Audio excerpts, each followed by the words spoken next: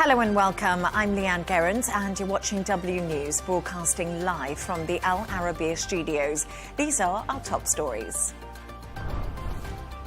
Police name 18-year-old Jesse Van Rootselaar as the main suspect in the Tumblr Ridge shooting in Canada's British Columbia as Carney prepares to visit the scene.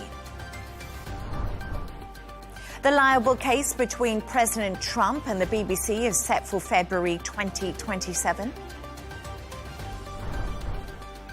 Andrew Mountbatten Windsor could face a UK police investigation over allegations he leaked trade reports to Jeffrey Epstein. And polls close in Bangladesh as the country votes for a new government following the ousting of Sheikh Hasina.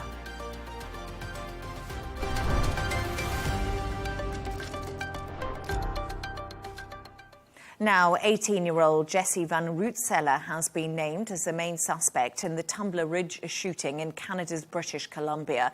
Van Rootselaar was found dead at the scene. 6 people were taken and 25 others injured at a local high school. 2 others, the suspect's mother and stepbrother, were found dead at a nearby home. Here's the Royal Canadian Mounted Police Deputy Commissioner. So the suspect is identified as an 18-year-old female by the name of Jessie.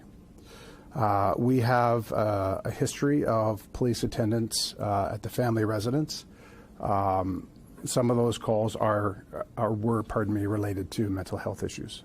We identified the suspect as they chose to be identified in public and in social media. I can say that Jesse was born as a biological male who approximately, the information that I have, approximately 6 years ago began to transition to female and identified as female both socially and publicly. Let's get the latest with correspondent Sarah Firth. Sarah, we just heard there that the police have now named the suspect and corrected some earlier details. What more do we know at this stage about the attacker and the number of people killed and also injured? Yes, Leigh Ann. So what we've got now with that update from the Royal Canadian Mounted Police is a more complete picture of exactly what happened. Let's talk you through some of those details because police saying there, as you heard, they have identified who they believe is the suspected shooter. In this case, they say that is 18-year-old Jesse Van Rootselaar. They said, as you heard there, the police saying they have got, it seems, a history of mental health issues. Police saying they had been called out to the residence of the suspect a number of times before the shooting was carried out. What we don't have right now, Leigh Ann, is a motive. We can also share a bit more information that police have given now about who were the victims of this terrible shooting incident. We have been told that 8 people were killed, more than 25 injured in Tumblr Ridge.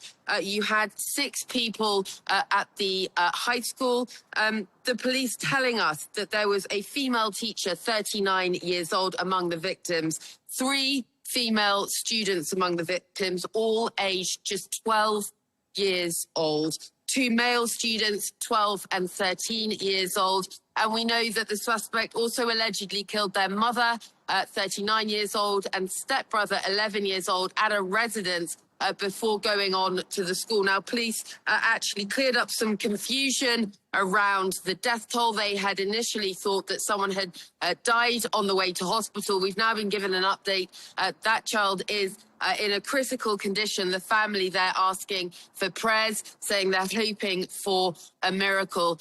Look at the ages, Leigh Ann. You know, many of the victims, just 12, 13 years old. And Tumblr Ridge, this small community of an estimated 2,400 people, just in a state of absolute shock right now. You've seen those vigils being held, people coming out with candles. You've heard from the authorities saying that the country is wrapping Tumblr Ridge in love. You've heard the Prime Minister speaking very movingly, and we are expecting Mark Carney to be down there on the scene imminently to be meeting with some of those families that have been impacted. Police giving a little bit more detail about Jesse Van Rootselaar, saying that the person was born biologically male. She began transitioning 6 years ago. Now, what we don't have, as I said, is any motive being given by the police. They're being very cautious with that, saying the investigation is continuing. And Sarah, what more do we know about how the tragic attacks unfolded at the school and also the nearby home? And that's based on what police have been saying so far. Yes, Leigh Ann, they're still putting together that timeline. We have previously heard from authorities saying that the police response was very, very rapid, that they got to the scene within minutes. But some really harrowing detail emerging about just what some of those students and teachers went through as the shooter entered the school. We've heard that one of the young victims who is in hospital in a critical condition right now, we've been told that she was shot in the head and the neck whilst she was trying to lock a door. So an incredible act of bravery being reported from one of the young people who is now in hospital. And yeah, we simply don't know the details of the injuries of those other 25 that are receiving care right now. It's a huge number of people affected. We'd heard previously from the mayor of Tumblr Ridge saying, look, I don't call these people residents, we call each other family. It's likely that everyone will know someone who knew someone involved in this. Again, we're talking about students among the victims that are aged just 12, 13, a teacher.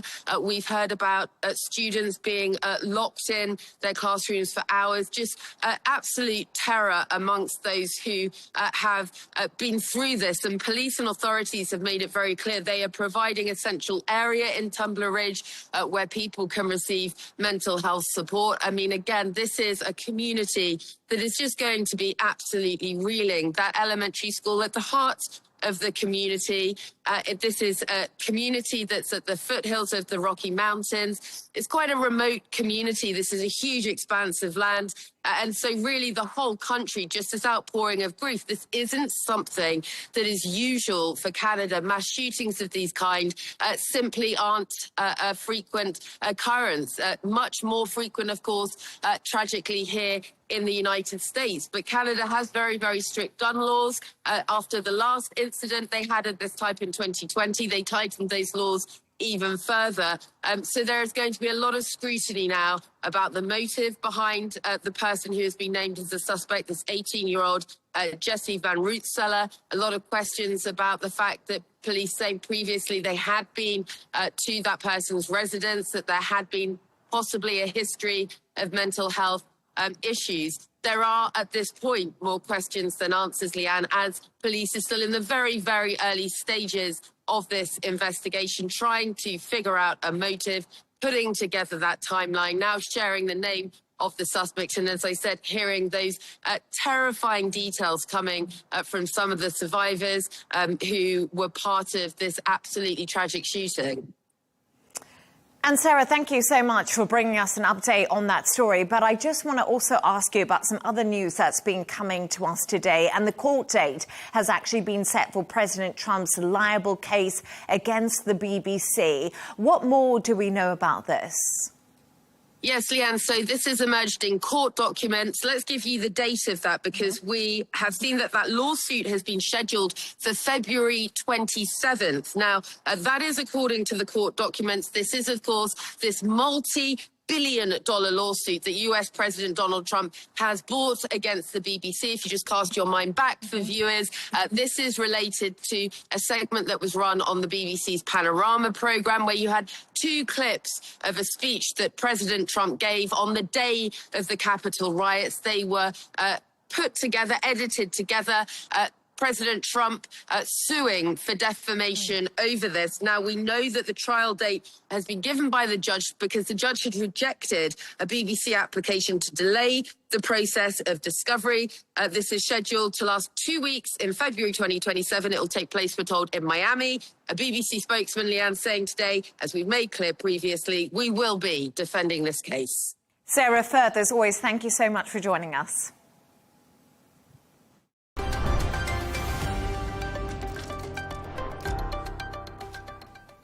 Andrew Mountbatten Windsor is facing a police investigation over allegations he shared confidential trade reports with the late sex offender Jeffrey Epstein.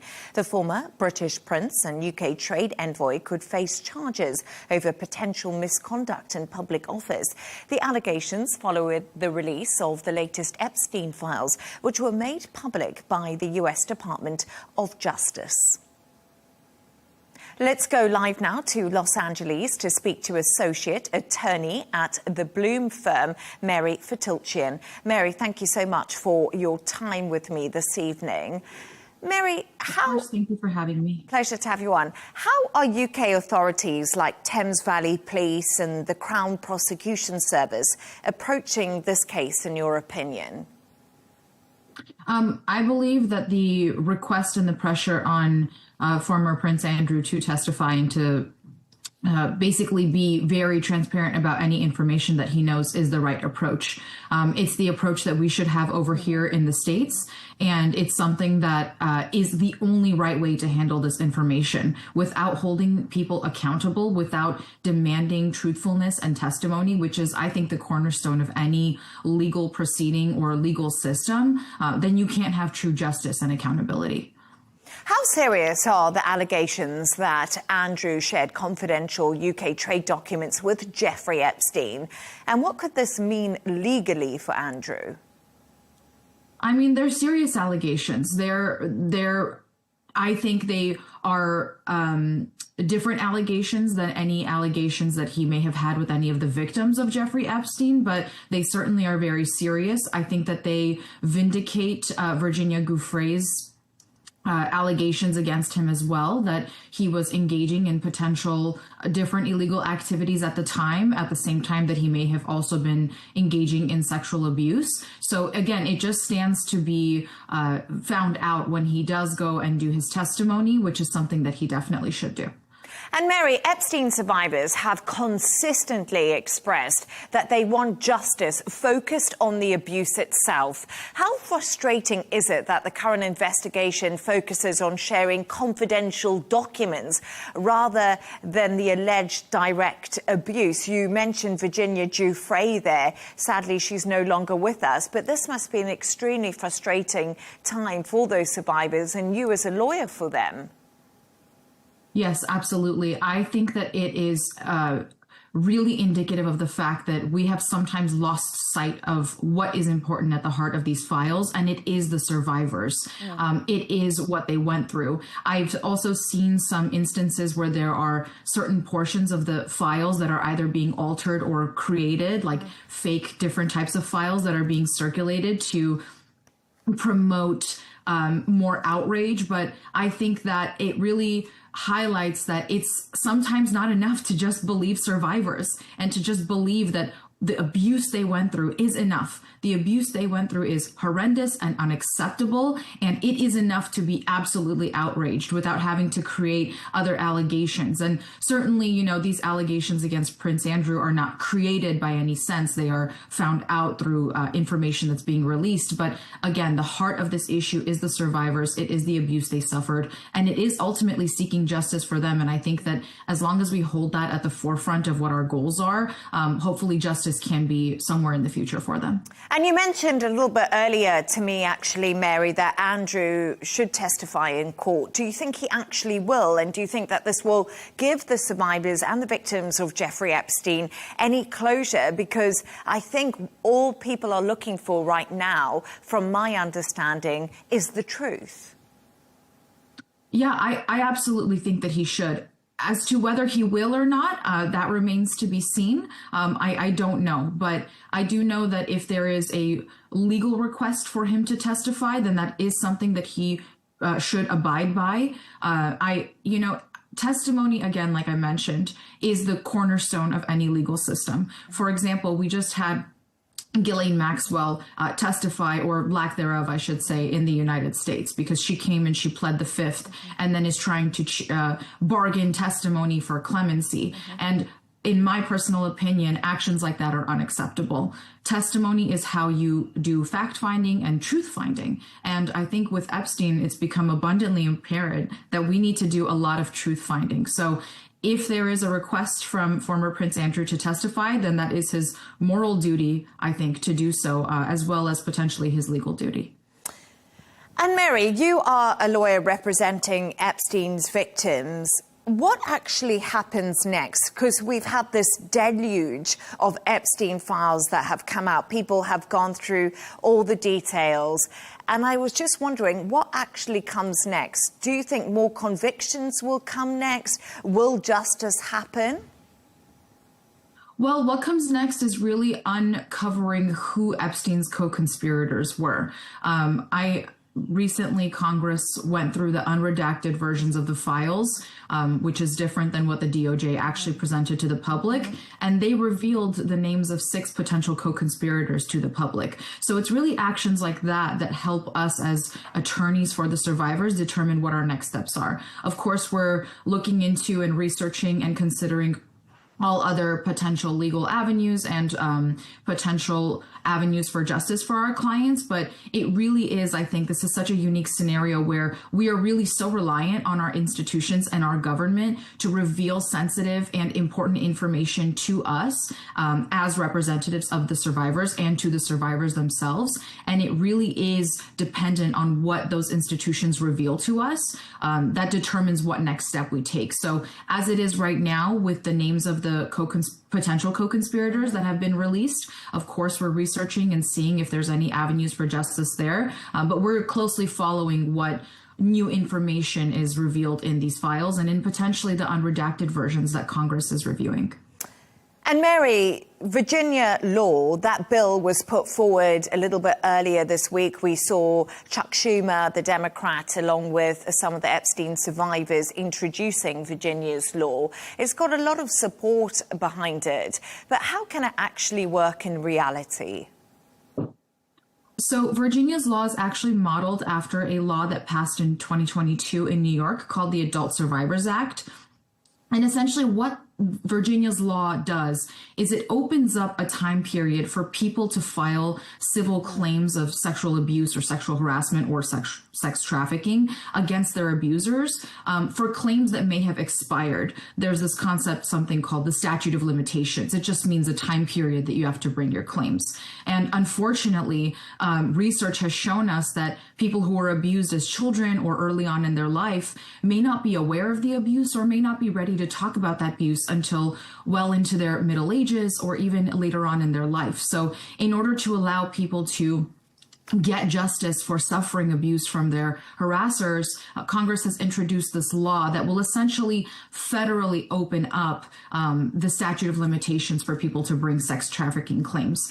Like I mentioned, that law, Virginia's law, is modeled off of a law that was introduced in New York in 2022. And there was a lot of success with that law in New York in 2022. I know over 1,000 people brought claims. I'm not sure, obviously, how all of them turned out, but it's really imperative to allow victims to get justice without these sort of like red tape bars of statute of limitations. And especially when you're talking about something so sensitive like child sexual abuse or sex trafficking, I think a statute of limitation can really be such an arbitrary bar to their justice and to getting accountability for that victim. So removing it by introducing Virginia's law is, I think, such a monumental moment for our Congress to do. And hopefully it does get passed and it allows victims to seek that justice that they so deserve.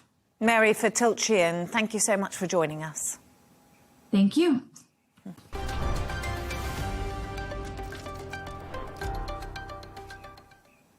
Let's take a look at some of the other stories making the headlines today. US border czar Tom Homan says President Trump has approved his request to end the immigration operation in Minnesota. Homan told reporters he will remain in the area to oversee the drawdown and to ensure its success. Investigators are looking through highways and remote areas in Arizona, hoping to find clues linked to Nancy Guthrie. Forensics are also analysing a newly discovered latex glove found around a mile from her home. Israel has joined President Trump's Board of Peace. The document was signed during Netanyahu's visit to D.C. The board will hold its first meeting on February the 19th to discuss Gaza's reconstruction. Manchester United co-owner Jim Ratcliffe has apologised after comments he made about the UK being colonised by immigrants.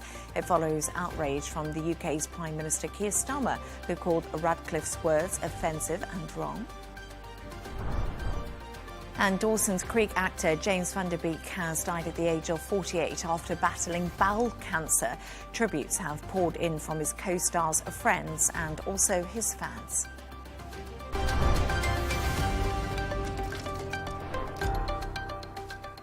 Elections have taken place in Bangladesh. The votes represent the first polls since the ousting of long-standing leader Sheikh Hasina and come at an important time for the country. Jan David reports.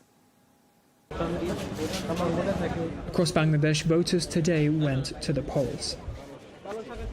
Some, like schoolteacher Noor-e Janat, showed off their freshly inked thumbs, a sign that they had just voted. It's been so long since we've had the chance to vote. It feels festive, and I'm very happy to be part of it. Many hope the elections can provide a fresh start, stability, as well as economic growth. Some also hope the polls will be freer than those of the past. We want the country to be run better after this election. We are poor people. My husband has died and I have no children. We want help from the government. It's the first election since Bangladeshi Premier Sheikh Hasina was ousted. The longtime leader was pushed out following a Gen Z-driven uprising in 2024. What followed has been a period of instability for the Asian country.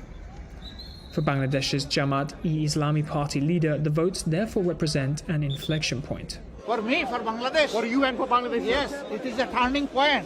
And we are fighting for that point, inshallah. People demand change, they desire change, we also desire to change. A sentiment echoed by many of Bangladesh's young. Responsible for toppling the country's previous government, they now have a chance to vote in the next one. Jan David, Arabiya English. For more on this, I'm joined by journalist and podcast host Lavina Tandon. Lavina, great to have you on the show. Thank you for joining me. So, we just saw that report and we heard in that report the polling stations were very busy earlier today in Bangladesh. Are the people of Bangladesh seeing the elections as a moment of political change?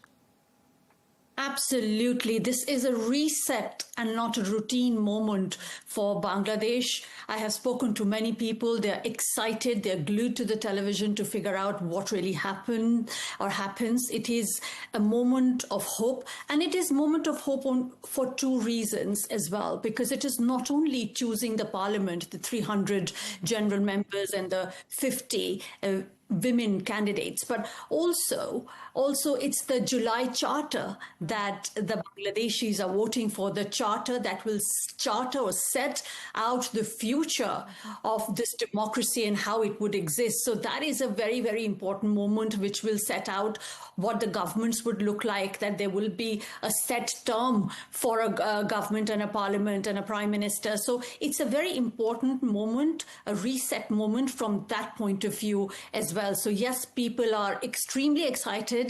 Not only Bangladeshis, but the world is watching. Yes, indeed. We're all watching. And this is the first election since massive protests ousted longtime leader Sheikh Hasina, whose party is banned and she's now in exile. Is it still a free and fair election if the Awami League were unable to run? Because surely they still have supporters.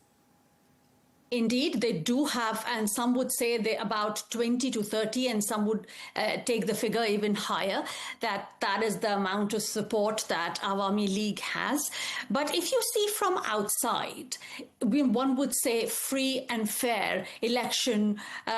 This is not a free, fair election because there is no free and fair competitiveness. So when a free and fair election, on the day how free it is and whether all the parties are getting representation, and this is where the problem is, where Awami is not getting representation. And then the third thing of free and fair election is when how the parties accept the result, whether they say it's been though no, it's not been fair, they were coerced, or they were the polling mishaps happened. So from from a macro outside view, yes, it doesn't look like a free and fair election, but this has been possible for the insiders, for the youth, for the country. This has been possible because Awami League has been suspended. So some would argue that. So there is no neat answer, but in order for this to be free and fair in the way that it is,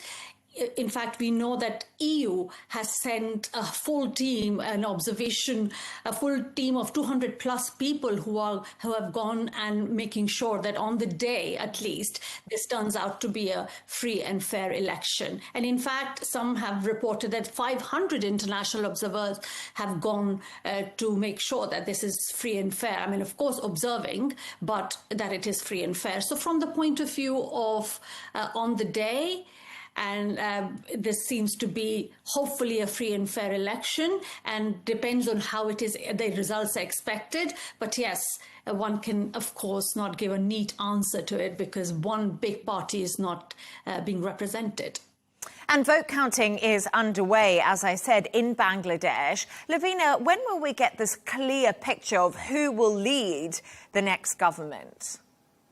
So the momentum, we should start seeing UK time late Thursday night, but who holds the power, we should get to know Friday morning or definitely by afternoon.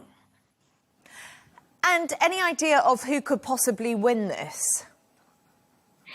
Well, a lot of people are saying that probably it's going to be the BNP because the other party is Jamaat-e-Islami, Saifur Rahman, and it is a coalition of 11 parties, and these people are, this party wants to run the country under Sharia law. It's the more Islamic face of politics in Bangladesh, but a lot of people say that it could be BNP. There is also another party, the big Gen Z moment that happened that made all of this possible, the July Charter possible, the July Uprising of 2024. Now, they have a National Citizens Party, but they seem to have joined hands with Jamaat-e-Islami, so that's where it all kind of went a little bit topsy-turvy. So one can't clearly say, but it feels like, and I've spoken to a few people, because this is the first election, apart from the 127 million voters and 5 million new voters, people from abroad, so people from the UK who are Bangladeshis can vote as well through postal vote. So mixed, a lot of them actually have gone for the Nationalist Party, the young party that made all of this happen, but the analysts would believe that it could be the BNP. And let's talk a little bit about Gen Z, because we can't talk about the Bangladesh elections without how much of an impact Gen Z has had on this. How have they really shaped this? Completely shaped it. I think what a moment. We say change is not possible. Change is not possible. We can't change anybody. We can't change anything. But I think time and again, it's been proven that when there is the people's will can change the course of history. And so this is a huge moment that Gen Z made it possible, because a whole section is Bangladesh politics was very much overwhelmed by the Mujibur Rahman, the 1971 moment. Now, a lot of these young people, open to the world through internet, were seeing that life is not happening to them, and they made it possible that this change is about to happen. But I must say that garnering support, campaigning is very different to turning it into constituency machinery. So I think they're finding it, their National Citizens Party, the Young Student Party is finding it possibly hard to turn this into votes, but let us see how it turns out. But we cannot, this history will remember this Gen Z moment. Yeah, and one hopes that they do reset, that July Charter comes through. That is the most important thing. Whoever wins, the July Charter is so important for the future of democracy in Bangladesh. Lavina, thank you so much. And of course, it will be the first time many of those Gen Zers have ever voted. So it'll be really good to see those results. Always good to have you on the show, Lavina Tandon. Thank you. Thank you.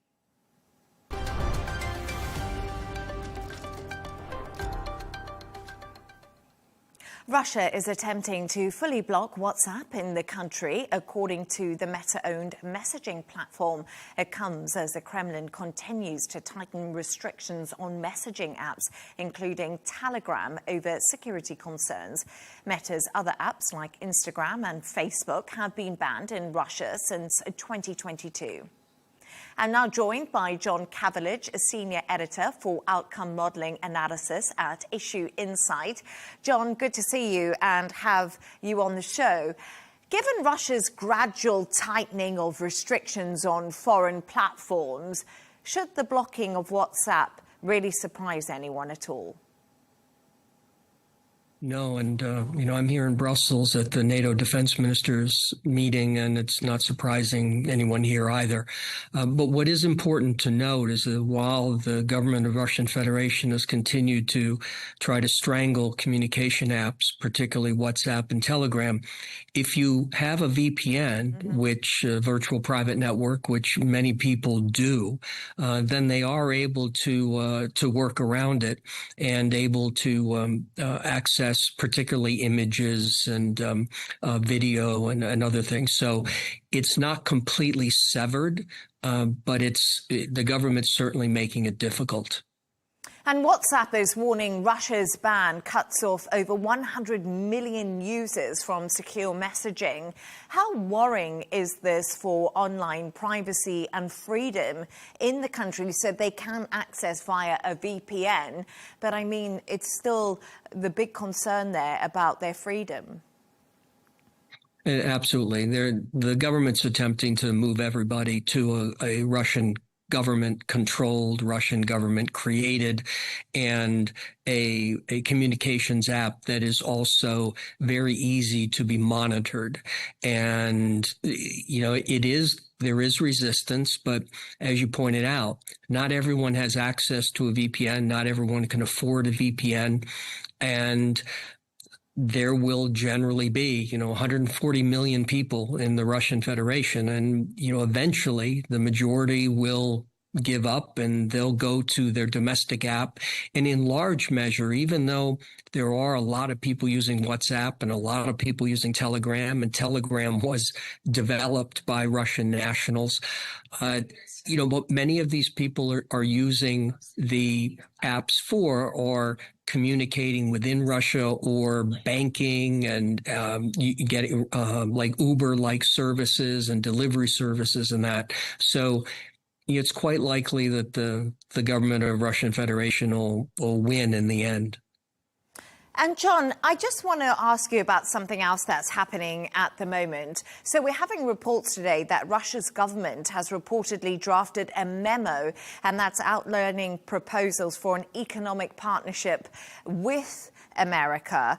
What do you make of the timing of this potential deal? This idea of Dmitry Demonov, who's basically the Russian government's envoy to everything, and he's U.S. educated and worked in the U.S. I believe he worked for Goldman Sachs for a while, so he's very versed in this stuff. This has been out for a while at $12 billion. Put this in perspective. At the best moment during the last 30 years of the Russian Federation, its gross domestic product was about 2.3 trillion. So if this is 12 trillion, you're talking basically 4 times the annual GDP of the entire country, when the resources of the country, it's most well known to oil, natural gas, are declining in terms of their global share because other countries are stepping in, and because of the politics, people are less interested in purchasing them. With respect to what are called rare earth, yes, Russia has big deposits. A lot of them are difficult to get to because they're in areas where it's very cold and very expensive to mine and to drill. But also there are other places that have them. And what we are finding too, and this is the last reasoning why this doesn't make a lot of sense. When EVs, when electric vehicles started, it was all, lithium batteries. everybody needed lithium. Now they're changing to sodium, and now they're looking at other kinds of. So the technology is increased or is expanding and developing, where what we think are rare earth necessity today are tomorrow stockpiles that we don't really need. Very interesting. And one final thought from you, if I can, please, John. There's been some controversy at the Winter Olympics. I don't know if you've seen this, but what do you make of the IOC disqualifying the Ukrainian skeleton racer for honoring victims of the war? It's something that's been pretty controversial. Were they trying to fool the Russians or Trump? Yeah, it's a challenge because you have the sympathy and the empathy of what Ukraine is going through vis-a-vis the attack by the Russian Federation and now 5 years of war. But at the same time, the Olympic Committee wants to attempt to keep what we call politics out of the game. And, we go back to 1968 when two African-American athletes in Mexico City raised their fists in the Black Power salute and all hell broke loose. We've had other instances where athletes try to do something and the Olympic Committee slaps them down. I think, in this regard, the Olympic Committee was right to try to stay with the goal of keeping politics out, but at the same time, you empathize and sympathize with what that athlete was doing with posting those pictures of people that have died. It's it's sort of everyone loses with this. It just some lose more. John Cavillage, as always, thank you so much for your analysis. Thank you.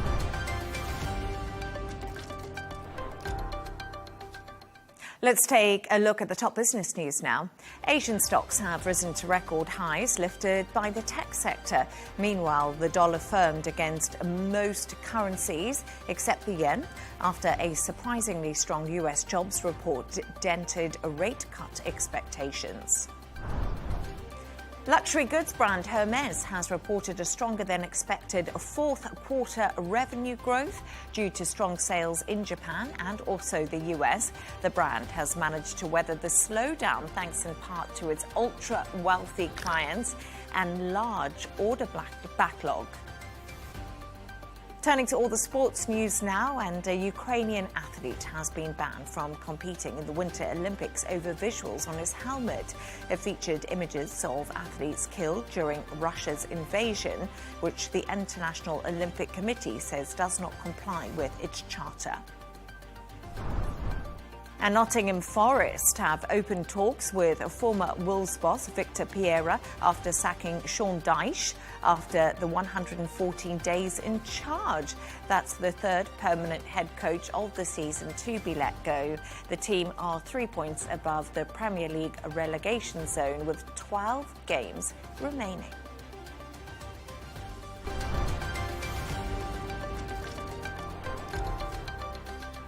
A reminder of our top stories. Police name 18-year-old Jesse Van Russella as the main suspect in the Tumblr Ridge shooting in Canada's British Columbia as Carney prepares to visit the scene. The libel case between President Trump and the BBC is set for February 2027. Andrew Mountbatten Windsor could face a UK police investigation over allegations he leaked trade reports to Jeffrey Epstein. And polls close in Bangladesh as the country votes for a new government following the ousting of Sheikh Hasina. And that's all from us on W News. Don't forget to subscribe to our YouTube channel. Of course, follow us on X. We'll be back in a couple of hours with W News Extra. Goodbye and thank you.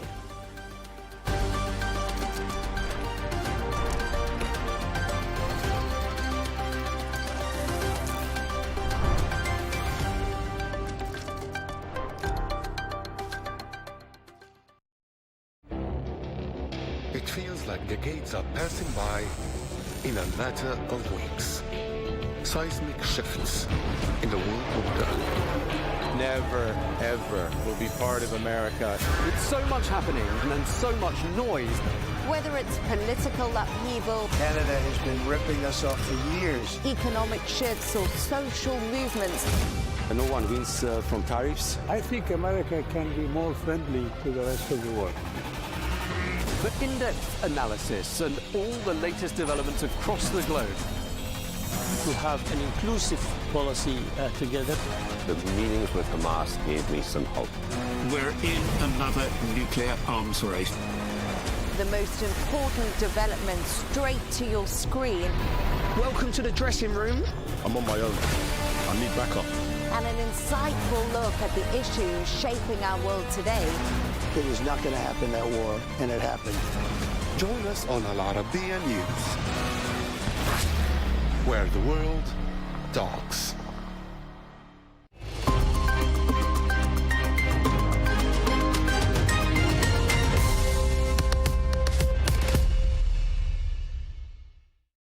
Hello and welcome to the Dailies. American headlines were dominated by political confrontation, with fierce clashes over Epstein files and Justice Department independence.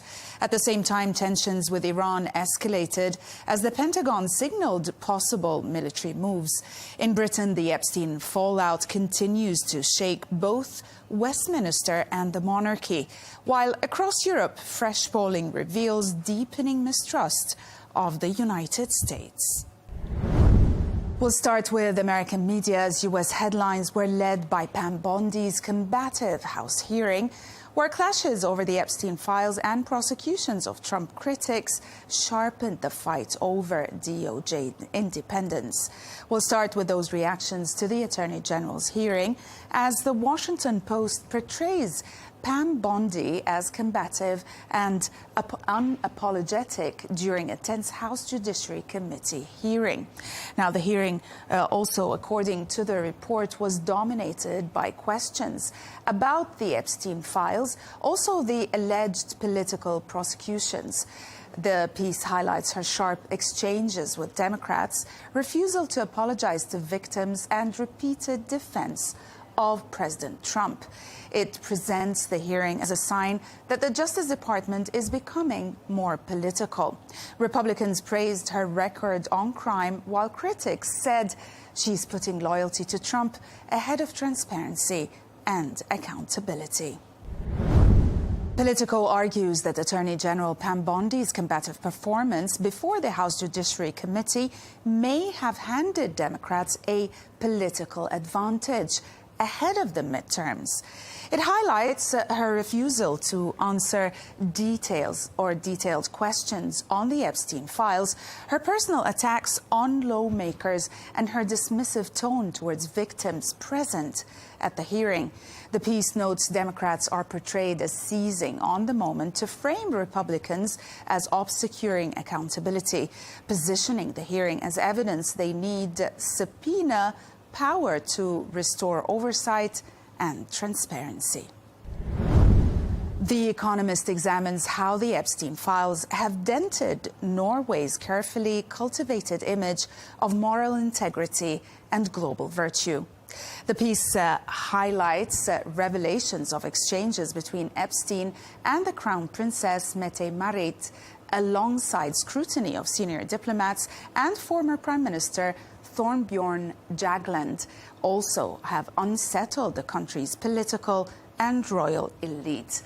Ongoing corruption investigations also deepen the embarrassment. The analysis suggests the scandal challenges Norway's self-perception of ethical superiority, forcing uncomfortable reflection on power, privilege, and accountability. The Wall Street Journal reveals that the Pentagon is preparing a second aircraft carrier strike group for possible deployment to the Middle East as President Trump increases pressure on Iran over its nuclear program. The exclusive report highlights that while no final order has been given, the move signals serious military posturing, should negotiations fail. The piece also frames the build-up as strategic leverage, highlighting advanced stealth aircraft capabilities and ongoing talks with Tehran, underscoring the delicate balance between diplomacy and potential escalation. Foreign policy argues that if conflict erupts between the United States and Iran, it is far more likely to involve limited, targeted decapitation strikes than a full-scale invasion. The analysis frames the current escalation as bargaining through force, a strategy designed to reshape negotiations rather than end them. It suggests Washington sees Iran as strategically weakened and may use calibrated military action to gain leverage. However, the piece warns that such a strategy is inherently unstable. Miscalculations or retaliation could spiral beyond control. It concludes that force may be used not to start a war, but to reset diplomacy under harsher terms. The New York Times reports on a rare bipartisan rebuke of Donald Trump as the House voted to rescind his Canada tariffs, with 6 Republicans joining Democrats. Although, of course, largely symbolic and likely to face a veto, the piece notes that the vote signals growing unease within the GOP over ceding trade authority to the White House. It frames the clash as both constitutional and also political, highlighting tensions over emergency powers, economic impact, and party loyalty ahead of midterm elections. In the UK, headlines were dominated by political turmoil in Westminster, with intense focus on Keir Starmer's weakening position and the fallout from the Epstein scandal. The Epstein files, of course, continue to drive coverage, particularly fresh scrutiny of Prince Andrew and also possible police action. But the overwhelming tone was one of domestic instability and leadership uncertainty. The Times details how Thames Valley Police are assessing whether Andrew Mountbatten Windsor committed misconduct in public office by allegedly sharing confidential government information with Jeffrey Epstein while serving as trade envoy. The piece notes officers are consulting prosecutors and reviewing material from the Epstein files, also to determine if a full criminal investigation is warranted. The piece underscores the seriousness of the allegations, the potential life sentence attached to the offence, and also the renewed pressure on the monarchy as both Buckingham and Kensington Palace signal cooperation with authorities. The Telegraph explores mounting speculation over whether Jeffrey Epstein had links to Russian intelligence, examining his repeated attempts to meet Vladimir Putin, his relationships with Kremlin-connected figures. Now, while the piece presents intriguing circumstantial evidence, including ties to Russian officials, secret cameras, and also young Russian associates, it stops short of proving espionage. It cites experts who caution that Epstein's manipulative behavior mirrors intelligence tradecraft, but may reflect his own predatory instincts rather than formal recruitment. The piece also, or ultimately, argues that, proven or not, the allegations expose troubling vulnerabilities Western elites may have presented to foreign exploitation. The Guardian argues that most democracies are steering clear of Donald Trump's newly formed Board of Peace because it appears less like a multilateral body and more like a vehicle for presidential power. The piece notes that the board was originally conceived to oversee a Gaza peace plan. However, its charter now grants Trump sweeping authority, from leadership control to veto power, raising fears it could rival or even undermine the United Nations. With a $1 billion buy-in and a limited democratic participation, key Western allies are wary. The piece suggests concerns center on, or not on peace itself, but on concentrating global influence in one leader's hands. And we'll end with Le Monde, which reports on a growing mistrust of the United States across Europe, citing new surveys showing a sharp decline in America's standing under President Donald Trump. The piece says that many Europeans now view the US not as an ally, but merely a necessary partner, with significant minorities considering it a rival or adversary. The piece points to sharp divisions across Europe, describing a fragmented public mood that makes it harder for leaders to respond to Washington and raises new questions about Europe's ability to act independently. That's it from us today. Thanks for watching the dailies only on Al Arabiya English.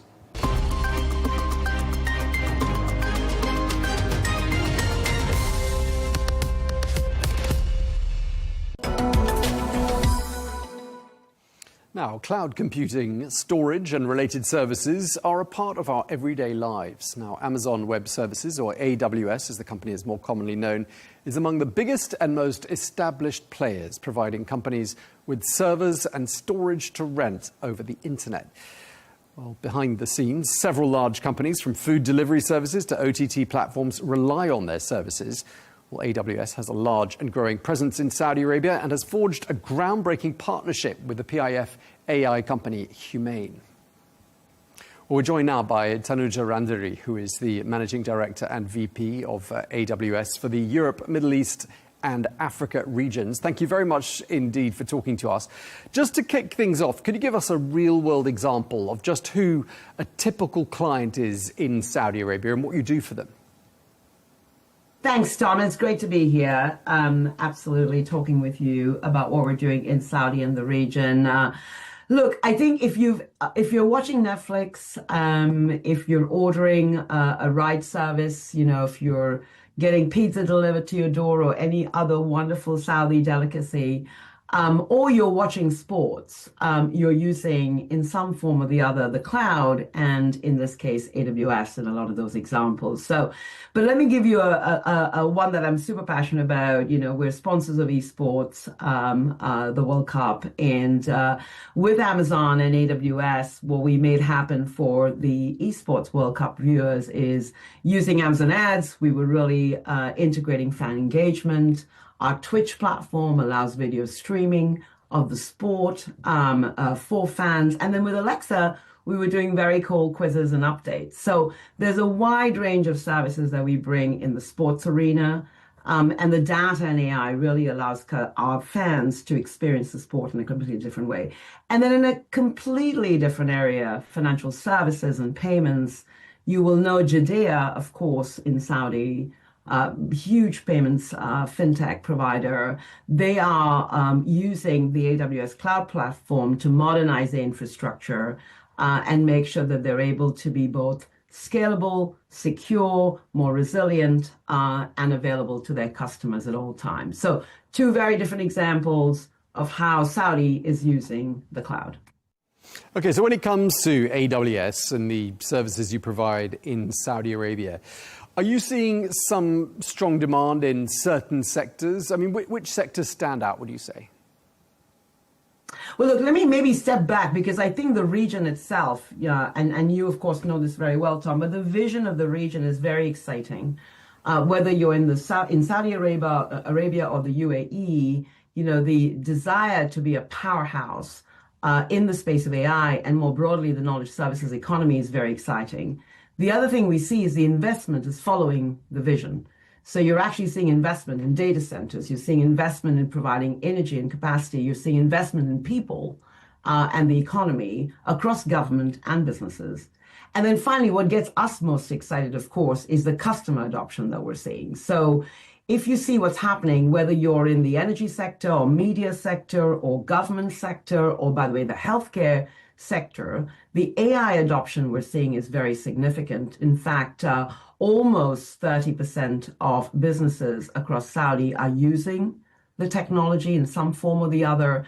And we're seeing 50% plus saying they want to use the technology, right? So if you bring that all together, the potential for cloud and AI to enable the economy in KSA, but also broadly across the Middle East, is over $700 billion of economic value by 2033, right? So just an incredible set of, I'd say, tailwinds coming together to position the Middle East region, not only for the Middle East, but for a global economy as well. And that's what we're seeing. We're seeing absolute adoption across multiple sectors in the Middle East. A very good example is logistics. One that, of course, we spend a lot of time on is Amazon, but Aramex, who you might know, global logistics provider, is also modernizing their infrastructure and moving from an on-premise environment to the cloud environment to take advantage of that scale that you were talking about, the resilience you were talking about, and the security that comes from using the cloud. Okay, we're going to talk a bit more about artificial intelligence in a minute. But before we do that, I mean, sticking with what AWS does and offers, I mean, you're not alone in this region, are you? And you've clearly got competition. But I wondered what you think gives AWS an edge. We aren't alone. And by the way, it is good to see a competitive environment, right? Because our customers require choice. Look, what is it about AWS that differentiates us? I think there's three things that I'm going to talk to. One is the scale. We were pioneers of the cloud, Tom, and there is no compression algorithm for experience. We've been at this for about 20 years. We operate at a scale that no one else operates globally. And I think that's super important because with scale comes all of that experience in the way that you operate, the efficiency that you can drive for our customers. So that I think is one. And with that scale comes one of the broadest and deepest platforms in terms of the innovation that we bring to the table. We have over 200 services that we bring to our customer across cloud, compute, storage, data, all of which, by the way, are foundational to being able to leverage AI. And then I think the third thing that I would mention is if you look at all of the software companies around the world that all of our customers require, whether you're talking about SAP or Salesforce on the one hand, or you're talking about Temenos on the other hand, all of these ISVs, or Schlumberger for the energy sector, all of them are running on the AWS infrastructure. So this deep ISV partner ecosystem combined with our partner ecosystems and the systems integration and consulting space enables our customers to adopt this technology at scale. And then I guess just back to the point about Humane, we are very deeply committed to working with local partners. And the reason for that is local partners bring a depth of understanding and a nuance about the culture and the way customers use technology and adopt it that completely transforms how quickly we can actually make the magic happen, as we say. So I think those are the reasons that really separate us. We've been investing heavily and at scale in AI infrastructure. And I can easily come on to what we're doing in the Middle East, but we've been in the Middle East for a very long time, deeply committed to the region. We were in Bahrain for quite some time with our data center infrastructure, the UAE, as you know, with our data center infrastructure, and coming soon this year to Saudi, over $5 billion of investment to build our data center and AI infrastructure in the Kingdom of Saudi Arabia. Well, so lots is happening. I mean, you've got this partnership with Humane. You've just mentioned this $5 billion investment in a data center infrastructure in Saudi Arabia. I mean, so much happening, as well as this AI zone as well. Just tell us a bit more about the partnership and why you think it's so significant. The $5 billion I mentioned earlier was the investment we are making in the actual launch of our region. And by region, I mean our data center infrastructure that will be in the Kingdom of Saudi Arabia, which means our customers can access the cloud locally. Important for data residency, important for low latency and performance. But in addition to that, we also have a joint investment with Humane, the national AI champion of Saudi, and that is to bring, as you said, the first of its kind, actually, AWS AI zone into the kingdom. What is this AWS AI zone? So together, we are going to provide the most powerful AI compute infrastructure. By that, I mean, of course, the infrastructure, which is the chips that power AI services, both training and inferencing. And then in addition to that, we will bring our entire AI stack into a purpose-built humane data center. And by AI stack, what I mean by that is on top of obviously the layer of infrastructure and the chips, which are both NVIDIA and of course AWS Trainium, we will provide our services that allow our customers to access the models for training. So Amazon Bedrock is our platform that allows over 100 LLMs, by the way, large language models, available to our customers for training purposes and inferencing purposes behind the Bedrock platform.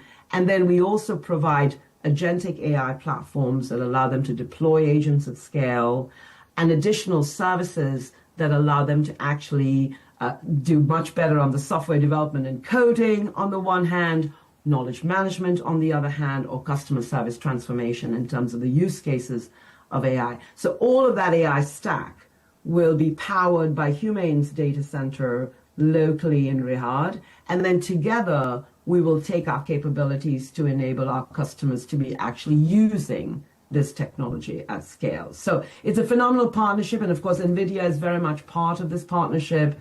You'll have seen at the US-Saudi forum that we announced that we're bringing over 150,000 chips to the region along with NVIDIA and Humane. Now, Saudi Arabia's got some huge AI ambitions, as we all know, and the kingdom wants to be this global artificial intelligence powerhouse by the year 2030. What you make of this ambition, and where do you see Saudi Arabia on the road towards achieving those goals?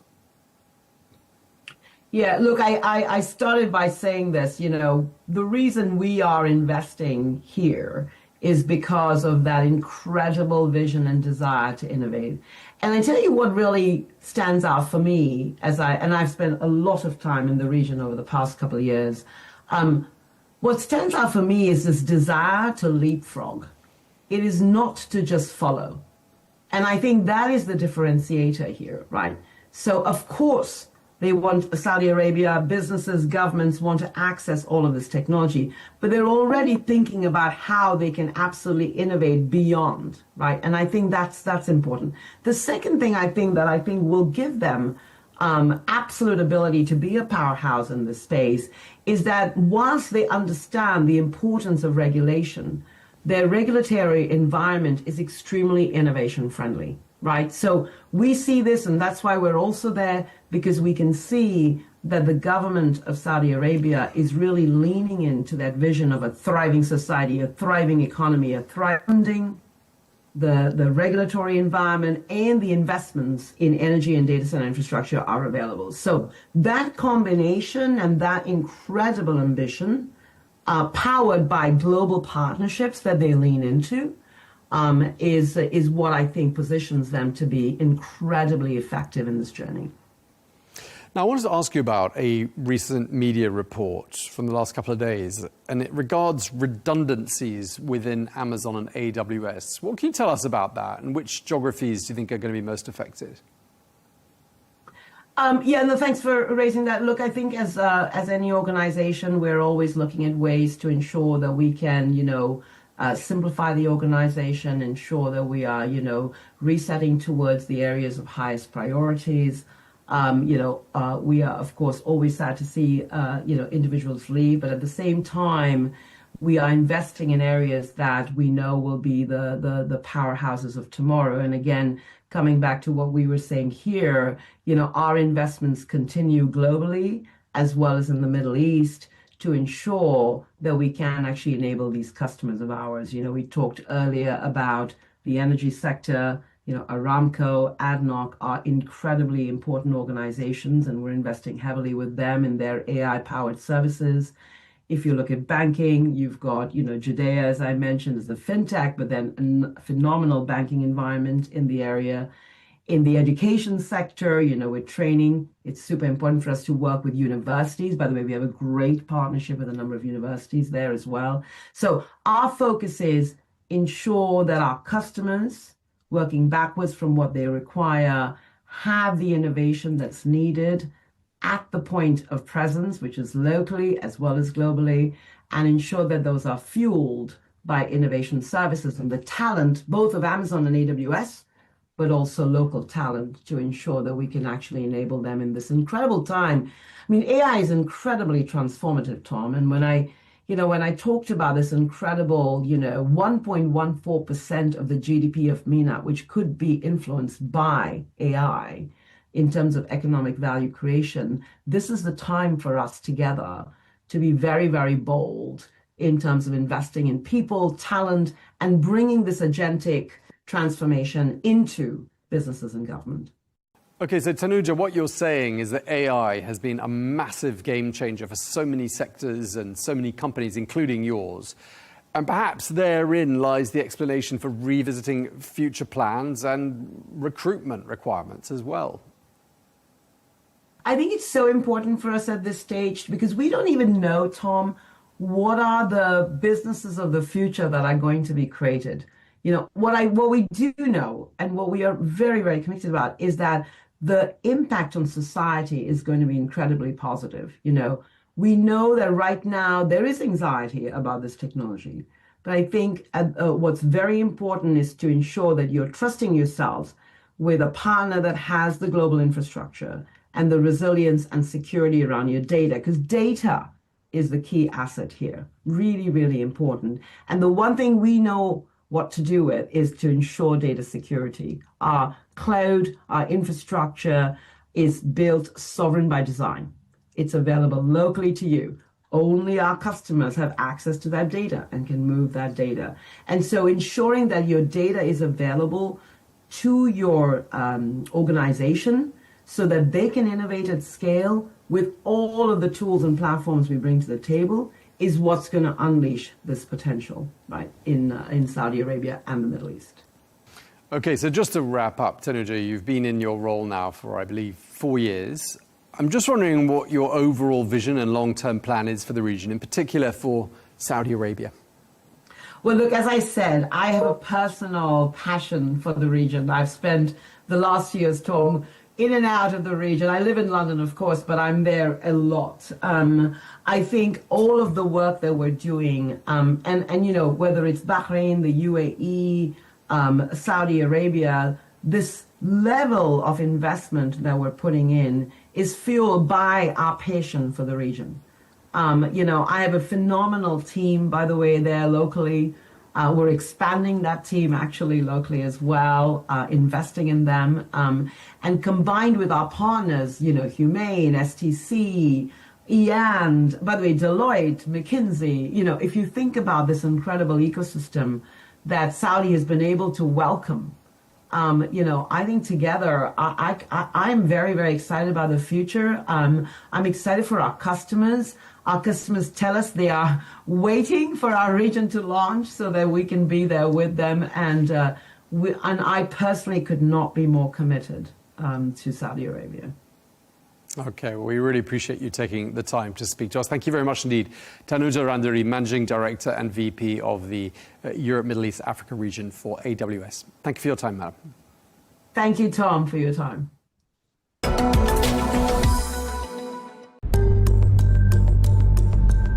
This place might control the future. Welcome to Greenland. So what's hidden here that everyone wants?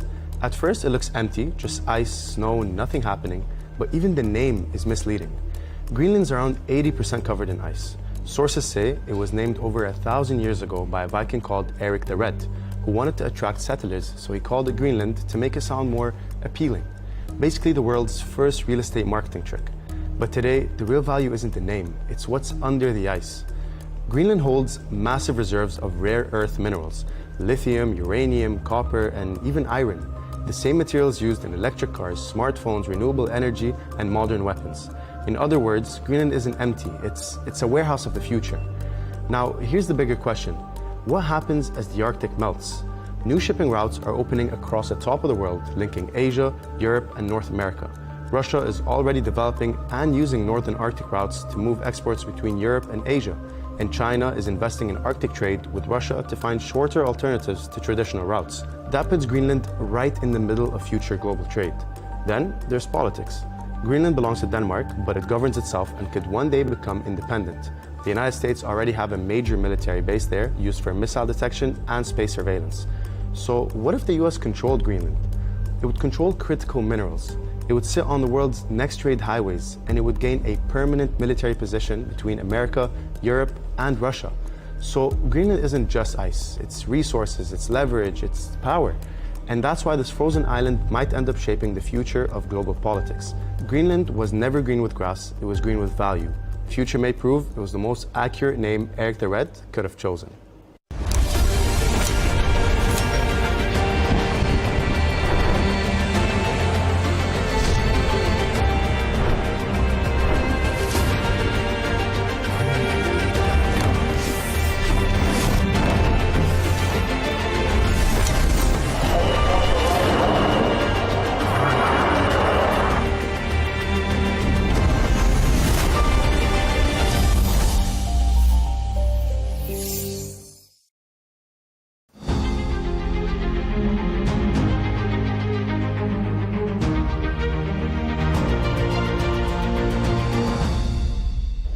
Hello and welcome back to our special coverage here on Arabiya English. I'm Melinda Nucifora. We have a special interview for you coming from the World Defence Show here in Riyadh. Well, when you walk into these vast expo halls, one of the first things that may strike you is the sheer number of Turkish-flagged companies on display, and chief amongst them is Aselsan. We are pleased to welcome the CEO and president of Aselsan, now one of Europe's most valuable defence firms, Ahmet Akiol. Thanks for being with us, sir. Thank you so much for visiting us. Welcome to Aselsan booth in World Defence Show. Thank you so much. One of the flagship accomplishments of Aselsan, and one of the things that many people here are talking about, is the Steel Dome, the first Turkish-made air defence system. Talk me through why it's so unique and why it's capturing so much attention. So thank you so much. First of all, we started this project for about 2-3 years back due to the developments in the battlefield and the change in the technological wise, because now threats are more faster, harder to detect, harder to intercept, and also AI is coming for everywhere and all threats are connected. So also there are some developments in the technological wise to make some platforms stealth, and also there are many cheaper drones and everything are now very common in all around the world. So due to these developments, in order to overcome these threats, we analyze inside Aselsan with many supercomputers, and we work with the military guys that only way to overcome these threats is integrated, layered air defense systems. Then we started this project. In the past, we have been working on the air defense systems. There were many separate systems delivered to battlefield. There were many radars delivered to battlefield, communication systems and electronic warfare systems. Now, this is fully integrated. The unique part of Steel Dome is electronic warfare is also integrated to this system. There are 4 layers and radars with the multi-bands and also many different interceptors, including gun-based, missile-based and soft kill and hard kill. Now there is a network, there is an AI-based command and control systems managing this Steel Dome, and in Turkey many units are delivered. At the same time, we are now in the serial phase, but with the serial production, we are trying to add new features, new capabilities for all layers. This is the situation. The main idea is to make Turkey and ally countries safer than before. And that's why we are here. That's why we are in World Defence Show with the ally country, with the ally countries, to make these capabilities common and to invest for our future. You mentioned low-cost drones are becoming, or low-cost UAVs are becoming much more common in the battlefield arena, and yet typical air defence systems shooting a very expensive missile at a cheap UAV is not tenable. So how does Aselsan tackle that new and emerging development? First of all, in the drone protection layer, we have 4 different solutions. The one is soft kill, it's existing, and the second is hard kill, smart ammunition-based hard kill systems. We have got a Korkut product. Now it has very common usage in Turkey and in many ally countries.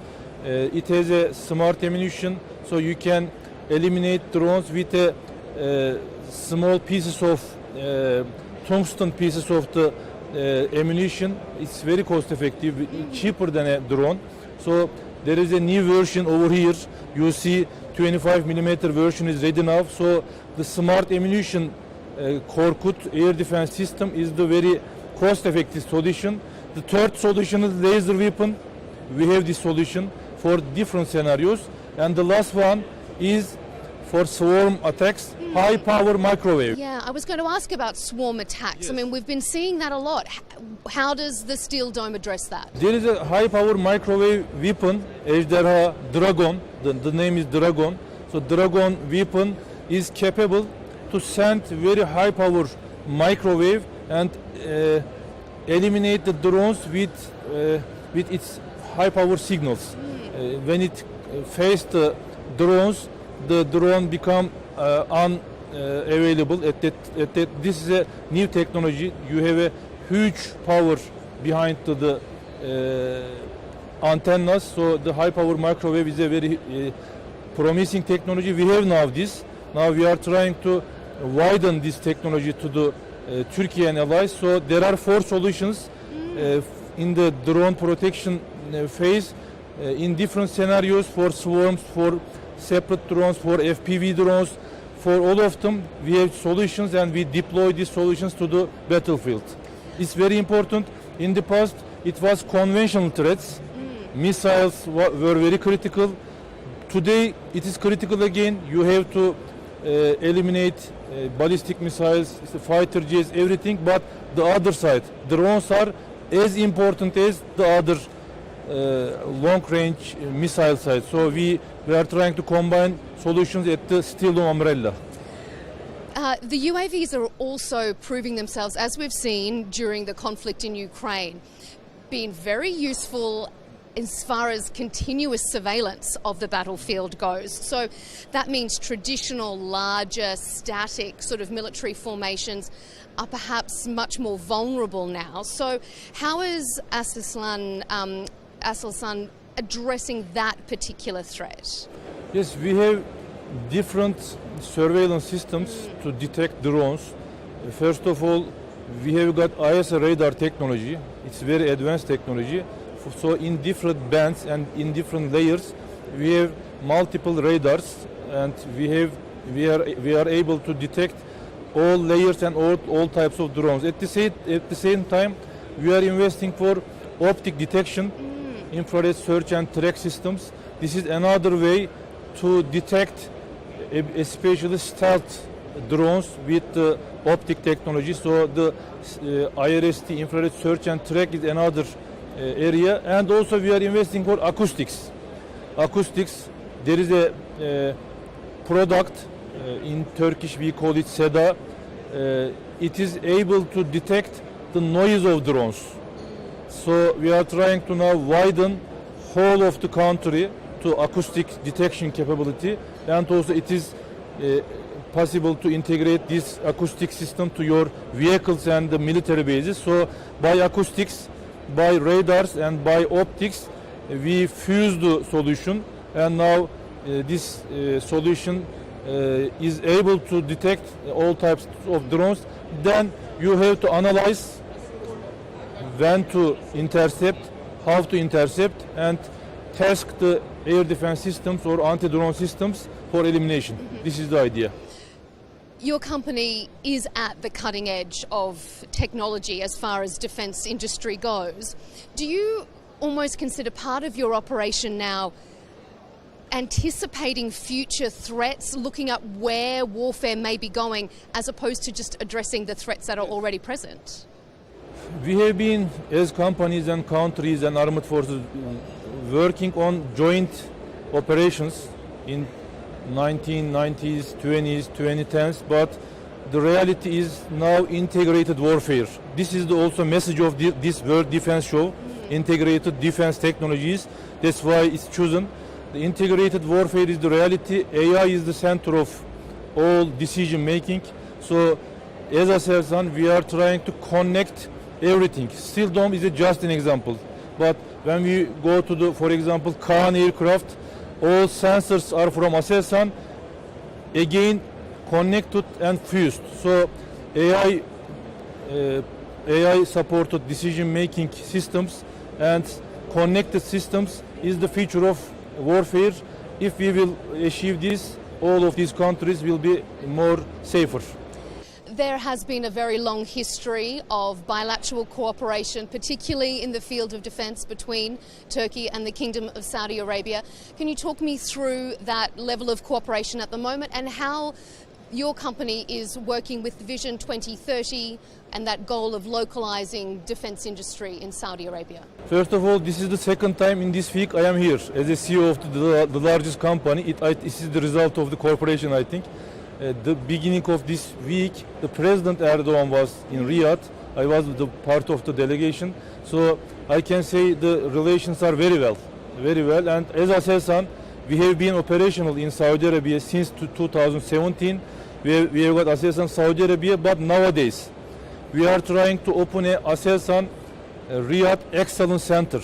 And you will see in coming days co-design activities with Aselsan Saudi Arabia and Aselsan Turkey and local partners in Riyadh in coming days. There is going to be opening ceremony. I informed all the necessary government units that Aselsan considers Saudi Arabia a long-term partner, this excellence center, these local partnerships with many companies, and also there are some companies in our supply chain from Saudi Arabia. So these activities shows us we will be long-term partners. We consider, as Aselsan Saudi Arabia, as a second design house for us. You will see in our excellence center software developer guys coding for our future together. Just 2-3 months later you will see. So I can say the cooperation and collaboration level is very well, and it will be beneficial for Turkey, Saudi Arabia and the regional security. It's my opinion, and day by day the government relations and company relations are getting better. There have been reports that Saudi Arabia is considering purchasing the steel dome. Is there anything you can say about that? There are many cooperation areas, but as Turkey, as I said, we can say these technologies are not for only Turkey, for all our brothers countries. Whoever want to be the part of this project, this is open. There are many works we are doing now. I can say we will work more and more. This is only answer from my side. It's a very interesting development and we really appreciate your time. A lot of mutual cooperation. Çok teşekkür ederiz. World Defense Show is very critical platform for us, and the next time it will be larger, I believe. We look forward to talking to you as the years progress. Thank you so much. Ahmed Thank you so much. Thanks for joining us on Al Arabiya English. Thank you so much.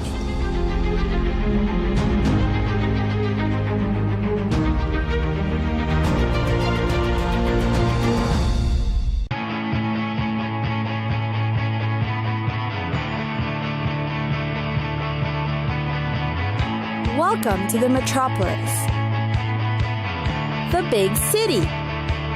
This is where tech, trends, and culture meet. Meet the people. See the sights. Walk the city streets. And experience the lifestyle.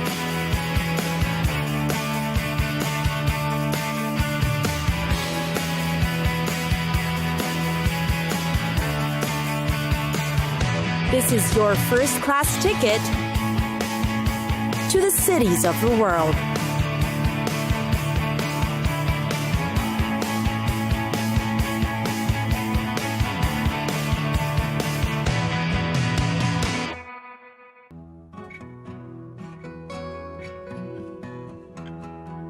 Kyoto, Japan's former capital.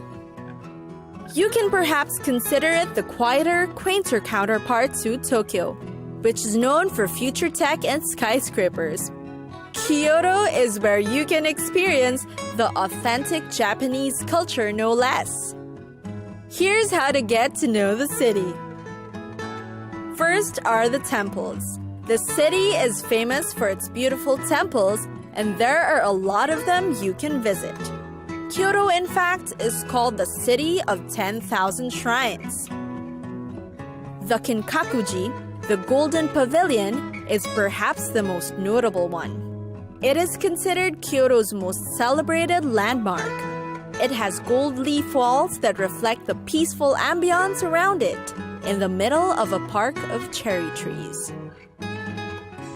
Next up is the Fushimi Inari Shrine, which is worthy in your must-visit list too.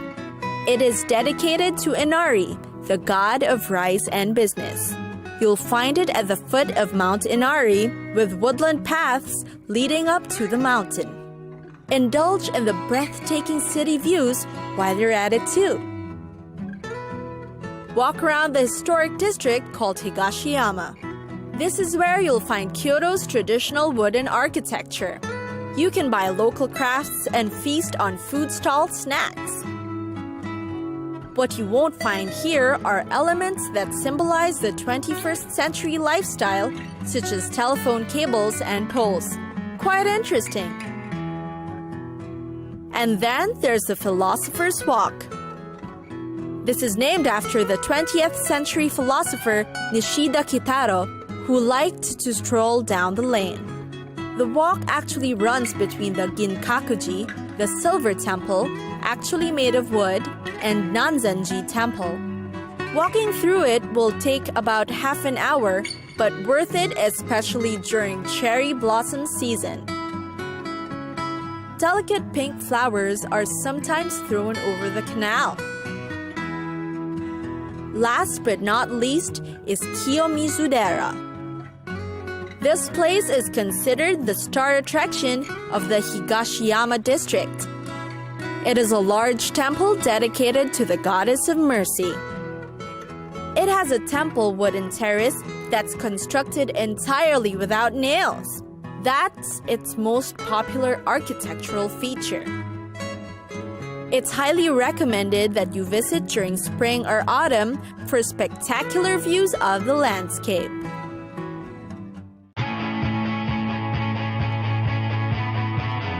It's time for us to go. Pack your bags and get your tickets ready. And we'll see you on the next destination.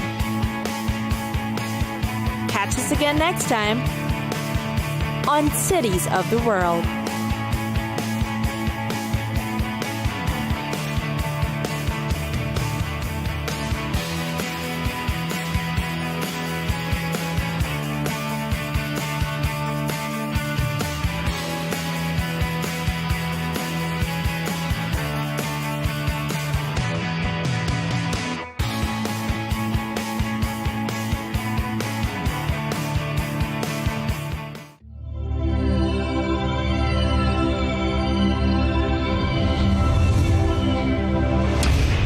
Her journey to space was always about much more than the view.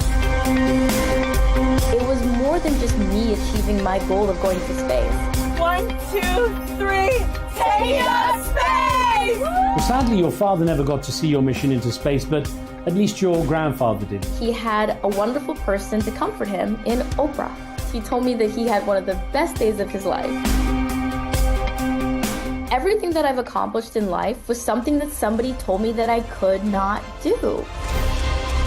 I'm the first African-American woman to raise and own her seat. What's the most important thing an alien should understand about humans? Humanity is just beautiful and it should be protected. Do joyful tears float in zero gravity? Yes.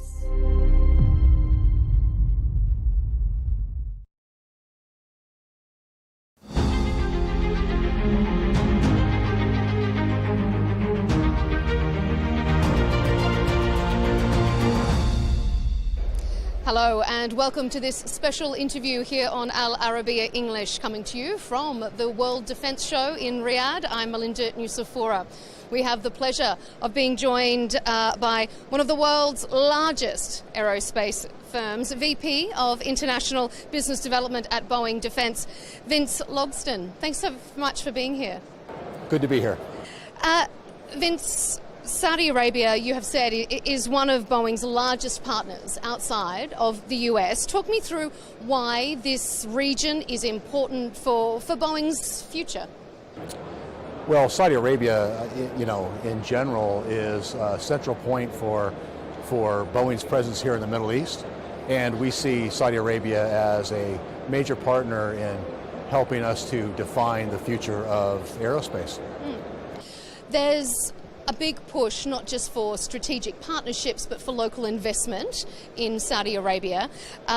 You've said that you're not interested just in selling platforms, you're here to be strategic partners. So elaborate on that. What does that mean and how does that differ from how you may operate in other countries? Sure. Well, there's a lot of capability here in the kingdom and very capable country. So what we want to be is a strategic partner across the board, and that's from every aspect. So when we're here to talk about the capabilities that we can provide to Saudi Arabia, we know that just providing those defense capabilities, that's not enough. We need to partner with the local community.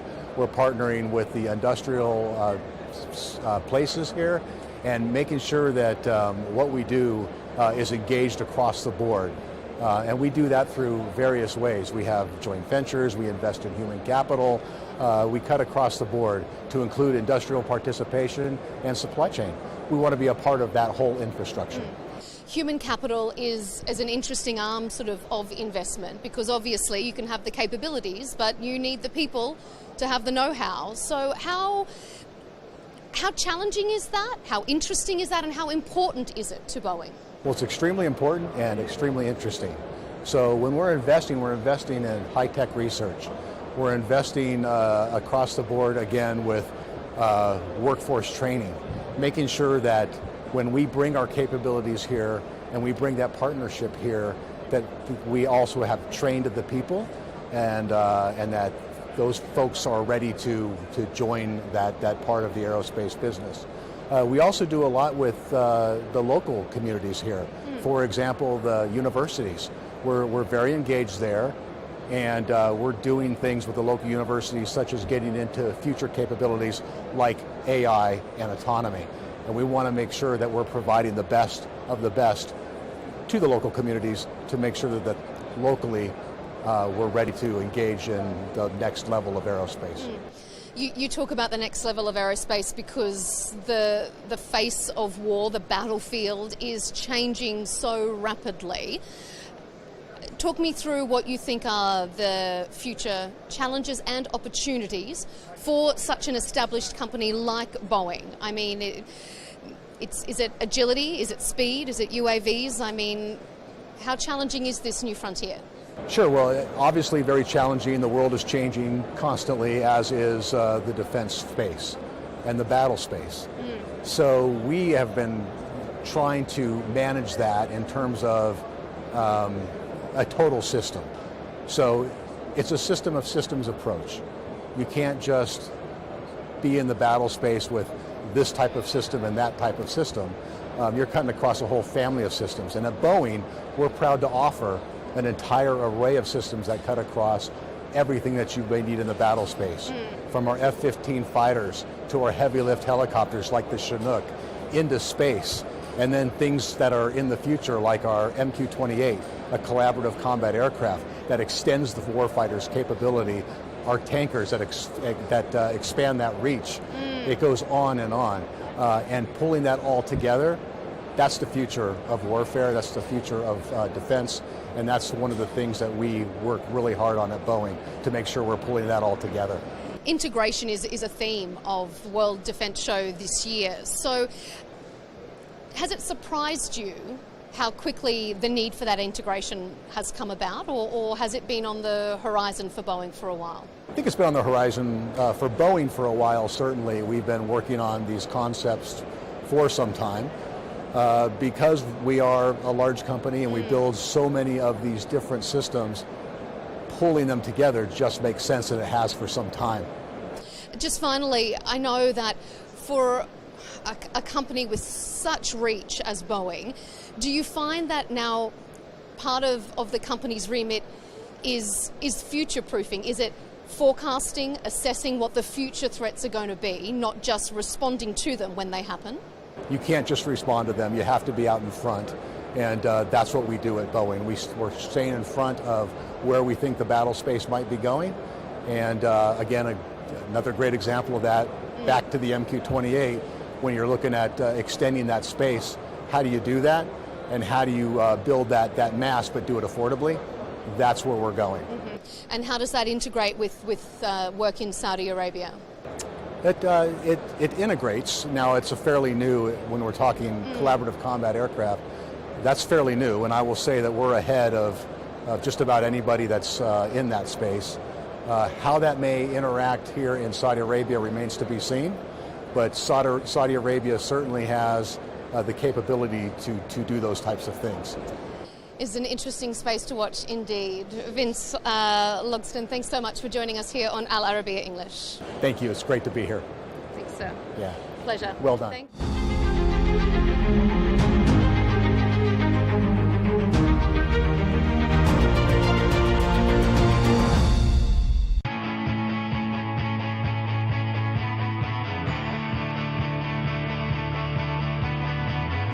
Welcome to the metropolis, the big city. This is where tech, trends, and culture meet. Meet the people. See the sights. Walk the city streets. And experience the lifestyle.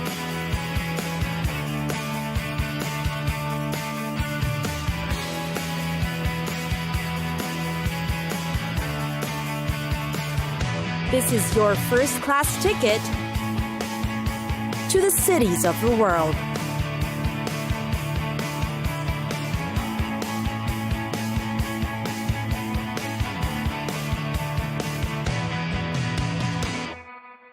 Bali, home to some of the warmest, most welcoming people in the world, Bali.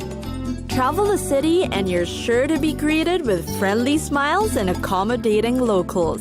The people of Bali are known for being patriotic, and they would go out of their way to make tourists feel comfortable and make sure that they get to see the best of the city. For one, Bali is known for its rich culture and heritage. For the Balinese, religion is integral. There are in fact over 20,000 temples on the island dedicated especially for spirituality and community.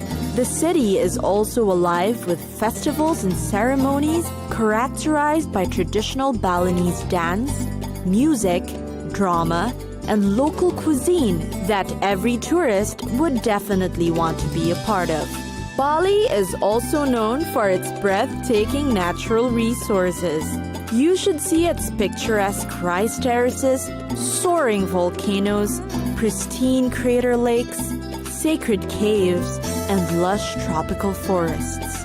Many visit Bali for its tropical beaches, while its dramatic coastline never fails to impress. Waterfalls are also popular in Bali, as the city has a lot to explore. Visitors also like to try whitewater rafting in Bali, try the high ropes courses, or visit the Kintamani volcano. Kuta is a mecca for surfers and backpackers looking for lively nightlife and great waves. The botanical garden is also said to be one of the best in the world. Bali is also great for shopping. Popular marketplaces are found in Kuta, Ubud, and Sukawati. You're sure to find endless rows of stores selling a variety of knickknacks. For more unique finds, you should visit Seminyak. Seminyak is Bali's answer to the hipster movement, where eclectic bars, cool cafes, and chic international boutiques fill the streets. Food in Bali is just as amazing. Almost every warung or local eat shops offer the best local dishes, from satay ayam to soto ayam to nasi goreng. It's where you get to eat delicious meals for very affordable prices. But there are also fine dining restaurants in Bali that will serve all kinds of food. The city, after all, takes on many influences from all over the world.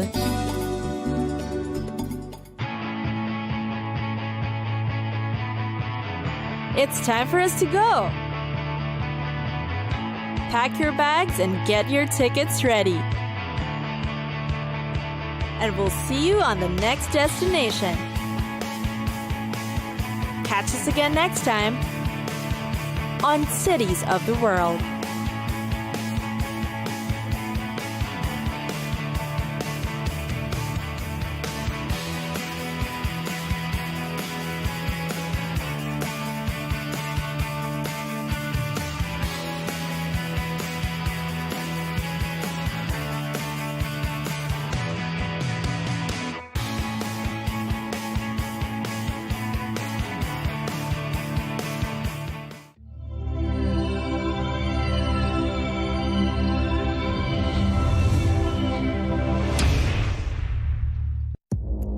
Our allies, in many cases, are worse than our enemies. Stay informed and connected with the latest international headlines. There obviously is a risk. From breaking news to in-depth analysis, it would appear that this war is coming to an end. Who buys this stuff? Investors, pension funds. We deliver the most important developments straight to your screen. Iran always wanted to deal with militia. Join us for compelling, expert-driven conversations. A curfew order has been established. And an insightful look at the issues shaping our world today. There are a lot of proposals about European architecture for security. I'm Leigh Ann Gerrans, and this is W News. We dealt with this when I was Chief of Staff in the first term. Where you don't just hear the headlines, you get the full story.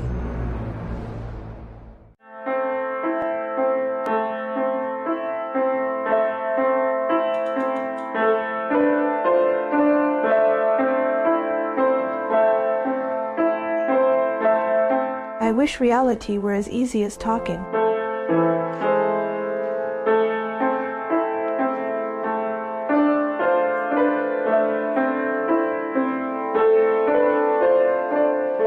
He grows up but keeps that innocence. That's the instinct God created us with.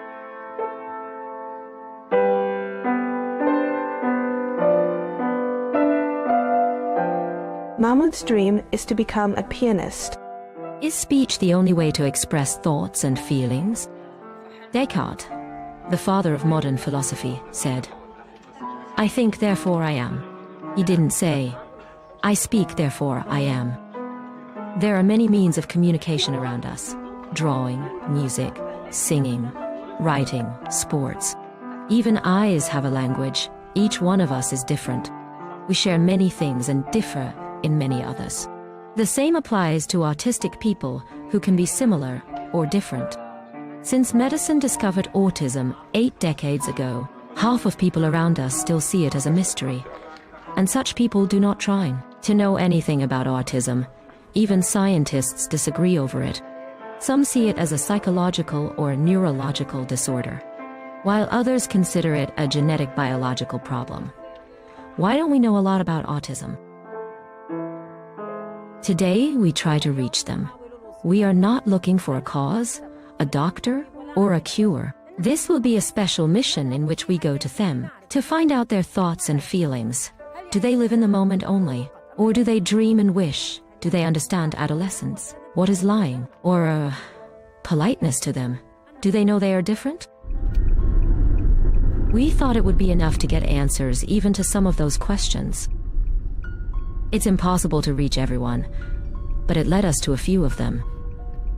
A young man living in his 20s, and in his story, a message for every human.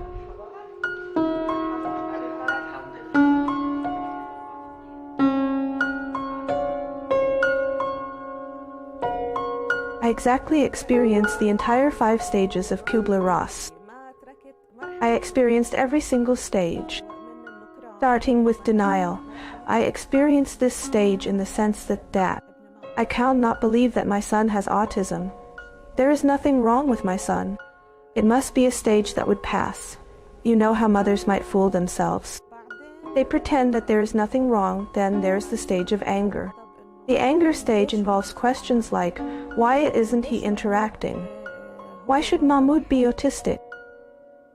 Even though I never asked myself or God about why I had to go through this. When I was young, my father used to sing for me in the car. I love you when you speak. I love you when you draw a smile. شو بحبك لما بتحكي ترسم عشفافك ضحكي شو بحبك لما بتبكي بتشكي وعم بتغلغل فيه حبيبي انت الأحلى عمري بقلبك عم بيحلى عطرك سحرك صوتك رسمك صار مني وفيك. Sometimes I thought about committing suicide. I wished death for me and my son, but my death wouldn't change anything. In the end, my son would be left alone, and that's not what I want for him. When I felt that I was fed up, as they say, I could no longer bear this angry and depressed fate. That's when it started to search for psychological solutions. Thus, I studied psychodrama therapy, because I was convinced that I wouldn't heal. In 1 or 2 sessions, or even in 1 or 2 years, I was convinced I needed to know how to face my feelings and understand my psychological condition throughout my life, because I knew my current situation would continue all the time. شو حلو حبيبي شو حلو هالقمر شوفوا ما أجمله بس أنا عبالي دلله وحياتي ما حدا بقى يزعله. I don't like hurting anyone. أوقات الدنيا بتوجعني وساعات بتعاند ويايا لا بخاف وحخاف ازاي يعني دايما مطمن طول ما انت معايا. During World War II, a psychiatrist was influenced by the power of compassion and resilience in human spirit.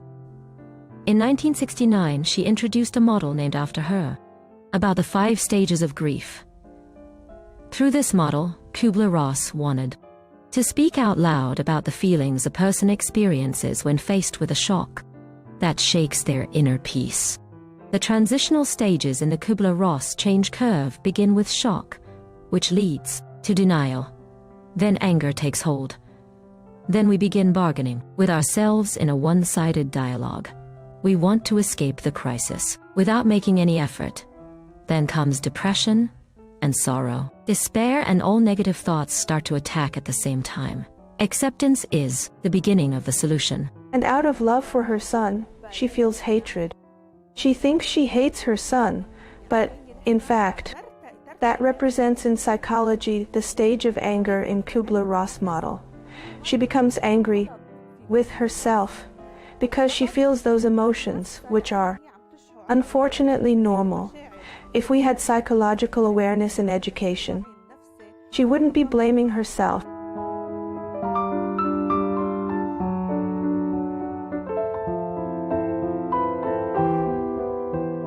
Once I reached the stage of acceptance, he started to show results that I had been waiting for years of effort. He started to show me those results. I reached a state of acceptance that it's over. I accepted him however he is, whatever progress he makes or doesn't make. That's it. This is my son, and I want to love him just the way he is. And that is the golden key. I accepted Mahmoud as he is, like any mother who wanted him to lean on her. But what happened was the opposite. Fatin's dreams of Mahmoud graduating from university with a postgraduate degree did not come true. Mahmoud opened a door to his world for her, and he amazed her and made her forget the routine life and the struggle, competition, and racing against time in everything. I used to be afraid that something might happen to me. And how would Mahmoud eat? He doesn't know how to say, I want to eat. He wouldn't say, I'm thirsty. I have to bring him water. But what worries me is his perseverance. Mahmoud has overcome it, thankfully. Thank God, you could say. Do you consider that the great achievement was by Mahmoud or Fatin? It was definitely by Mahmoud. We honor mothers in our society, and we see the efforts made. But, unfortunately, we don't understand the value of that effort because they struggle just like we do. They struggle with themselves. It's not something easy for them from the start. It's not easy for them because we are breaking their nature. In fact, I'll tell you more. We are distorting them. We are distorting their nature so that they become like us.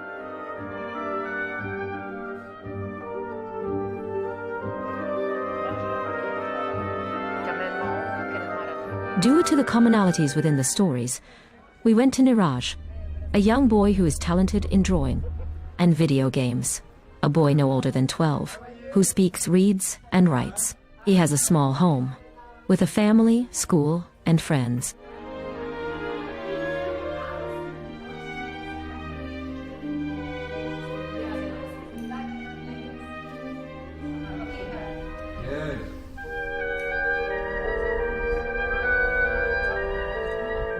At this time, I don't know nothing about autism, so I was just thinking why he don't talk.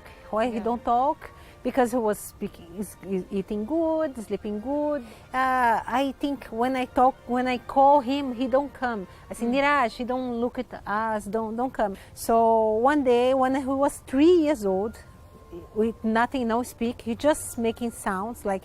At this time, I don't know nothing about autism. I know autism only. I know some children with development problem have autism. So when I come back home and I went to the internet, this is something wrong. You never have to go to the internet to check and solve your problem. Oh my God, what only bad things about autism only. But there I see a picture of my son.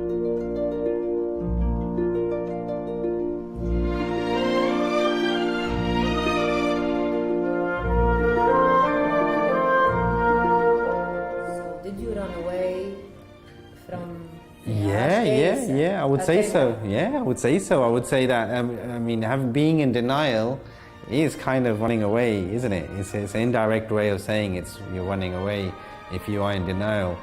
You know, maybe you're in denial because subconsciously you know it's true, but maybe you're in denial because maybe you don't know what to do, so you panic. And it's definitely Artemia is what woke me up. You know, kind of she would bring me back down to earth, saying, this is not going to go away.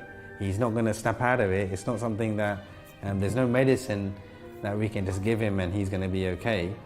And then I would see what she's doing. And that's, then that was like kind of the inspiration to, I want to be part of this journey and help where I can. That's basically how I transitioned from not doing anything into trying to do something. I see myself as a father to Niraj, not as an autistic child, but as a normal child, which gives me an oversensing comfort.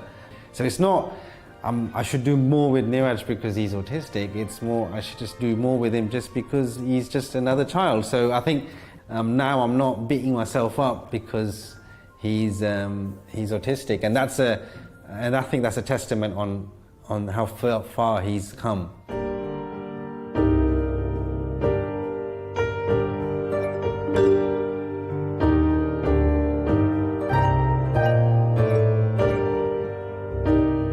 When he was 5, we take him to one psychologist, and she told me, "Oh, you have to understand because you will never talk.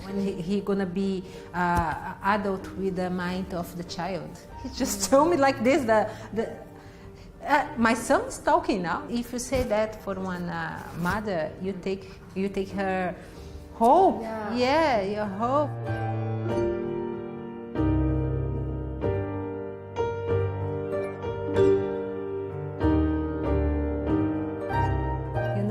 You need to give hope. You need to say, "Oh, buy this book. Oh, do this, do that. Come back here. Let's do something." They need to be positive.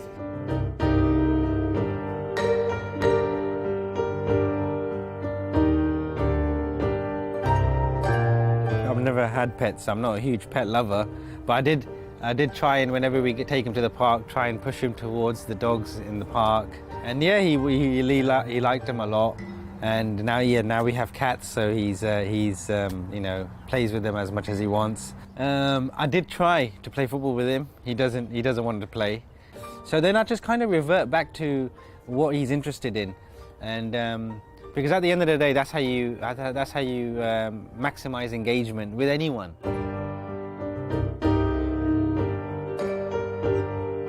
The doctor tried to steal her hope, but she failed twice. As a doctor, and as a human, that's what happened to Artemia. She lost herself chasing books and sources for guidance to reach her son. Her mission wasn't easy, and notably, the majority of books written about autism were written by autistic people themselves. Some exercise with him. You put some up with the hot water, no, very hot water. Yeah, one is something like a lemon, or do this exercise as many as you can.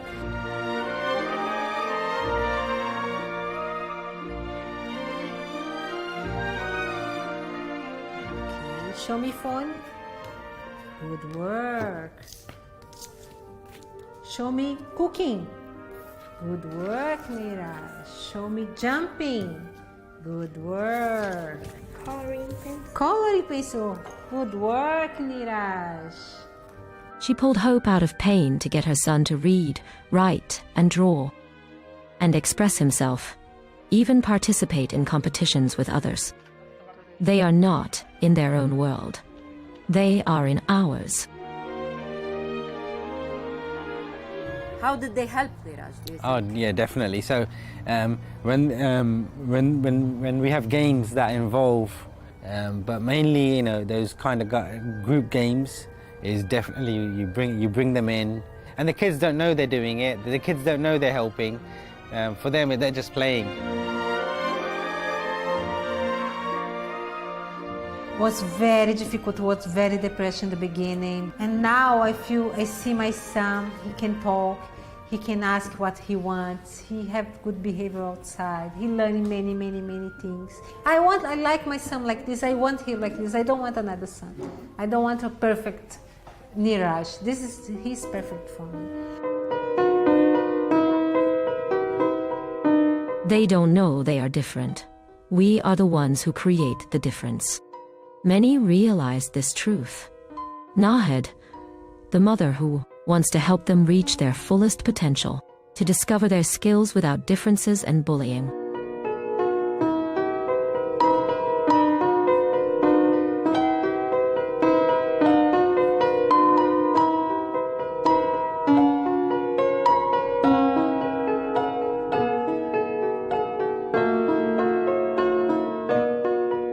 I am Nahed, a mother before anything else. I built this entire place, dreaming of a space where Ahmed could live, where I could watch him grow. My dreams, like any mother, were very big. Unfortunately, after I started this place, Ahmed's needs were different, and today Ahmed. What exists in this place? But the place has become for all the Ahmed in this world. I now have more than one Ahmed.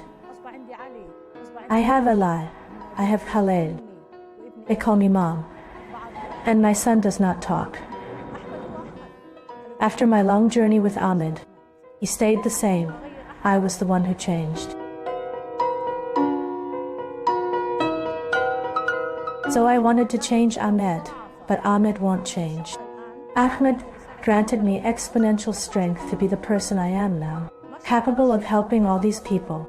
I really do not see myself as strong.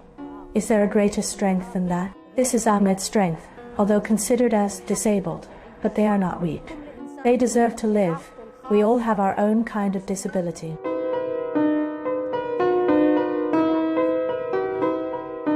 The only thing these children fear is losing their parents. They fear because we have become their safety, not the society.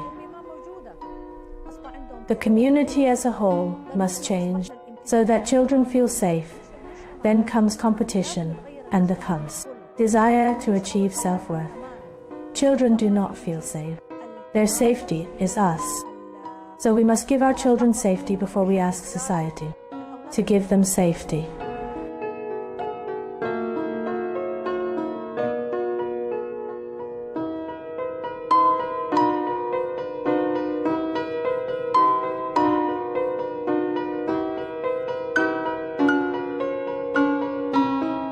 A group of young men graduated from our center are now working in government agencies, in Emicor, and some working at Siemens Energy, with very good salary, comparable to university, graduate salaries. These children must have experience and skills so that they can compete in the labor market according to their capabilities.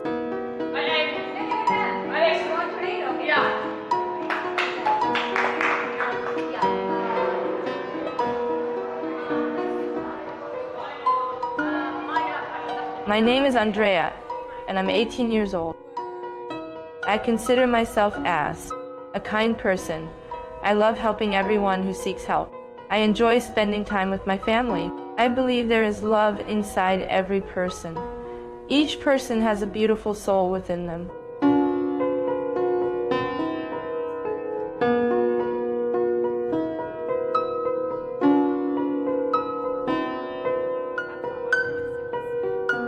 How would you describe Mahmoud? He is a kind person and musically talented. He plays the piano and sings, and he is also handsome. How do you describe Andrea? She is my friend. I love her very much.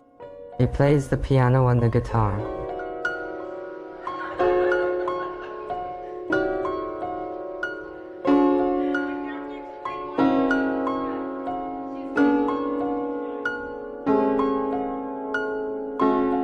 I was studying a major that I love. I was easing my conscience as a mother by studying something that could help my son.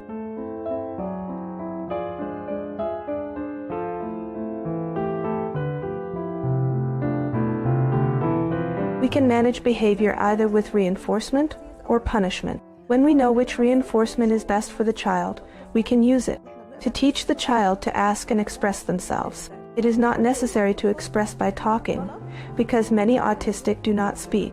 So we can use pictures, or we can use an iPad, to be able to communicate with them, and they can communicate with us.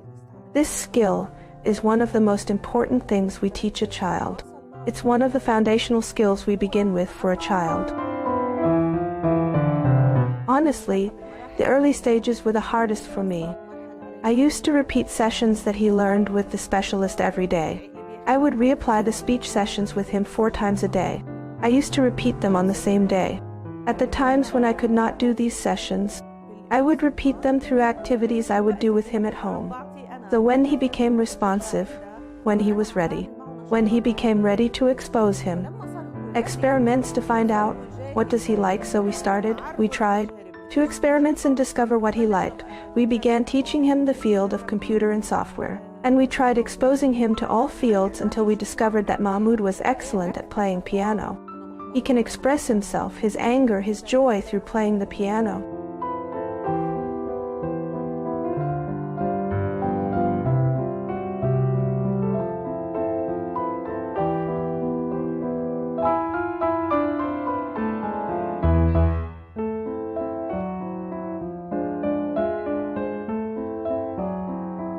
What if we were asked to pause for a moment and put on the shoes of this mother or sister or that father or brother just for a moment?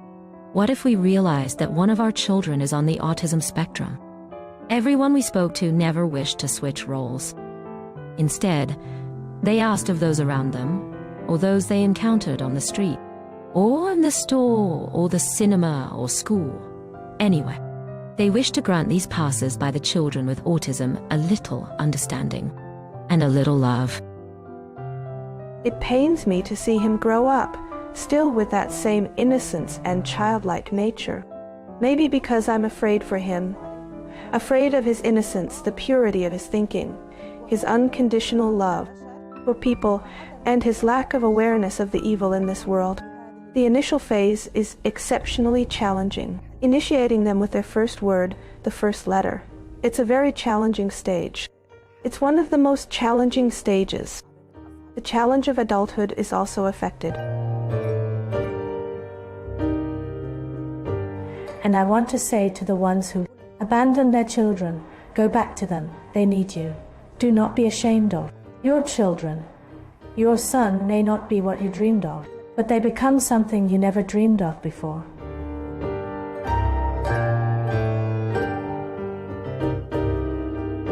I am really grateful for his presence, no matter what he is. Of course, I wish he does not suffer from autism. I cannot imagine my life without his presence.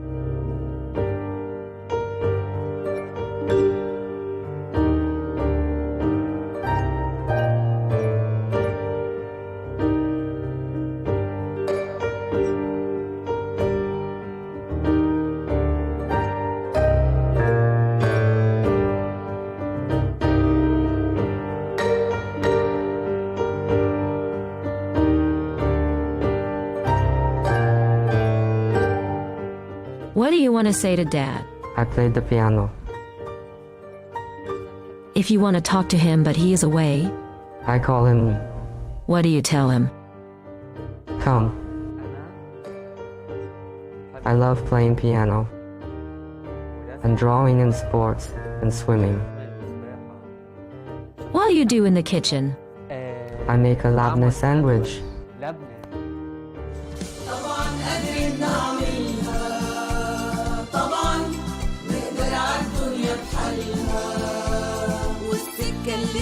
صعبة في أولها مع بعض أنا وإنت أكيد هنكملها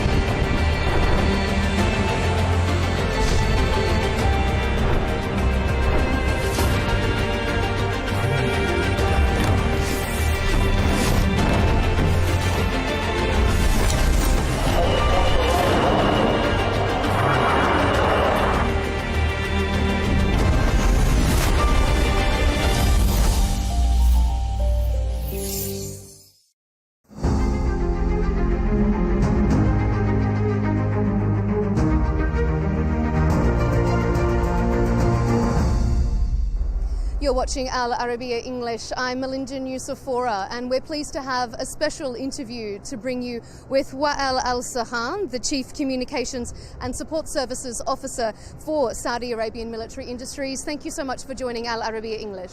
Thank you, Melinda, and it's a pleasure to be with Al Arabiya English. Welcome to SAMI. Thank you so much. SAMI is showcasing more than 60 national products and capabilities here at the World Defence Show.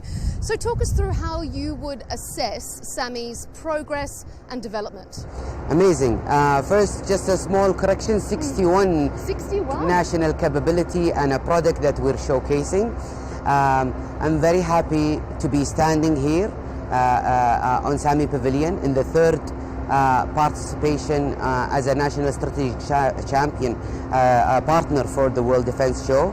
I had the pleasure to be with SAMI in all the three participation, and I would call this an exceptional participation for multiple reasons. And I will start with, first, SAMI is going through a unique and amazing transformation. Started with the change in the leadership, with His Royal Highness Prince Khalid bin Salman chairing the board of director of SAMI. With his guidance and leadership, we are going through a transformation from a company to a strategic holding company and laser-focused individual subsidiary for special needs. Each company will be focusing on a unique specification and need, more closer to their client. And let me start with what we have announced. SAMI Land. SAMI Land company will be focusing on working with the land forces and the end user in the land sector for developing combat land system, armored vehicle and turret system, and etc., and doing the design, manufacturing, and also maintenance, repair and overhaul. Also, we are very proud to announce the start of the operation for SAMI Land Industrial Complex, a unique facility designed under the 4.0 technology, a lot of robotic system that's been used, and SAMI Land Complex is fully operation to serve our clients.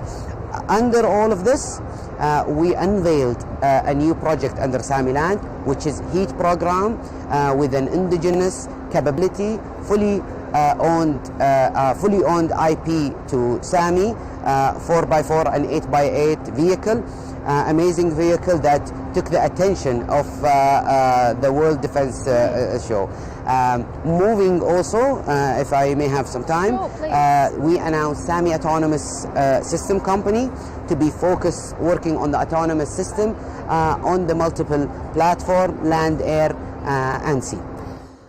There is a lot of attention, a lot of focus from SAMI on these future technologies, highly capable, advanced technologies. Why is that a particular focus? I mean, battlefields are changing so quickly. Is that the reason that these high-tech focus is something that Saudi Arabia is interested in?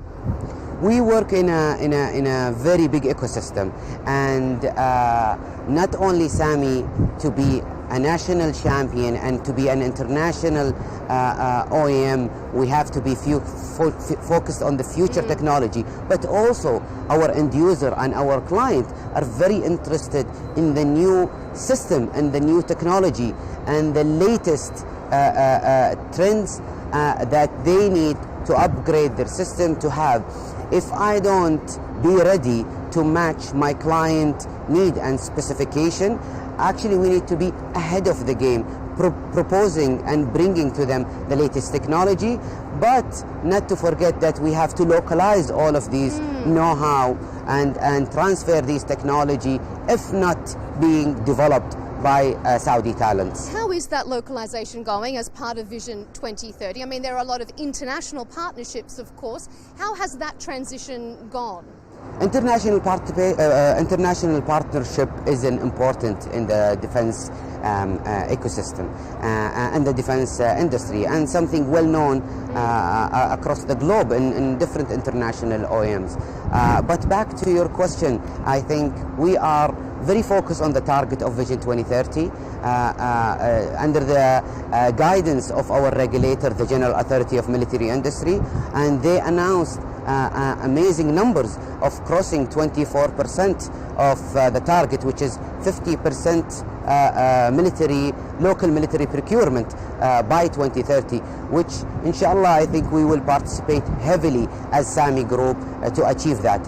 Also, adding to your question about local content, it's very important to share that SAMI proudly announced in this participation a unique program. It's called Rukun. Rukun means the cornerstone, and this is the cornerstone of the supply chain. So we launched SAMI Local Content Program, fully automated across all our subsidiary. Any partner, any future supplier that want to work and integrate within SAMI ecosystem, they can log in through our website, go to Rukun, click on Rukun, and go through the steps to register as a supplier within SAMI Group. There have been so many memorandums of understanding, joint cooperation agreements signed here on the sidelines of the World Defence Show. Why do you think international partners, countries and companies are so interested in doing business with Saudi Arabia? I think we under the transformation and the Vision 2030, we are not only the focus of the Middle East, we're the focus of the world. There's a lot of opportunity in Saudi, and there is a lot of opportunity across all domains and sector, not only defense and security, in technology, in AI, and robotics, in machine learning, and so on. And we're very, very proud to live in this unique era, okay, where Saudi is going to these future goals, and inshallah we will achieve it. Speaking specifically about this industry and how it all came together as an ecosystem, all of the end user, the regulator, the R&D, the university, the industries working together, which made all of the international partner. We want to be part of this unique ecosystem that work in seamless way together toward peace and prosperity. Just finally, sir, I know that SAMI has a very ambitious goal of being amongst the top 25 defence companies in the world by 2030.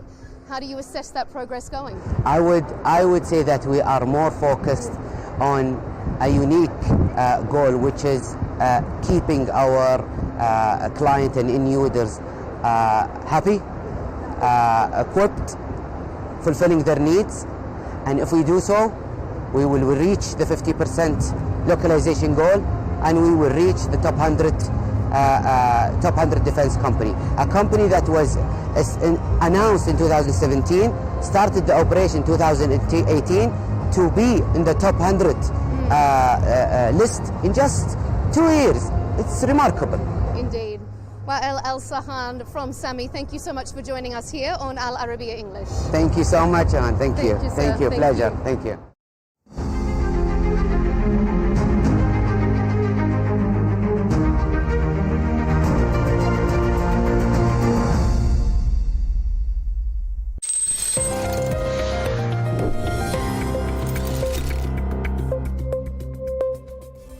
I am Catalina Marchand-Abreu, and you're watching Al Arabiya English. As fighting continues in eastern Ukraine, peace talks and ceasefire proposals keep stalling over one key issue: the control of the Donbas. Here's why it matters. The Donbas, made up of Donetsk and Luhansk, was once Ukraine's industrial heartland, rich in coal, factories, and key transport networks. But its importance goes far beyond economics. Since 2014, parts of the Donbas have been controlled by Russian-backed forces, turning it into a frontline even before Russia's 2022 full-scale invasion. For Russia, the Donbas is politically, militarily, and symbolically central, a core part of Putin's goals and a justification for the war. Holding it also strengthens Russia's grip on occupied territory. For Ukraine, Donbas is vital to national identity, defense, and future recovery, a region that carries deep personal significance for millions of Ukrainians. As Ukrainian leaders say, surrendering it would reward Russian aggression and leave the country more vulnerable to future attacks. Ukrainian President Volodymyr Zelensky argues that it is domestically impossible, as surrendering the region would be unconstitutional and opposed by roughly 75% of Ukrainians. As long as both sides see the Donbas as non-negotiable, it remains not just a battlefield, but the biggest obstacle to peace.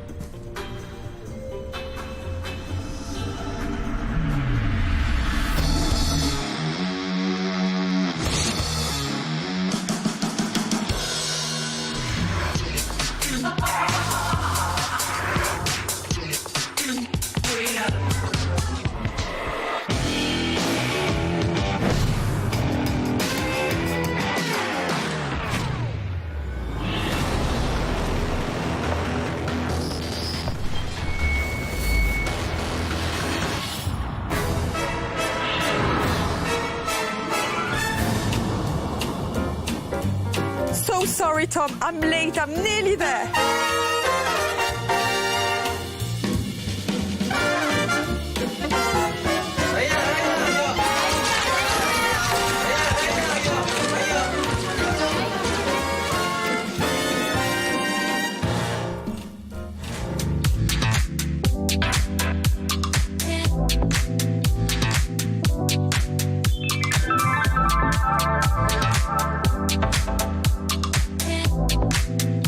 I think these are very important for us to be able to celebrate each other, to see each other, to see who some of our heroes are, and to see who some of our up-and-coming heroes are going to be. It's amazing that they have a focus on women and female voices, and I'm very inspired by that. I'm excited to be in a room full of people, peers from both the West and the East, from the region as well, you know, celebrating women in film.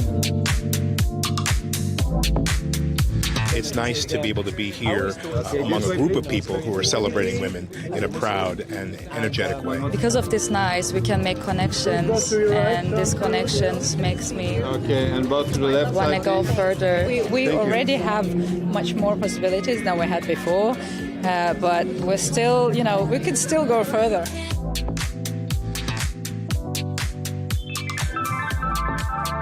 There's so many incredible women filmmakers, and this elevates and celebrates them, and I think it's very important. Women who are in cinema being together in a room to be able to not only celebrate each other, but to get to speak together, the ability to lift each other up and support each other is so vital. There are so many female filmmakers being celebrated this time. There are about like 38 entries is what I heard, which is amazing. So great to be in a room full of like-minded, driven, ambitious, intelligent women.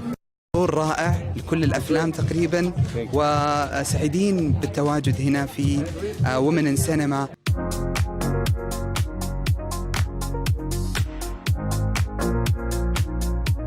I have 4 daughters of my own, and I encourage them to tell their stories. And for the women who are in countries still that are more repressed than women have been here, women see the opportunity to be able to be free. I think it's really important to bring people together from different backgrounds, all in celebration of a cause.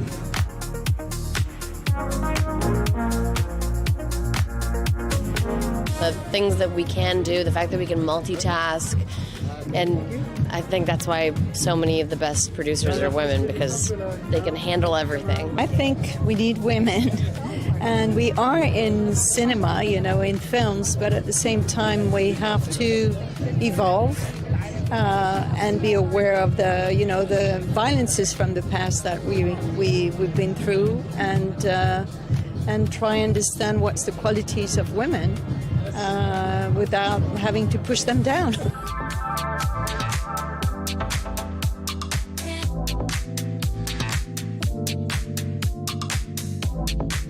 Don't let anybody tell you you can't do it. Dream big, really big. Do the best at what you do, and then move up the line if you have a story to tell. Use your wisdom, your intuition, your intelligence, and say what you have to say. We've always been here, and we always will be, so let's get comfortable with the idea of seeing a woman in charge.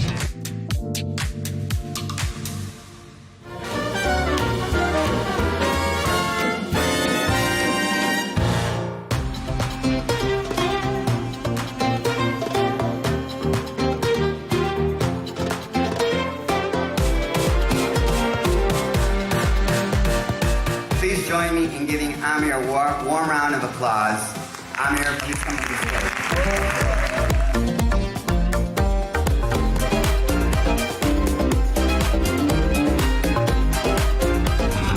There he is, the new Ali. Ali Barber, more like. It's working. It's hardly an Adidas commercial. Shows you're better than them. I've been ready for years. Who's next?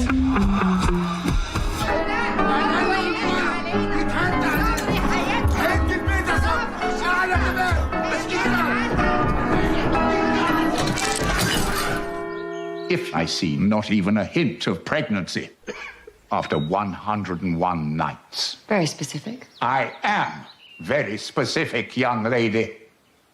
You will not see next spring.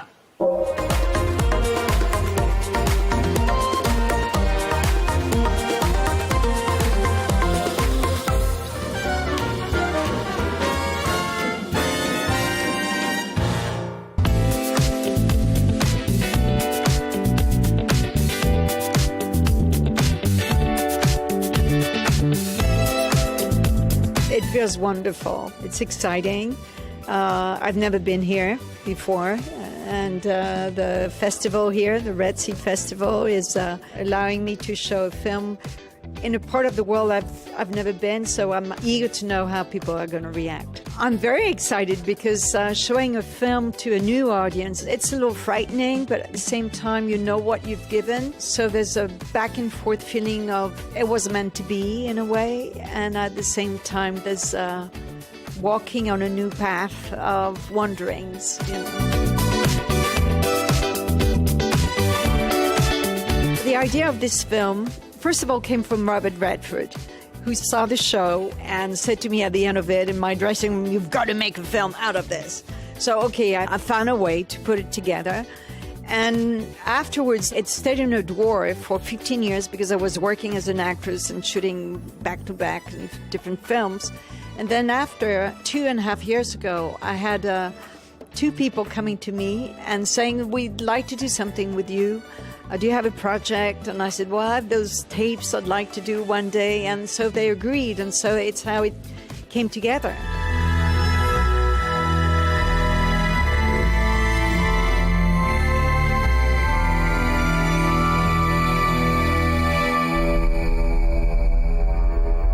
Akram Khan comes from Bangladesh, but he lives in London and was born in London. And when we had the idea of making this show together, the name of it is In I, and it was kind of a jump in the unknown because, first of all, we come from very different backgrounds, and he's into dance and I'm into acting, so there's work on the outside of the body and I'm more coming from the inside somehow. So our differences, we were wondering how it was going to work out. And I wanted to show all the layers we've been through and make the audience think that maybe they can go into a place they've never been before. Like I wanted to dance and he wanted to act. So we were responsible of each other's new art form. And you see in the film all the difficulties of it, but how also the possibilities of it.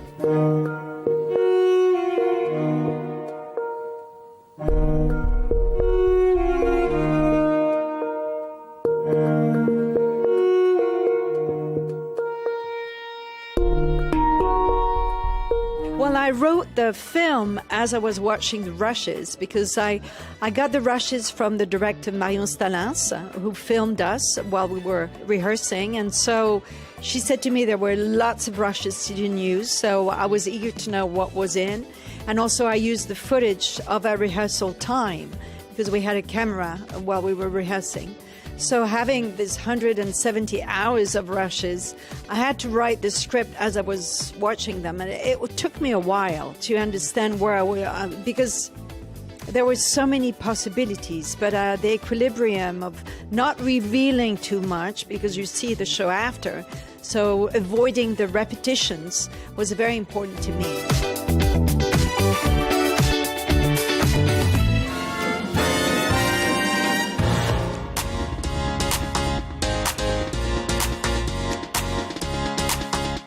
Welcome the Queen, Aishwarya Rai.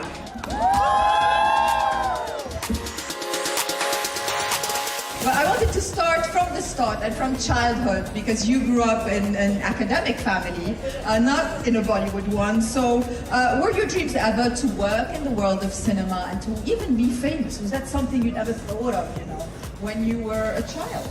I come from a family more academically oriented. Nobody in my nearest relatives to the farthest have belonged to showbiz.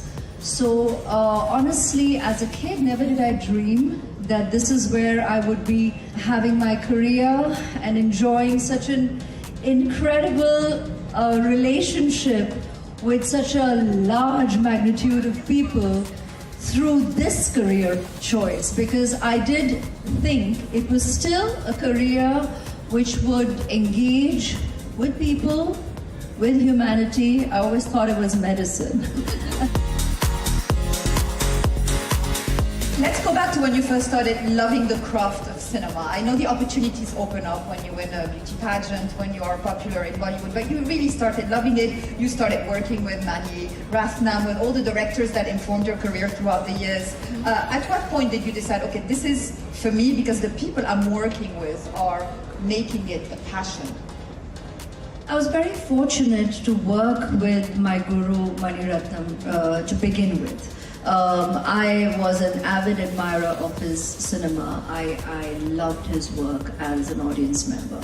So when he called on me to possibly work with him, oh my God, it was an immediate, natural yes, because I recognized that here's where I would get the opportunity to learn a craft that I wasn't officially trained for, but that would be in the right world. Also because, again, as I put it right at the outset, that it's a whole team of incredible talent that you get to engage with and work with.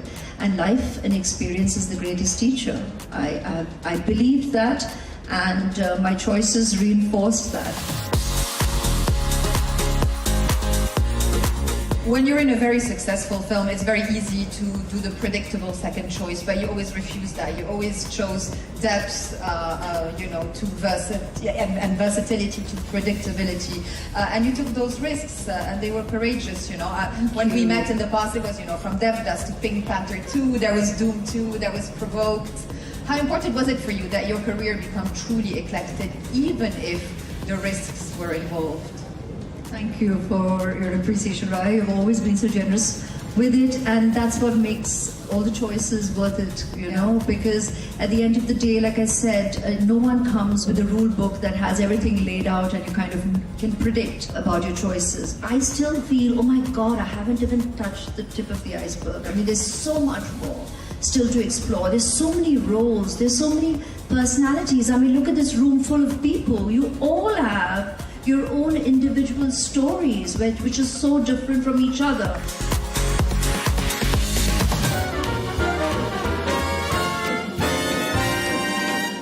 I wanted to explain what my family went through.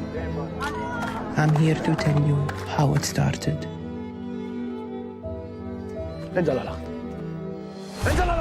Shireen, ahla wa sahla. It's so nice to have you on the show. I have been following your career for so long. It's nice that we get to meet finally. Thank you so much. Thank you for having me. Well, let's talk about being at the Red Sea Film Festival and bringing the film here, all that's left of you, and showing it to a pan-Arabic audience for the first time. How was it? It's so exciting. Yeah, I had my first screening on Monday, and it is our Arab world premiere. So it was just fantastic, packed theater, very emotional responses. And I can imagine. It's amazing to be bringing it home, in a sense. Here were some of the most emotional responses that I've gotten for the film. No one ever thought any of this would happen. How much did you have to research, or was it all something you knew, or what did you discover in the process of the research of the film? Well, I did, during that 5 years that I spent really thinking about the story, I did immerse myself in different periods of Palestinian history. Yes. I read a lot of books. I read a lot of stories, and I thought about the structure of the film, the characters, and different things would come to me. So I did spend a good period of time researching, but the film is really inspired by my own personal experience, by my family, by my father. And so the family within the film is really fictionalized. The events of the film, the political events, are all based on true events. But also, I think one of the things I really love about cinema is that it speaks the language of emotion. So not only does it kind of give you something to think about, it makes you feel something. بقول سيدو إن عنا بيت كبير بيافا. هذا كلام مزبوط. طيب ليش إحنا مستكنين فيه؟ And it's been so eclectic for you. I mean, of course, you are very close to your heritage, but you have a very eclectic career. And how is it for you living in America at the moment and being able to stretch, the acting and directing exercise in all sorts of ways? It's been actually really such a privilege and quite amazing, I have to say. I did things a bit unusually, you could say. Most people become actors and then become directors, whereas I really studied directing and really wanted to become a storyteller. Yeah. And then I kind of became an actor, or pursued my acting within that realm of storytelling, because we are, in some ways, all part of this movement of kind of waking people up right now to our stories and showing them and who we talent are as well. You know, it's showing them the talent that all of you can have with the successes that you do, that Rami Youssef has, that Muammer has. It's kind of given a different perspective to what was seen before, isn't it? Absolutely, absolutely. Yeah, to be able to share that, to share our voices, our stories with the world right now, and to all kind of be part of this global community is really, it's been really beautiful. Is it true that you directed an episode of All Murders in the Building? I directed 6 episodes. 6 episodes. See, I'm a big fan. I'm a big fan of Only Murders in the Building, and it's how was that? It was so fun. It was really, I have to say, probably one of the funnest shows I've ever directed. إنسانيتك أيضا مقاومة. ما تنسى قوة إنسانيتك. هي الإشي الوحيد اللي ما في حدا بيقدر يسلبه منك. So how do you see the near future? You know, all that's left of you is Jordan's entry for an Oscar nomination. So hopefully you get one. And what would you like the film to go? Where would you like it to go? I mean, I'd like it to be seen as widely as possible. Yes. I would really like it to be seen in a kind of mainstream way, you know, in the Arab world and in the Western world as well. I hope that, especially in the Arab world, that we can see cinema thrive more, you know, that people can appreciate, especially through the films that are coming out now, that kind of communal experience of going to see a movie in the cinema. I fully agree. I think it's magical. Nothing like the big screen for me. Really? Nothing like that experience. It's really beautiful. That's how I see it. That's my love for film. Definitely, me Thank too. you. It's very nice to meet you finally. Thank you for too. everything. شو فايدتنا كأهل بس مش قادرين نحمي ولاد؟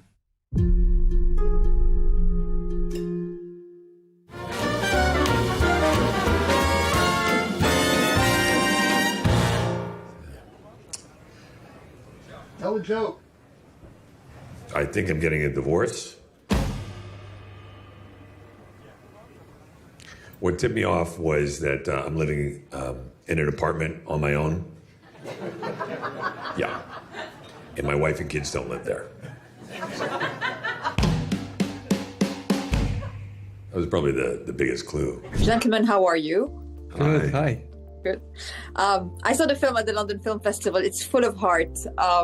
I wanted to know how great the collaboration was, starting with the writing and then working together so closely on a story that has so much heart and real facts in it. Yeah, I mean, it's sort of the ideal scenario where you could work with your friends and work with your friends in an endeavor that you've never done before. And that was, for me personally, that was the case with Will and Laura, you know, who have both been my friends, especially Will for so many years, but even Laura for almost a decade. To then go into an arena that all of us have never done together and try to pursue something. It was, you know, it tested us. It was hard, but it was just, it couldn't have been a better experience on every level. Yeah, I think also working on a subject matter like this, on themes that we can relate to, especially at this time in our lives, I think made it, you know, made it all that much better. Not exactly sure what happened. Came home from work one day. Someone said, "Is this thing over?" Pretty sure it was her. Probably should have paid attention. That's what she meant about not paying attention. I want to ask both of you the opposite question, you know, for Will about Bradley directing actors as an actor himself, and you, Bradley, understanding actors as a director. Yeah, I mean, well, of course, it's such a benefit to have a director who understands actors and acting and what that process is. And even before performance, what that mindset is like, and what our fears are, and what our hopes are and all of that kind of stuff. And what was interesting about it was, you end up, I think in a lot of ways, you can trust. Well, obviously we knew each other, so that helped. You know, I didn't have to sort of discover that relationship and understand what it was. So I had that, and then Bradley's an actor, and he was able to help me kind of, in a lot of ways, help me throw out everything I thought about acting up to this point. Bradley? I think, you know, being an actor also and acting for so many years in so many different scenarios, and then to be in a privileged position to be able to be a part of creating an environment on set. You know, I just knew so many elements that I felt hindered the acting experience on film that I was able to get rid of. And then all of the things that I knew helped me as an actor feel that I could do my best, and trying to create using all of those elements. So really just I always just try to create the ideal scenario that I would feel as an actor comfortable giving all of myself. I've been doing stand-up. Oh, I don't know how that is. That's a crazy handle. What, is she famous? No. Dude, I've been doing stand-up comedy on stage downtown. Okay. What? Is it like a hobby? Well, I'm not about to quit my job and go on tour. How much fun is it to deconstruct the bond you have in real life and reconstruct that, you know, kind of a little bit more awkward chemistry that the characters do? You know, I have to say, I think that's one of those things where when you don't have much time, you know, and you're focused on other things, sometimes you just get lucky, and because you're open, whatever is naturally flowing between two actors in an imaginary circumstance just plays through. And that was really a lot of, you know, Balls was well sort of conceived. And I felt like it was very clear of who that character is. So it just was an easy thing to fit into. And then because I was with Alex for the lion's share of what Balls has to do in the movie, it was just, we didn't talk about it much. We just did it and moved on. Really? Yeah. I mean, we did it a couple times where we read it, where we did like a table, like you, me, and Laura, and we would do the Alex Ball scene, and we'd look at each other and laugh and move on. Yeah. And we never broke, we never dissected it. No.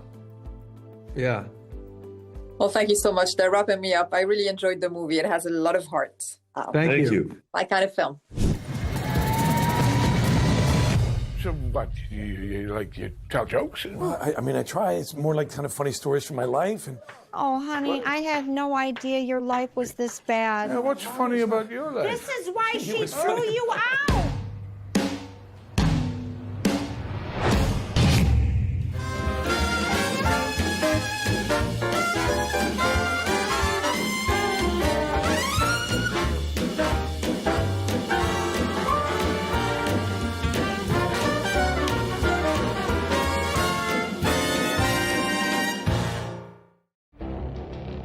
It feels like decades are passing by in a matter of weeks. Seismic shifts in the world order. Never, ever will be part of America. With so much happening and then so much noise. Whether it's political upheaval, Canada has been ripping us off for years. Economic shifts or social movements. And no one wins from tariffs. I think America can be more friendly to the rest of the world. For in-depth analysis and all the latest developments across the globe. To have an inclusive policy together. The meetings with Hamas gave me some hope. We're in another nuclear arms race. The most important development straight to your screen. Welcome to the dressing room. I'm on my own. I need backup.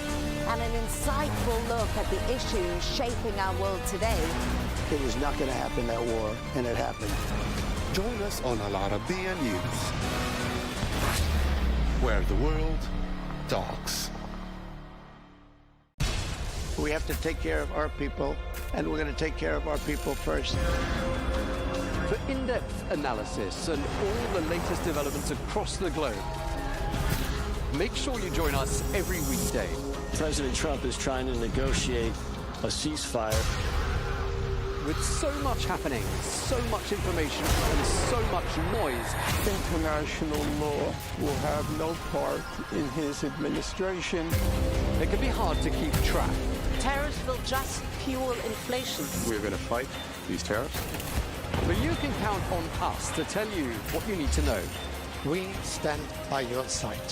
Join me, Tom Burges Watson, for Global News Today, right here on Arabiya News. Our allies in many cases, worse than our enemies. Stay informed and connected with the latest international headlines. There obviously is a risk. From breaking news to in-depth analysis. It would appear that this war is coming to an end. Who buys this stuff? Investors, pension funds. We deliver the most important developments straight to your screen. Iran always wanted to deal with militia. Join us for compelling, expert-driven conversations. A curfew order has been established. And an insightful look at the issues shaping our world today. There are a lot of proposals about European architecture for security. I'm Leigh Ann Gerrans, and this is W News. We dealt with this when I was Chief of Staff in the first term. Where you don't just hear the headlines, you get the full story.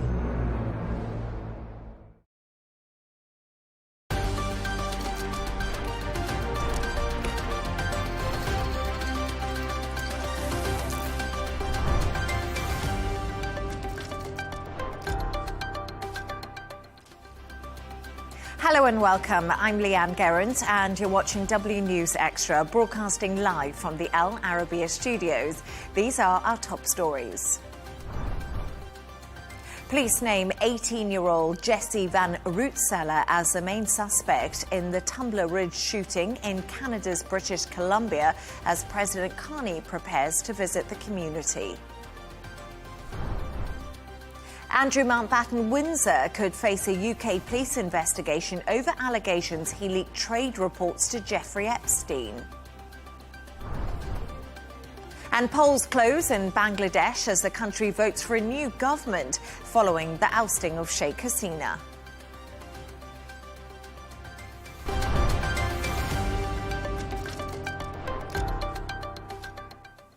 Now, 18-year-old Jesse Van Rootseller has been named as the main suspect in the Tumblr Ridge shooting in Canada's British Columbia. Van Rootseller was found dead at the scene.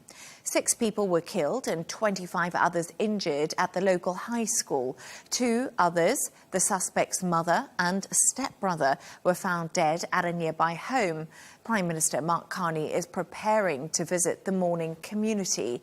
Here's the Royal Canadian Mounted Police Deputy Commissioner. So the suspect is identified as an 18-year-old female by the name of Jessie. We have a history of police attendance at the family residence. Some of those calls were related to mental health issues. We identified the suspect as they chose to be identified in public and in social media. I can say that Jesse was born as a biological male who approximately, in the information that I have, approximately 6 years ago began to transition to female and identified as female both socially and publicly. To discuss this and all of today's stories, I'm joined by correspondent and columnist Gemma White. She's right here in the studio with me, and Dr. Ellie Al-Hindi, Professor of International Relations at the American University in the Emirates. Dr. Ellie and Gemma, great to have you on the show. Gemma, let's start with you. We just heard, no problem, Dr. Ellie, just heard a little clip there, but what do we know about this 18-year-old suspect? Yes, so police have named the suspect, Jesse Van Rootseller, who was found dead at the scene, as we've just heard. Now, she was from Tumblr Ridge in the Rocky Mountains. It's quite a remote community. It's very small, sort of only about like 2,000 plus community.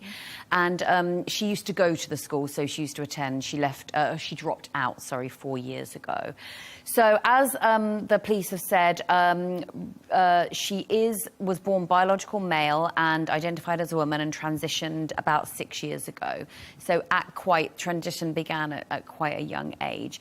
Now, the suspect was known to police and the family was known to police. They had been called to the suspect's house quite a few times over the years, mostly concerning mental health issues. And they were last called to the house last spring concerning mental health issues and self-harm. And on occasion, Jesse had been taken away for evaluation and to be be assessed and taken care of.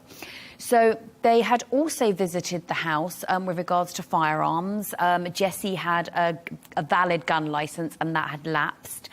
But both Jessie and her mother, Jennifer Strang, had been quite active, posted on social media about their love of hunting, their love of guns. They'd posted pictures of their firearms and things like that. Obviously, hunting in the community is quite a big thing.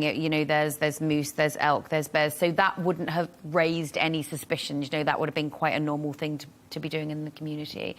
But yeah, the suspect was known to police for mental health issues and things like that, but nothing that would have, shown that this might have happened. Extremely tragic as we hear more and more about who the suspect was. Yeah. And Dr. Ellie, police are also releasing the names of victims. What more do we know about the people who lost their lives in this tragic incident?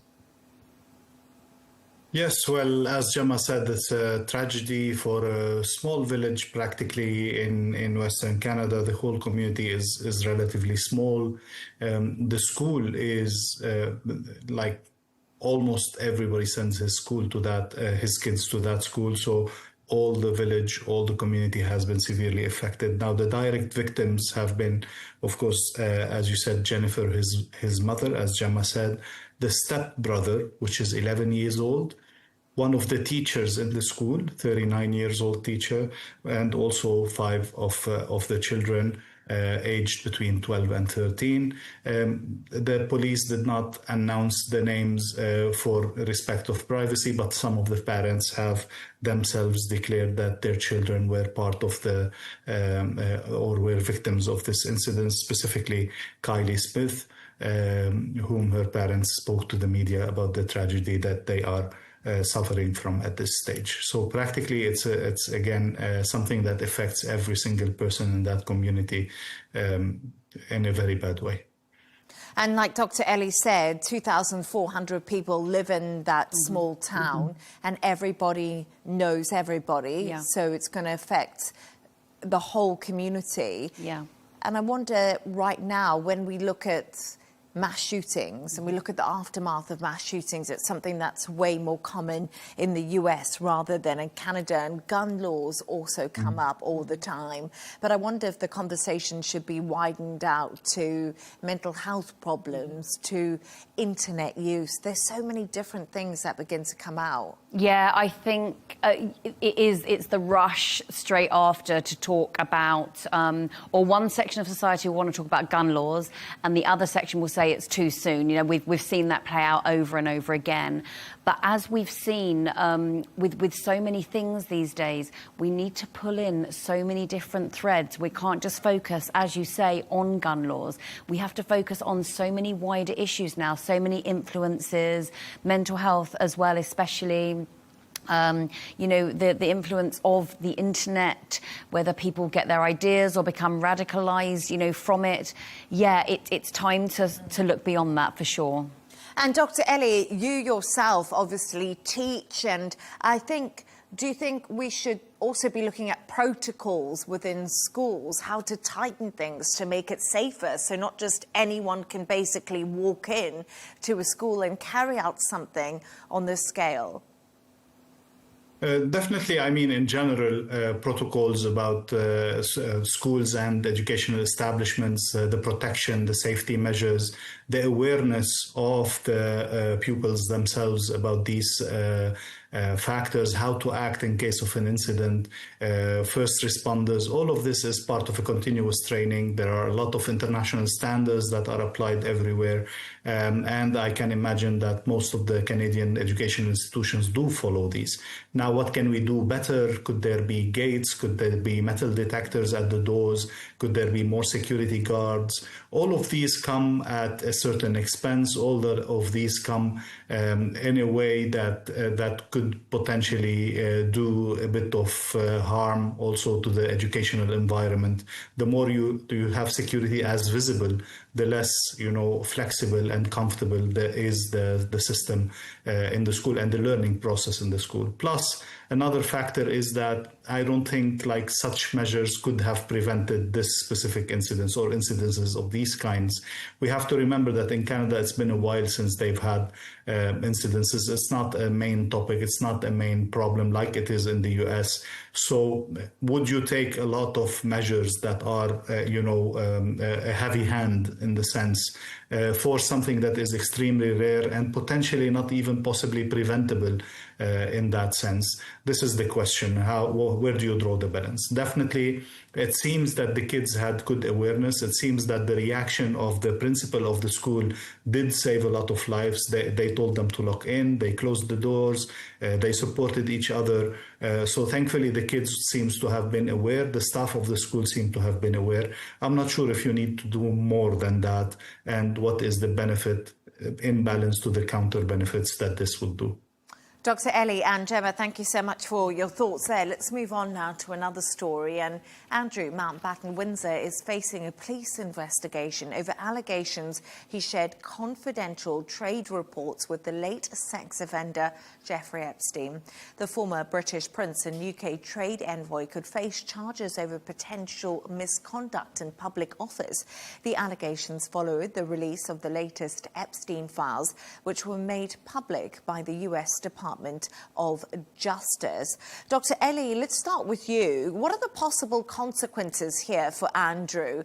And should police find that he did share this confidential information, what leg does Andrew really have to stand on at the moment?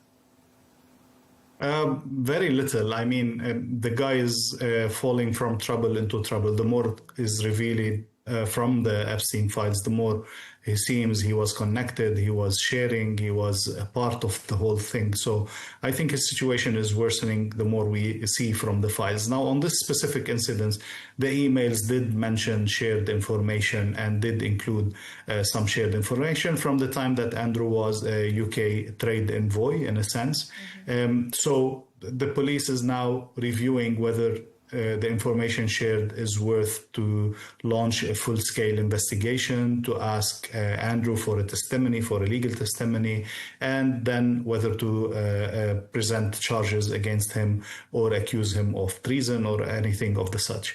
This relates, of course, to what kind of information has been shared, how secret or confidential this information has been, and eventually whether some state secrets have been given to a foreign entity, which could cause trouble to the UK interest in general. If that is the case, and if the police actually launches the investigation and actually proves that some serious threat to the UK interest has been shared, the guy will be in very serious trouble, facing a long time in jail and, of course, a huge embarrassment nationwide and internationally in that sense. So he's definitely not in a very good situation. And we have to see whether the specific police station, the Thames Valley Police, is actually going to go ahead with the investigation and the accusation. Gemma, I think Dr. Ellie made a good point there. He just goes from one disaster to another at the moment, Andrew, doesn't it? It's just not getting any easier at all, not getting easier for the royal family and, of course, his brother King Charles, who says, no, he will work with police if an investigation happens. I guess the big question is just where does this all go now and what's these big implications? I think reeling from one disaster to another is also indicative of being unable to perhaps be honest with yourself about the part you allegedly played in any role. The first step towards stopping these things from snowballing is, perhaps being honest and being truthful and considering the role you've played. Now, the impact this will have is very complex and tricky because there is currently an exceptionally tight leash on Andrew. Prince Charles, and we're hearing that Prince William as well has been quite instrumental in putting all these measures in place, which has seen Prince Andrew shipped off to the Sandringham estate, to a property called Marsh Farm, which is obviously King Charles's estate, after he was removed, you know, very visibly and very publicly. You know, we all saw the picture of the moving vans outside the property. Yes. They wanted the public to see, look what we're doing. We have evicted him. He's gone. You know, he's left Windsor. But Andrew himself has proven time and time again he is not willing to go quietly. It was only a few days ago we saw pictures of him again. This was just before he left Windsor, out horse riding. We saw pictures of him waving to people from his Range Rover. I think the car was on the long walk in Windsor. He is not going quietly, and he never has, even when measures were first put in place. Now, let's look at what Charles has already done. Yeah. He's stripped Andrew of the Prince title, the royal honours and the duties. He evicted him from Royal Lodge and relocated him. He's closed down all his business interests, including Pitch at the Palace, which was Andrew's baby. You know, it was the thing that kind of got him to meet quite so many influential and wealthy people as well. Now, Charles is also now funding Andrew's lifestyle. There were rumours of a big six-figure lump sum and now money each month for living. So he has done all of these things, but to the outsider looking in, he's living on this gorgeous estate. He's getting his rent paid for him. He's able to do what he wants every day, go horse riding and all of that. He gets money from his brother. Where is the punishment? So I think that's a really interesting point. And Dr. Ellie, I want to bring that up with you, because you say looking from the outside, it doesn't look like there's any punishment when it comes to Andrew, and it doesn't look that he's remorseful or he's admitted any wrongdoing. He's always denied any wrongdoing. We must remember that when it comes to Prince Andrew. But Dr. Ellie, don't you think King Charles has a duty of care to his younger brother to look after him right now? Exactly. If they're going to... What do they do with him? That's the big question.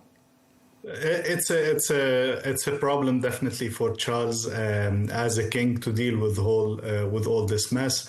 But again, they have tried to say, okay, we are distancing the royal family from him and from what he did. However, as Gemma is saying, we did not see any remorse, and definitely we did not see any punishment in the proper sense of the term. As long as this is not happening, and with the continuous flow of, a new scandal after new scandal from the files, I think it's going to be very problematic to keep the situation at this level of damage to the royal family. The money that Gemma mentioned also in the six figures, the assumption is that this was part of the settlement against one of the girls who tried to sue him. So again, are we using public funds? They say no, it was not. But again, he is still living as part of the family. On the personal level, as you asked, Leigh Ann, I think if a sibling has shown remorse, if a sibling is, trying to make it back in a very bad situation, you would definitely stand by them. But this is not the case. He's living a normal life. He's living a happy life, and he did not show any remorse. So as a brother, I wouldn't stand by him, let alone being the king who everybody's looking at and waiting to see how will he act in this specific incident. And just a quick thought. Sarah Ferguson, obviously Andrew's former wife. They were together for many years. The relationship was always a little bit strange. They lived together, but they were divorced. And I think a lot of people are like, what does Fergie do next, Gemma? She does not have the protection and the privileges that Andrew has been granted. She hasn't been given a lovely house in the countryside, and lots of money. She is, I have to choose these words carefully. Contemplating. She is a hustler. Let's put it this way. Yes. I would say she is a hustler. She, over the years, she's written children's books. She was a spokesperson for Weight Watchers. She went to the US and, appeared on talk shows. She was on Oprah. I don't think we should discount Fergie right now. Do I think she should be given the chance of a comeback? No. The emails, the correspondence in the Epstein files are pretty damning, I would say. But we have to imagine, and the royal family has to imagine, that a tell-all book is coming. Yeah, agreed. Anyway. She will find a way to make money out of this, that's for sure. Well, Fergie, we're watching you, if you're watching us. Thank you for your thoughts on that. Stay right there as we move on to another story now. And elections have taken place in Bangladesh. The vote represents the first poll since the ousting of long-standing leader Sheikh Hasina and come at an important time for the country. Young David reports. Voters today went to the polls. Some, like schoolteacher Noor-e Janad, showed off their freshly inked thumbs, a sign that they had just voted. It's been so long since we've had the chance to vote. It feels festive, and I'm very happy to be part of it. Many hope the elections can provide a fresh start, stability, as well as economic growth. Some also hope the polls will be freer than those of the past. We want the country to be run better after this election. We are poor people. My husband has died and I have no children. We want help from the government. It's the first election since Bangladeshi Premier Sheikh Hasina was ousted. The longtime leader was pushed out following a Gen Z-driven uprising in 2024. What followed has been a period of instability for the Asian country. For Bangladesh's Jamaat-e-Islami party leader, the votes therefore represent an inflection point. For me, for Bangladesh. For you and for Bangladesh? Yes, it is a turning point. And we are fighting for that point, inshallah. People demand change, they desire change, we also desire the change. A sentiment echoed by many of Bangladesh's young. Responsible for toppling the country's previous government, they now have a chance to vote in the next one. Jan David, Arabiya English. So, Dr. Ellie, it's all about the elections happening in Bangladesh. We do know that the votes are being placed, counting is underway. What are we seeing from the polls right now? So again, it's an important election after the appraisal that we've seen from Gen Z specifically. It is the first election after the departure of Sheikh Hasina, who ruled for a very long time in a very tight iron grip, if I may say, on Bangladesh. These elections are handled by the transitional government, who is again headed by a very key, very respected person nationally and internationally, which is Muhammad Yunus, Nobel laureate. And these elections have been, to a large extent, accepted as free and fair elections. Now, in terms of contenders, the Awami League, that is the party of Sheikh Hasina, was banned because it was practically considered responsible for the 1,400 deaths that happened during the demonstrations, and that was a legal basis to ban the party from running. Also, it still has a lot of popularity, and this is perceived as one of the reasons why the turnout in the elections have been weak to a certain extent, not reaching 50% of the registered voters. In terms of actual contenders in the race, we have the Bangladesh National Party that seems to be favored so far based on the polls, facing, on the other hand, what was mentioned in the report, the Jamaat-e-Islami, and the newly formed by the students, by the revolutionists, the National Citizens Party, an alliance that some say is not a very strong alliance because they represent different aspirations, but still they managed to run together in a way, in an attempt to actually challenge the Bangladesh National Party. And of course, we have to bring into consideration all the, if I may say, the crackdown, the recent opposition around the world, and the nomination of the Muslim Brotherhood in all its branches as a terrorist organization by the US and by Europe, which could be disfavorable in somebody from Jamaat-e-Islami reaching the position of Prime Minister in Bangladesh by India, but also by the broader international community. Yeah, it's fascinating, this election in Bangladesh, obviously, since the ousting of Sheikh Hasina, the rising of Gen Z. We're just getting some news lines through that the BNP are confident that they're going to win this election. However, there's lots of votes to count, so that's just a projection at the moment. What about all the policies involved in this, Gemma? Because there seems to be a lot of change happening in Bangladesh and a lot of change being called for. Yeah, there is, and this is where the two main parties, so the BNP and Jamaat-e-Islami, are actually very aligned. Both their top three policies are anti-corruption, they are economic revival and diversification, and youth and employment. So they have clearly taken note of the generation that was leading the protest that led to, you know, the toppling of the government, and they've prioritised that. Now, that's incredibly kind of savvy politics, but that's how politicians should be looking worldwide anyway, that you have to look to the youth and make sure they have full employment, you know, listen to their concerns, that kind of thing. So they are very much aligned on all of those. Anti-corruption remains the top priority, especially after the decades of rule that they've been under. They're looking at corruption, which the BNP calls entrenched corruption. So, yeah, they are quite aligned on that. Now, as Dr. Ellie has said, one of the main concerns about the Jamaat-e-Islami party is that younger people don't particularly want religion in their governance. They want the two kept separate. So that could be, you know, that could be a factor for young people voting there. But, yeah, there's also the BNP are looking at foreign relations. They're quite centring that as well. They want better relations with their neighbours, in particularly India as well. And also, whichever party forms the next government will have to form an excellent relationship with China, who has been investing so heavily in the infrastructure in Bangladesh, like over so many years.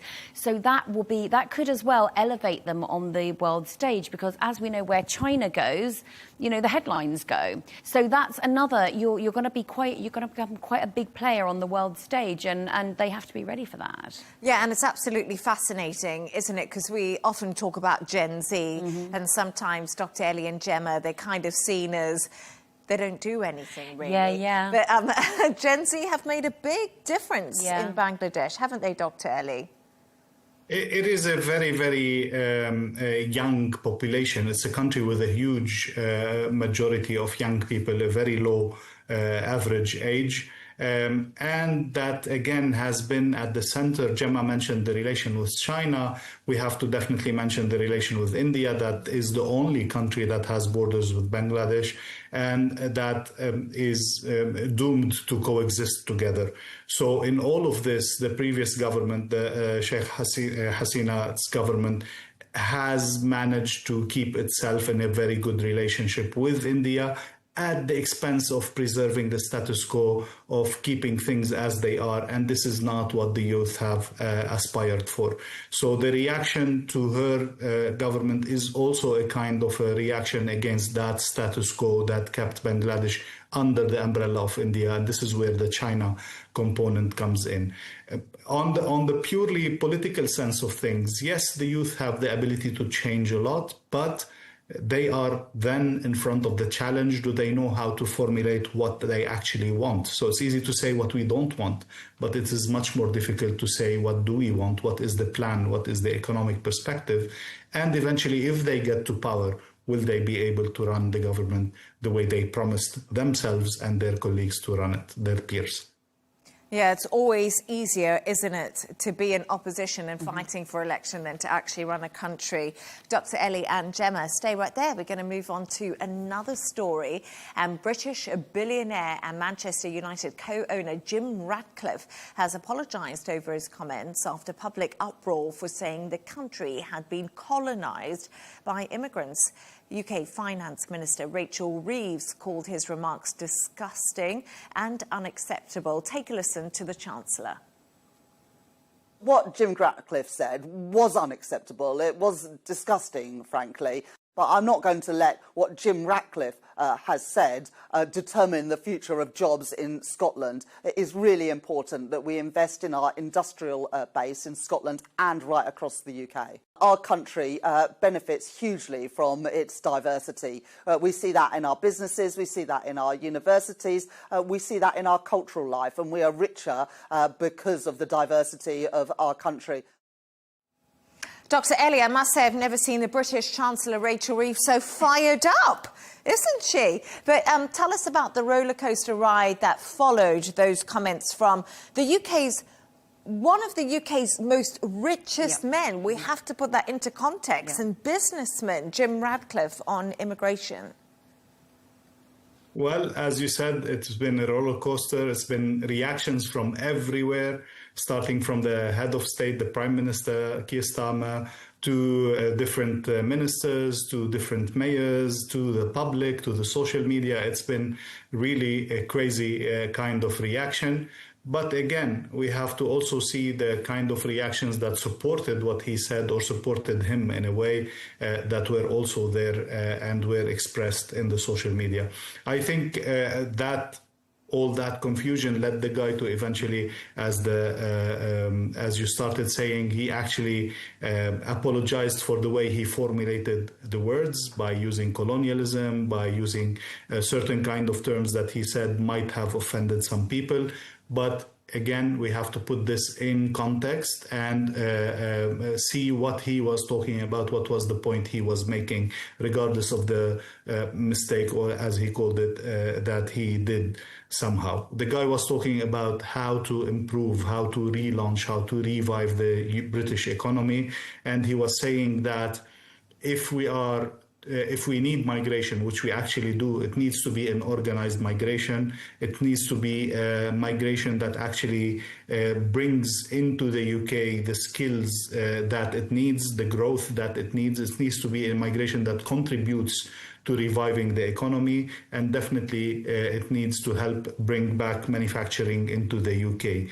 And one of his also criticisms to Keir Starmer was that the Prime Minister is not taking the tough decisions that would actually make the economy revived again. He was speaking about welfare and benefits, with more than 9 people being on benefit. And again, all these arguments do have some economic legitimacy and are worth to be discussed and not to be completely dismissed. Many British people do think this way and do want to see that discussion unfold in the upcoming election or even in public debates. I think the reaction is a typical one from the whole division that we are seeing in all Western economies, notably in the UK, that is not allowing a healthy discussion of actual issues and actual problems, and is directly demonizing the other and cutting him out and accusing him of being all kind of bad things. And this is so interesting because this is a debate that is divisive in the UK, very much so, Dr. Ellie. And I feel like this could be a story we could have talked about the whole show, because it's fascinating when it comes to what Ratcliffe said and what's kind of been missed, because I know what Dr. Ellie is also trying to say. You know, he was making the fact that governments need to make unpopular decisions, and that's important in the UK right now when it comes to the cost of welfare. And immigration is actually the top of the electoral agenda. It's their main concerns, and that's something we can't forget. But how will these inflammatory remarks by Ratcliffe impact Man U? Because let's put it into context, they're also probably the biggest football team in the world, or the most well-known one. Yeah, and as a global brand, like, their global recognition is incredible.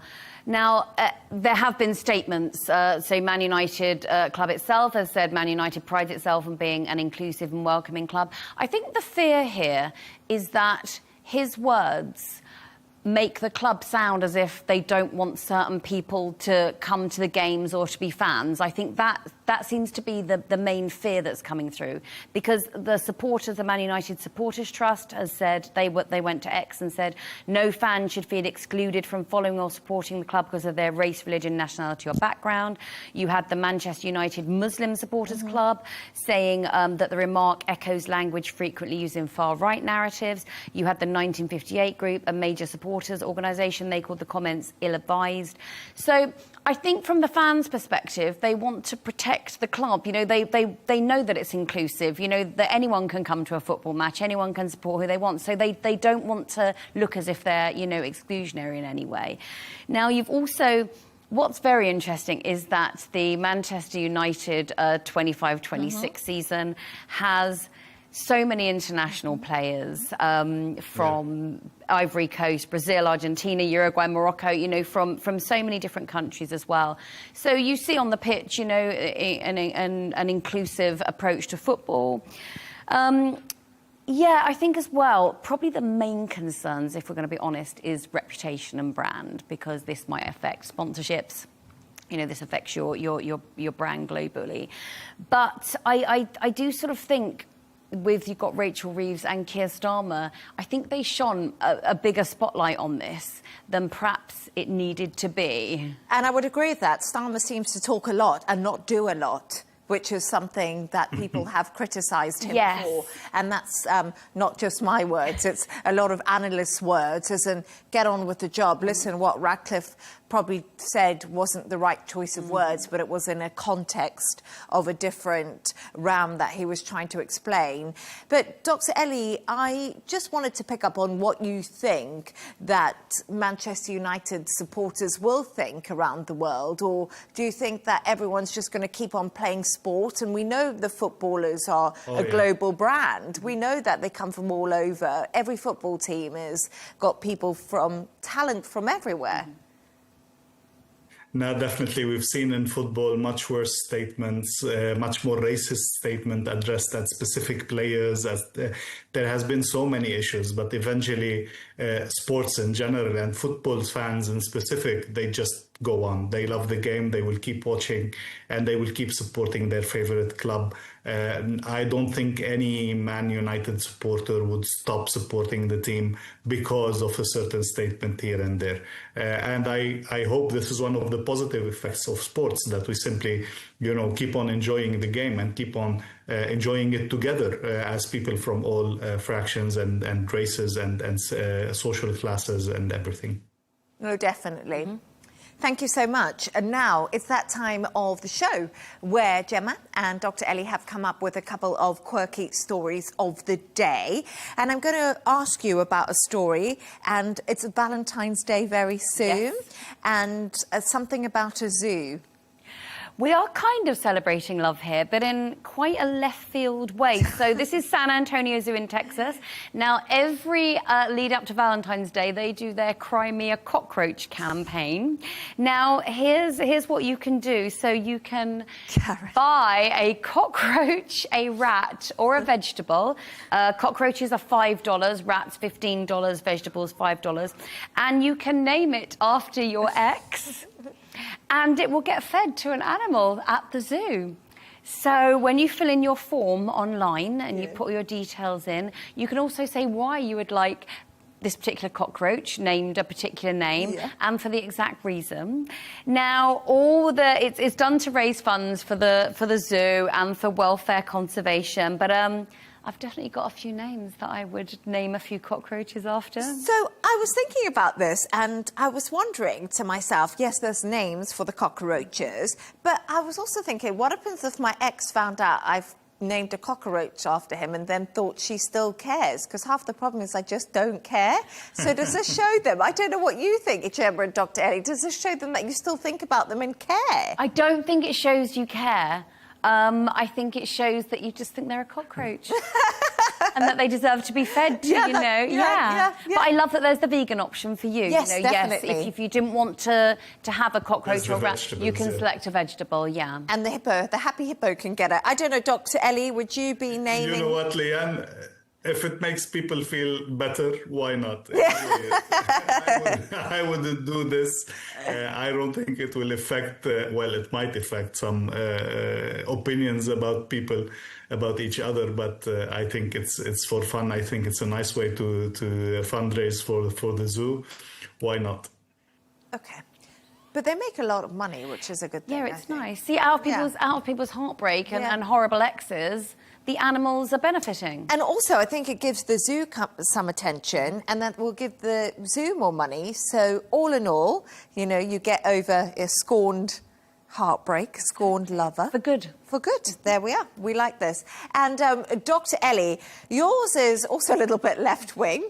How did an angel fresco that looks like Giorgia Meloni end up in a church in Rome? Well, it was, part of the renovation of a certain basilica. It's the Basilica of St. Lawrence in the Lucina, in one of the suburbs of Rome. And the painter came up with this story that we can see with the face of somebody very, very close to the facial expressions of Giorgia Meloni. And this, everybody saw it as such. Everybody started taking pictures. It became very popular until it came to the attention of the diocese and the Italian Ministry of Culture, that did not consider this as something okay. And they decided to act upon it and investigate with the person who drew who prepared this fresco. And the guy actually confessed that he did put it similar to Giorgia Meloni intentionally because he's a fan and he wanted to draw her as an angel.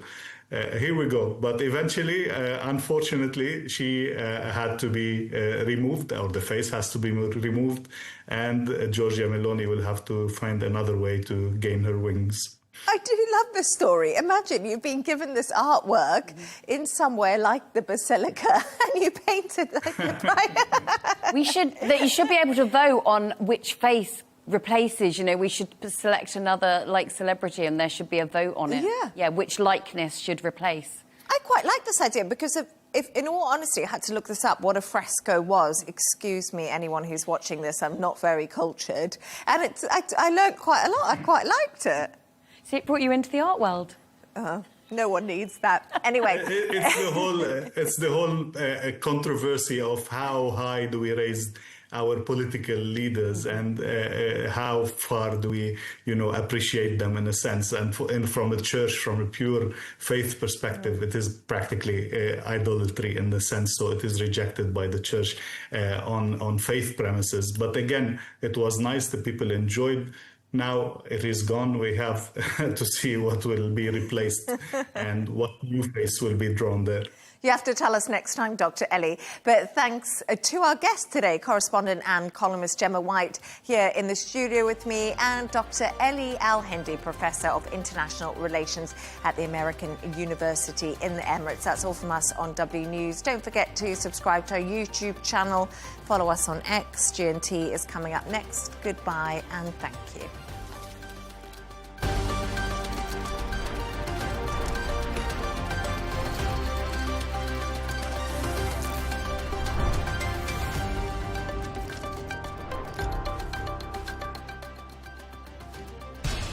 We have to take care of our people, and we're going to take care of our people first. For in-depth analysis and all the latest developments across the globe, make sure you join us every weekday. President Trump is trying to negotiate a ceasefire. With so much happening, so much information, and so much noise, international law will have no part in his administration. It can be hard to keep track. Tariffs will just fuel inflation. We're going to fight these tariffs. But you can count on us to tell you what you need to know. We stand by your side. Join me, Tom Burges Watson, for Global News Today, right here on Al Arabiya News.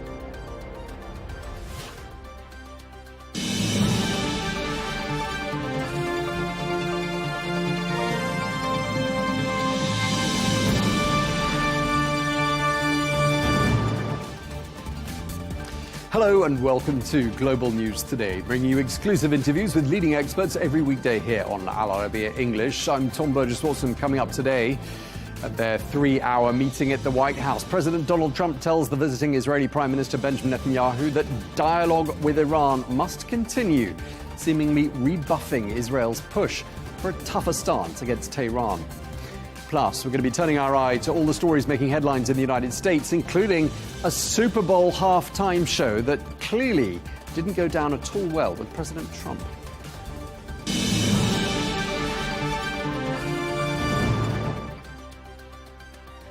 Hello and welcome to the programme. We begin with the latest on Wednesday's 3-hour-long talks between the US President Donald Trump and the visiting Israeli Prime Minister Benjamin Netanyahu. Well, the closed-door talks came in the context of recent heightened tensions with Iran. Well, it's understood that Netanyahu had urged President Trump to take a tougher stance towards Tehran and broaden the scope of the renewed dialogue from just focusing solely on Iran's nuclear program. But there are no signs that President Trump has agreed to this, and instead he insisted that negotiations with Tehran must continue to see if a deal can be reached. Meanwhile, President Trump said he is considering sending a second aircraft carrier strike group to join the major US buildup in the waters off the coast of Iran. Well, for more, we can cross now to Washington and speak to Andrea Stricker, who is the Deputy Director of the Non-Proliferation Program at the Foundation for the Defense of Democracies. Andrea, thank you very much indeed for joining us. Just picking up on what we were saying in the introduction, what do you think the Israeli Prime Minister Benjamin Netanyahu would have been trying to convince President Trump of yesterday at their talks at the White House? Well, great to join you, Tom. I think Netanyahu was likely talking to Trump about what may happen if he does strike. I think he is also pushing the president to be very careful about making a bad deal with the Islamic Republic. So those two top items, what happens if he does decide to use military force and the negotiations fail, but also this backup concern of his that Trump may be compelled to make a deal that the Islamic Republic will flout, will not agree to ultimately execute over time, and will likely use to just wait out Trump's time in office. Right, just listening to what President Trump has said in terms of postings he's put out on social media, I mean, it does sound like dialogue for the time being is his preferred course of action. I mean, after all, the US had a nuclear deal with Iran before, and I'm just wondering, I mean, if a deal can be struck, what needs to be different this time around? This time around, the president really does need to go back to his original demand for the full, total dismantlement under international verification of Iran's nuclear weapons program and pathways. So all remaining facilities, they would need to declare all of their past nuclear weapons work. They would need to restrain their long-range missile program and dismantle that as well. And then they'd also have to deal with funding terrorism and in reversing the horrible oppression and executions and torture of their people. So I think these demands are likely too tall for this regime. I think they would actually likely rather go to war than have to comply with those. Okay, let's talk about what Iran has by way of a nuclear threat. What's Iran got in terms of highly enriched uranium stockpiles? And could the country already, in your opinion, be in a position to build one or more devices? Well, thanks to the U.S. and Israeli strikes in June 2025, the program has severe bottlenecks and choke points in the pathway to nuclear weapons. I'd say they were set back about 2 years, if not further. What we've really seen them do is try to start to look at what might have survived the strikes at the below-ground sites. They haven't touched really the Fordow enrichment site, which was the main facility under a mountain that President Trump struck. But they do have around 10, 11 nuclear weapons worth of this highly enriched uranium, which can be used directly in a nuclear device. So far, they likely have not been able to get to that. It's buried in tunnels at Esfahan that the U.S. had struck, as well as in the Fordow facility.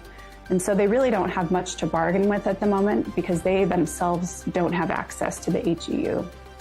Right, and you've probably seen the various reports and the satellite photographs that are doing the rounds.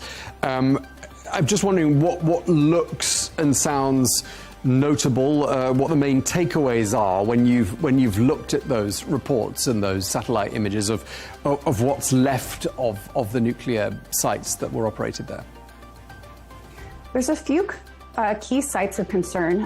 One is a facility that the U.S. did not strike, but is even more deeply buried than Fordow under a different mountain near the Natanz facility. And the Iranians were making a new centrifuge assembly plant, but there's enough space in that facility, likely based on the thermal imagery and other imagery, that shows that it could house a secret enrichment plant. And so perhaps President Trump, when he was speaking to NBC News last week, was talking about new activity at that site.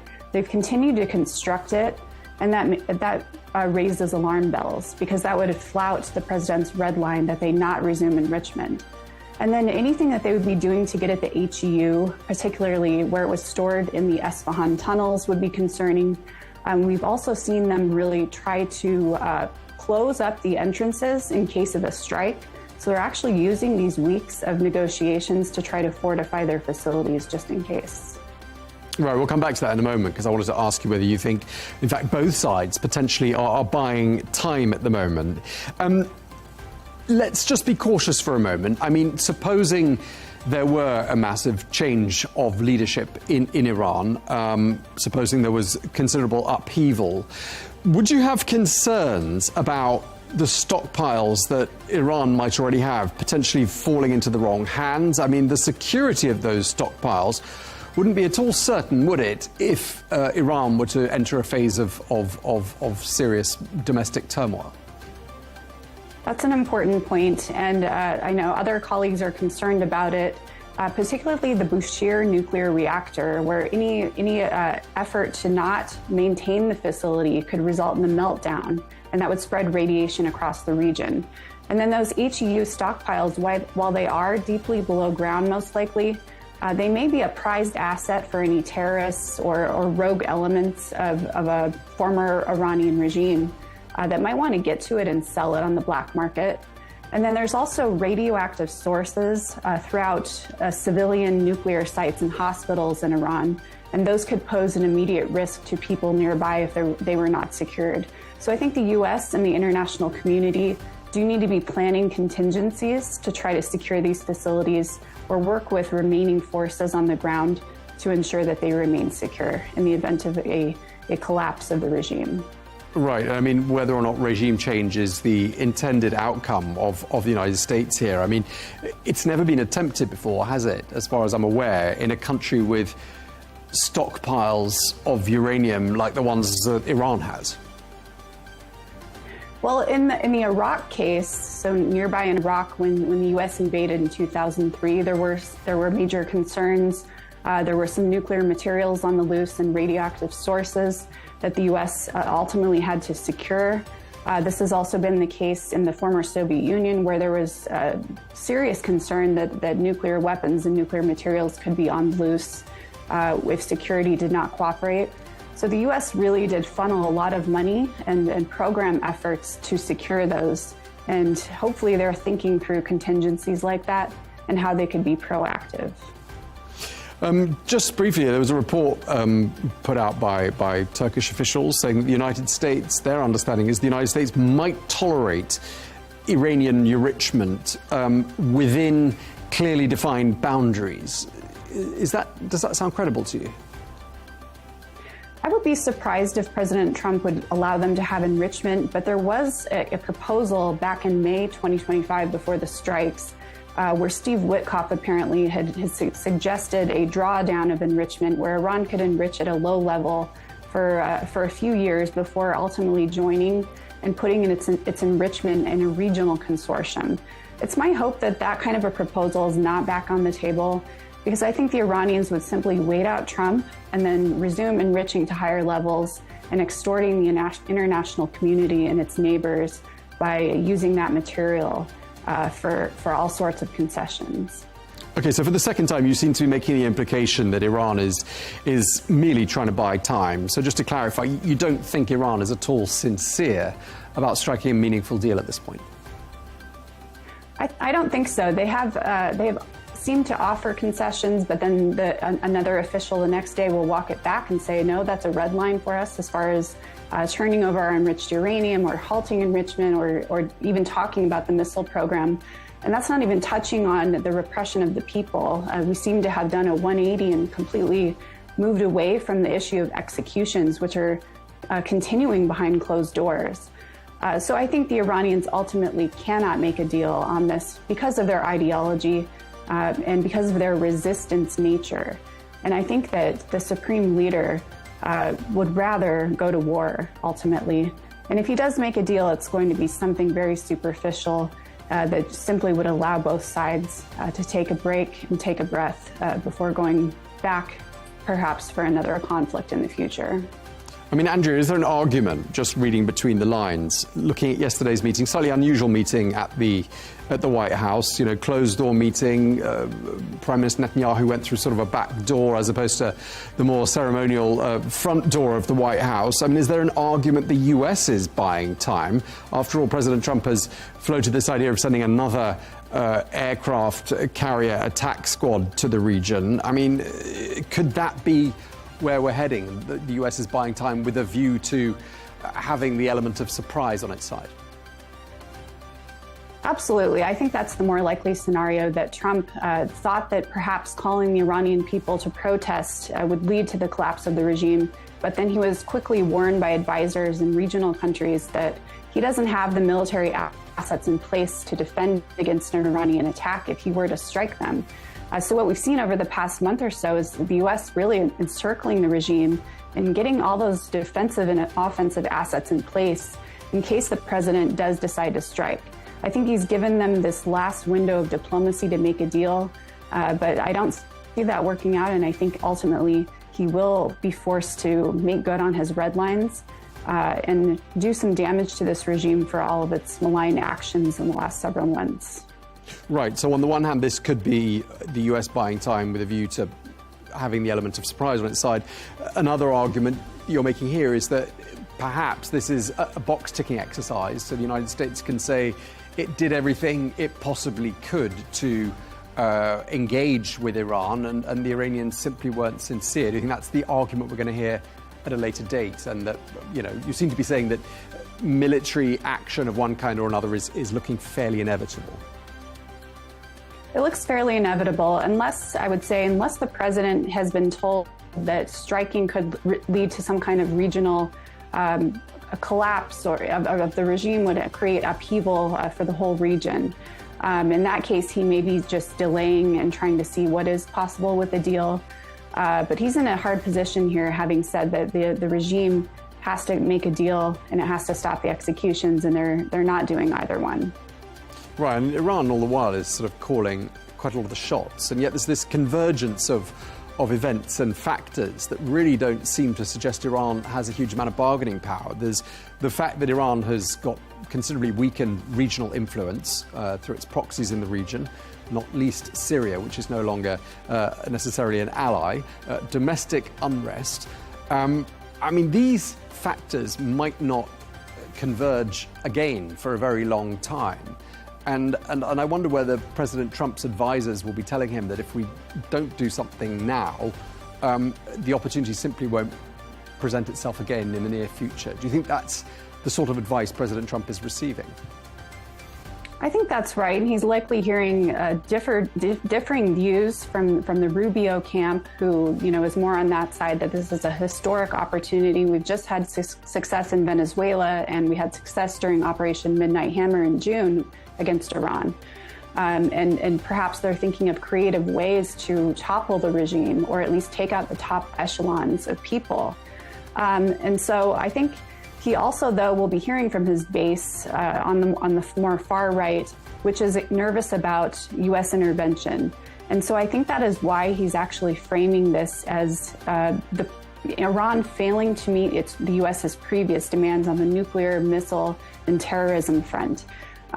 So by not making it all about rescuing the Iranian people, he makes it more about the threat to America and to the region.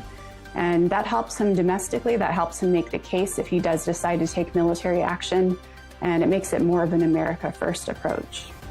Okay, just to wrap up this conversation, Andrea, just to conclude, your view, what's looking more likely at this stage? The United States strikes or the US folds?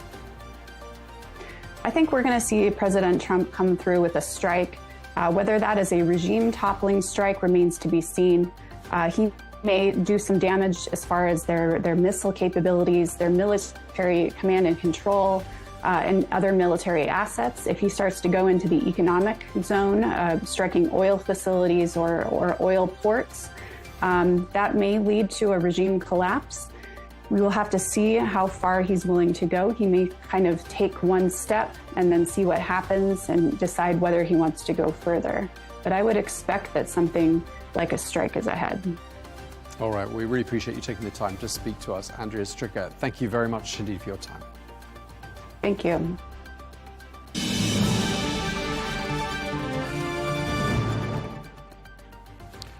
Well, let's get more now. We can speak to William Alberg, who is former director of NATO's Arms Control, Disarmament and Weapons of Mass Destruction Non-Proliferation Centre. He joins us from Berlin. William, great pleasure having you on the programme, as always.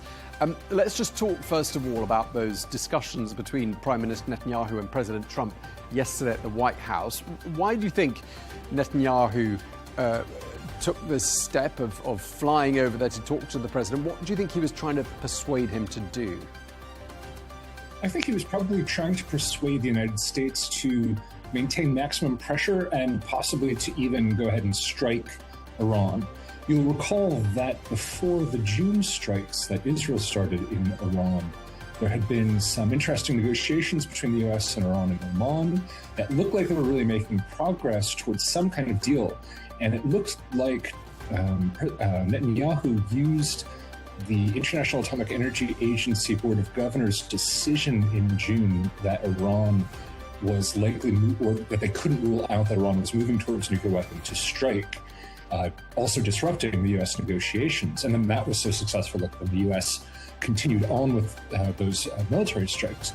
So I think with the fear that Iran and the United States might come to an agreement, Netanyahu would much rather further military action against Iran. Right. I mean, at the moment, just listening to what the president's been saying and writing on social media, dialogue seems to be the preferred course of action. And yet, at the same time, as you've been saying and others have been telling us, Israeli officials urging him not to trust Iran, not to believe its promises. I mean, do you think a deal will be reached? And do you think it would be advisable for President Trump to try to reach one? It's so difficult to predict. Iran's negotiating strategy to date has just been an appalling failure. I mean, brinksmanship, delay, and this really doesn't work with Trump. Trump would rather get some kind of rhetorical agreement and then work out the details later. Instead, Iran wants to front load all the details and delay and obfuscate. And it's just been a recipe for disaster so far. So you really can't tell. But on the other hand, striking a couple of nuclear facilities is one thing. Overthrow of the Iranian government or fundamentally destroying all of their nuclear capabilities, that's a much longer military campaign. I'm sure the U.S. would rather avoid that. But with one aircraft carrier in the region, the USS Lincoln, and now Trump threatening to send another aircraft carrier, which would likely be the George H.W. Bush, which right now is in Virginia. It would take around 10, maybe 14 days to get into the region. Plus with the U.S. global reach with its heavy bombers, it's a real threat. And that's, unfortunately, that's the right negotiating strategy, putting Iran under pressure before you go into negotiations. The optics of Israel visiting Washington can't only but help put pressure on Iran to come to some deal. But they have to just stop this obfuscation and delay, and everything takes 3 weeks, and they come to some minor decision, they have to go back to Tehran. That's just not going to work at this point. It doesn't work with Donald Trump. And so there's a real risk of strikes coming up. Right, so it sounds to me like you think perhaps Iran is, to some extent, playing games here and trying to buy a bit of time. That's true. I mean, you have to remember, before the strikes, one of the reasons the International Atomic Energy Agency Board of Governors judged that they could no longer prove that Iran wasn't going for a bomb. They had accelerated their enrichment of 60% enriched HEU. And really, anything past 20%, and you are so close to having a bomb. And we're talking about now, at the last measure, 440.9 kilograms. That's enough for more than a dozen nuclear weapons within weeks if they were able to complete enrichment and turn that into a useful nuclear device. So Iran was really playing a dangerous game before the bombing. And now we don't know where the uranium is. Iran has blocked IAEA inspections to be able to locate and account for all the material. So it's a bad situation. And really, I think Iran should just come to a deal, let the details be worked out between the two sides, but agree. And that's why I think the president of Iran, I think it was today, said that he would allow some sort of IAEA verification. I think that may be a sign that they're trying to put some concessions on the table, but ultimately, they still have to agree to the venue and the date for talks. I have some hope. And again, watching the U.S. ramp up the pressure, Iran making some concessions as we go into this, maybe they can come to a deal. There really is a deal space if the sides want it. So what you're saying is that, and what we've been reading is that Iran has got these stockpiles of enriched uranium, and they've got enough of it to build a device. Who knows? I mean, could they have perhaps already built one? In which case, isn't the discussion of how to prevent an Iranian nuclear program slightly futile at this stage? Well, I don't think they have a viable device. The problem is, if they actually crossed that threshold and built one nuclear weapon, their window of vulnerability is massive, because they would have to build the weapon in secret. They'd have to find a delivery system. Now, they have plenty of missiles that can deliver that, but they have to mount it. And then what are they going to do? Launch one nuclear weapon or threaten to launch one nuclear weapon? That would invite the U.S., with a lot of global support, by the way, to bomb the heck out of Iranian facilities and destroy any possibility of anything like that happening, and even bring about the specter of regime change. If they cross that threshold, that actually opens up a window of opportunity. If they were really going to proliferate, if they were really going to build nuclear weapons, they would need time and space to be able to build a number of them so that they could declare that they had a viable arsenal. So I do honestly think that there is some negotiation to be had here. But again, Iran has the capability, they have the knowledge. They're still building additional facilities to be able to hide these things. And so they would have to declare a level of transparency and openness to inspections from the International Atomic Energy Agency, assurances to the United States, and stop this approach of trying to get away with everything they can get away with in order for what they thought was leverage, but actually is vulnerability. I do think there's a deal space, but it's going to have to be under strict international safeguards from now on, with no more obfuscation, no more games. Ironically, it's going back to something like the JCPOA, the 2015 Iran deal, only stronger with more verification, probably without time limitations like that agreement had. And ultimately, I think the Gulf states have to be comfortable with any deal, because as you know, Iran has been disrupting the region, funding separatist movements, funding terrorism, giving missiles to separatist groups. A lot of that also has to be addressed, as in the long term, you're going to need a regional security stability arrangement that gives Iran some assurance that they won't be overthrown, at the same time prevents them from doing all the damage and killing all the people that they've killed in the Middle East. It's a very complex negotiation, but for now, let's see if we can get a nuclear deal done with real verification and transparency, with real limits that Iran honors, and go from there. Otherwise, it's going to be strikes and it's going to be uncertainty, and we'll see, what kind of turmoil that unleashes. Yeah, and if it is strikes and uncertainty, I mean, one of the uncertainties, just listening to what you're saying as well, that occurs to me is those enriched uranium stockpiles. I mean, is it dangerous? Are there hazards attacking a country that has stockpiles like this? And then as an extension of that question, trying to seek regime change in a country where there are these stockpiles, I mean, isn't there a terrible danger here that those stockpiles end up in the wrong hands? So, yes, I mean, there is a danger. What we're talking about is enriched uranium hexafluoride gas that then has to be turned into salts and then into metal and then into a sphere that you put in the center of a bomb that you can detonate. There's a couple of technical steps that I think Iran understands the technical challenge to, and they can overcome. But if you were to, we suspect that the actual containers with this enriched uranium may be buried under rubble. Some of them, according to IAEA reports, may have been moved off-site to another location. As to whether they're also buried at that site, we just don't know. So the location of that material is a number one concern, and the IAEA, the International Atomic Energy Agency, has demanded that Iran fulfill its safeguards obligations, its treaty obligations, and tell the IAEA where this material is, and they've refused to do so. So the first threat is that this material itself could now be vulnerable to theft, or as you point out, if US strikes occur, that it could be destroyed. Now, there is no threat except in the immediate area of the actual uranium storage containers of breathing it in, but it's not going to cause some Chernobyl-like event. It's not going to explode and cause a nuclear fission. That's not to be feared. But yeah, if you're in the room when one of these things it gets explodes, you're going to have a bad day. You're probably not going to live through that. But if you're 10 miles away, if you're 5 miles away, you're going to be okay. So the U.S. may prioritize destroying any containers with this uranium. It would be much better if Iran just declared them.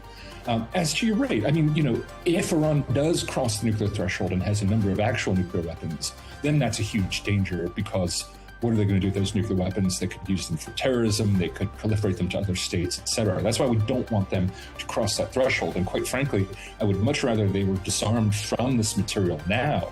The longer-term problem is that they've already gone through the intellectual exercise. They've developed the capabilities and expertise and technologies. So without real safeguards in the future, they could do this again. They could negotiate away what they've already enriched and then just wait and then build secret facilities, which we know that they've constructed additional ones that have not been bombed, and move material and technologies in there and do this again.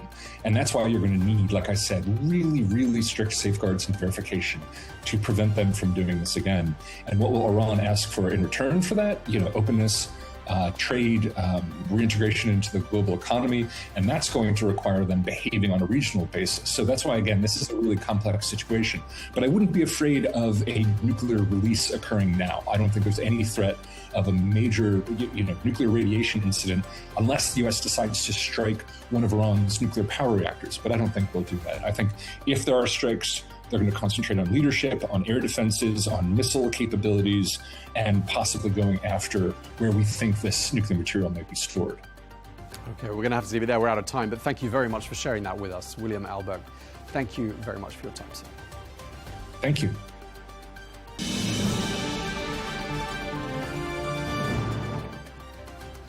Now, today is Thursday, which means that it's time for us to turn our eye to US politics. And joining us today to look through some of the top news stories of the week there in the United States, we're joined by David Kusnett, former White House speech director, or director of speechwriting, I should say, to President Bill Clinton. He joins us from Washington. Thank you very much indeed for joining us, David. We're also joined we're joined from Florida by Republican strategist Angie Wong. Thank you both very much indeed. Let's start with Iran, because we've been following developments there all week, and we were just discussing the situation in Iran with some of our guests. It's been reported that President Trump and Prime Minister Netanyahu held these closed-door talks on Wednesday, talks that lasted nearly 3 hours. Iran very much the focus of those discussions. Angie, let me start by asking you, what do you think Prime Minister Netanyahu was trying to obtain from President Trump, and do you think he left a bit empty-handed? A little bit. It seems that way. And the press has been trying to read the tea leaves since that meeting took place. It was a short press conference, but really nothing came of it. Benjamin Netanyahu came to the White House to ensure that his wish list was met when President Trump goes into talks with Iran. He had wanted certain things like their missile program to be limited. He had wanted their nuclear facility program to be eliminated.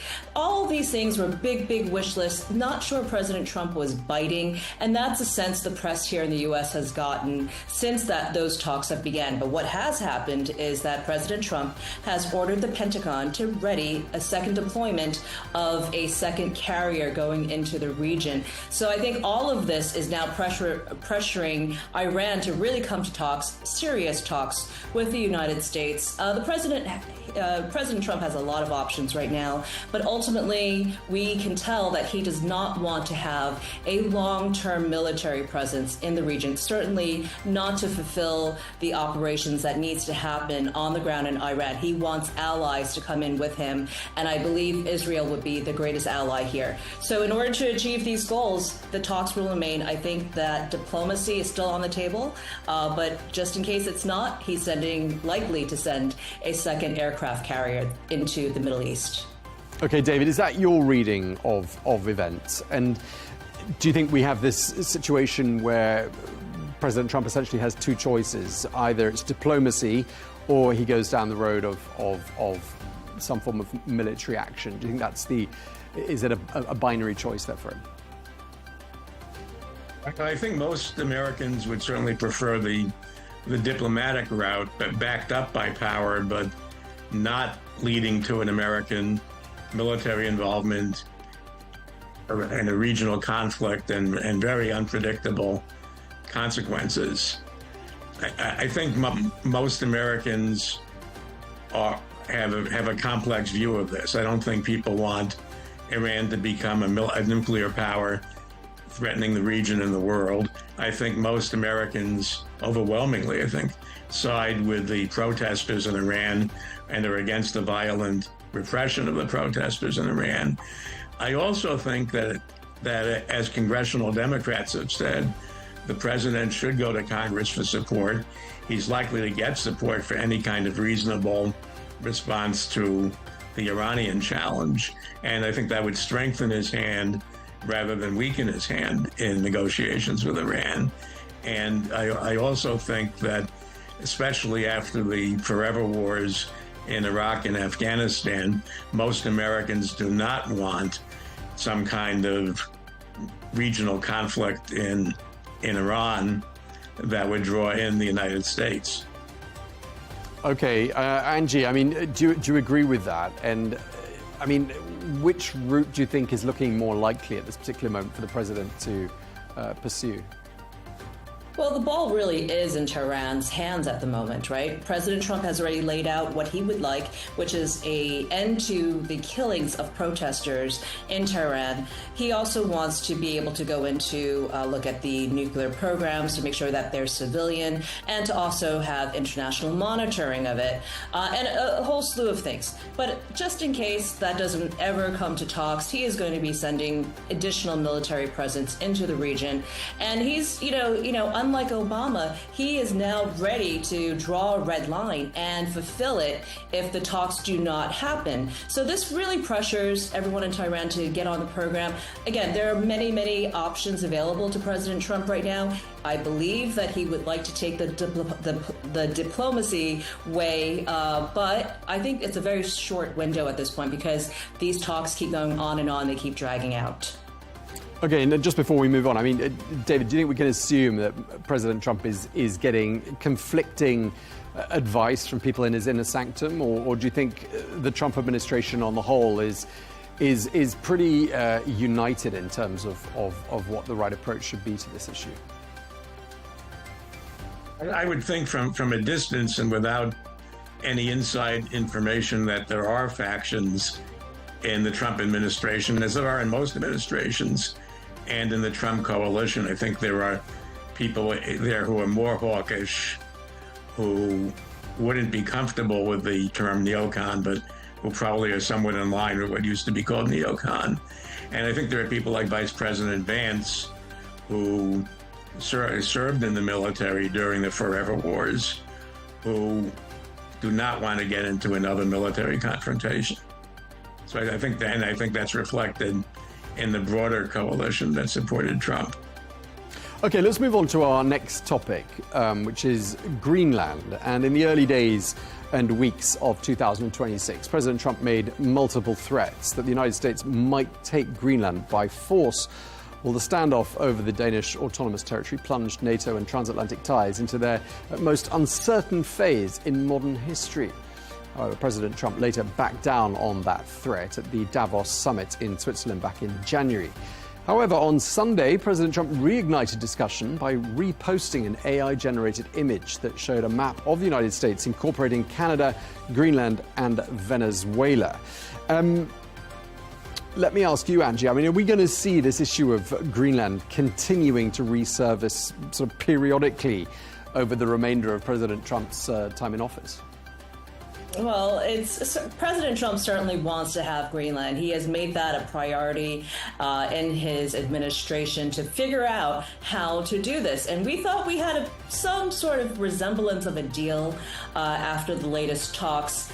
But it seems like that's gone nowhere, and he's gone impatient, which is what he does. He now is going to go to social media and put up these taunting posts. Why? Because everything has stalled. Here in the U.S., certainly the talk of acquiring Greenland has gone quiet, and he wants to reignite that. But that has also gotten the European and the Fines countries completely up in arms now, so much so that Sweden and other countries are now sending troops, air, land support to Greenland to patrol. So I think that President Trump said, look, I'm not done talking about this just because we went quiet on it. Doesn't mean it goes away. He really wants to acquire it both for national security purposes and also for all the rich minerals that are in Greenland and for also trade pathways. So he really wants this to be part of his legacy. I think he'll get it done. It's not going to be done right away. I hope that talks resume.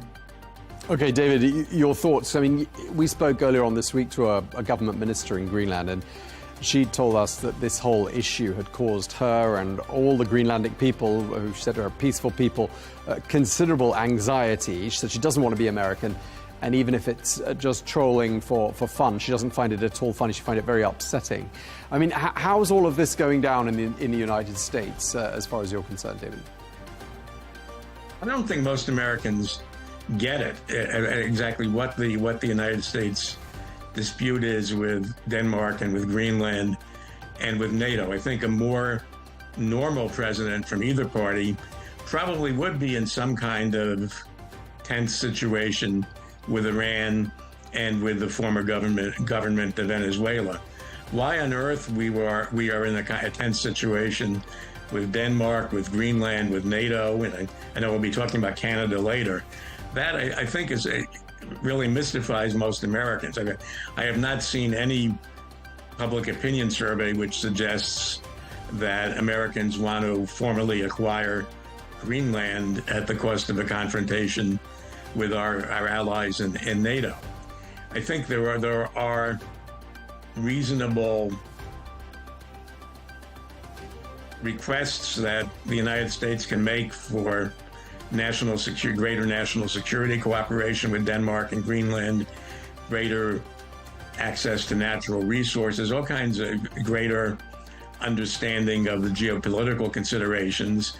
But I don't think you need formal ownership of Greenland in order for the United States to defend Greenland, to trade with Greenland and Denmark, to make some use of the natural resources there. And I don't think there's any reason to be talking about a confrontation with Denmark and with Greenland and with NATO as if they were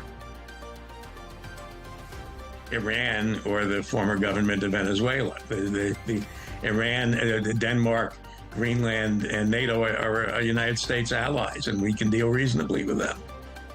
Right. I mean, Angie, do you think the U.S. political class really has bought into this whole idea?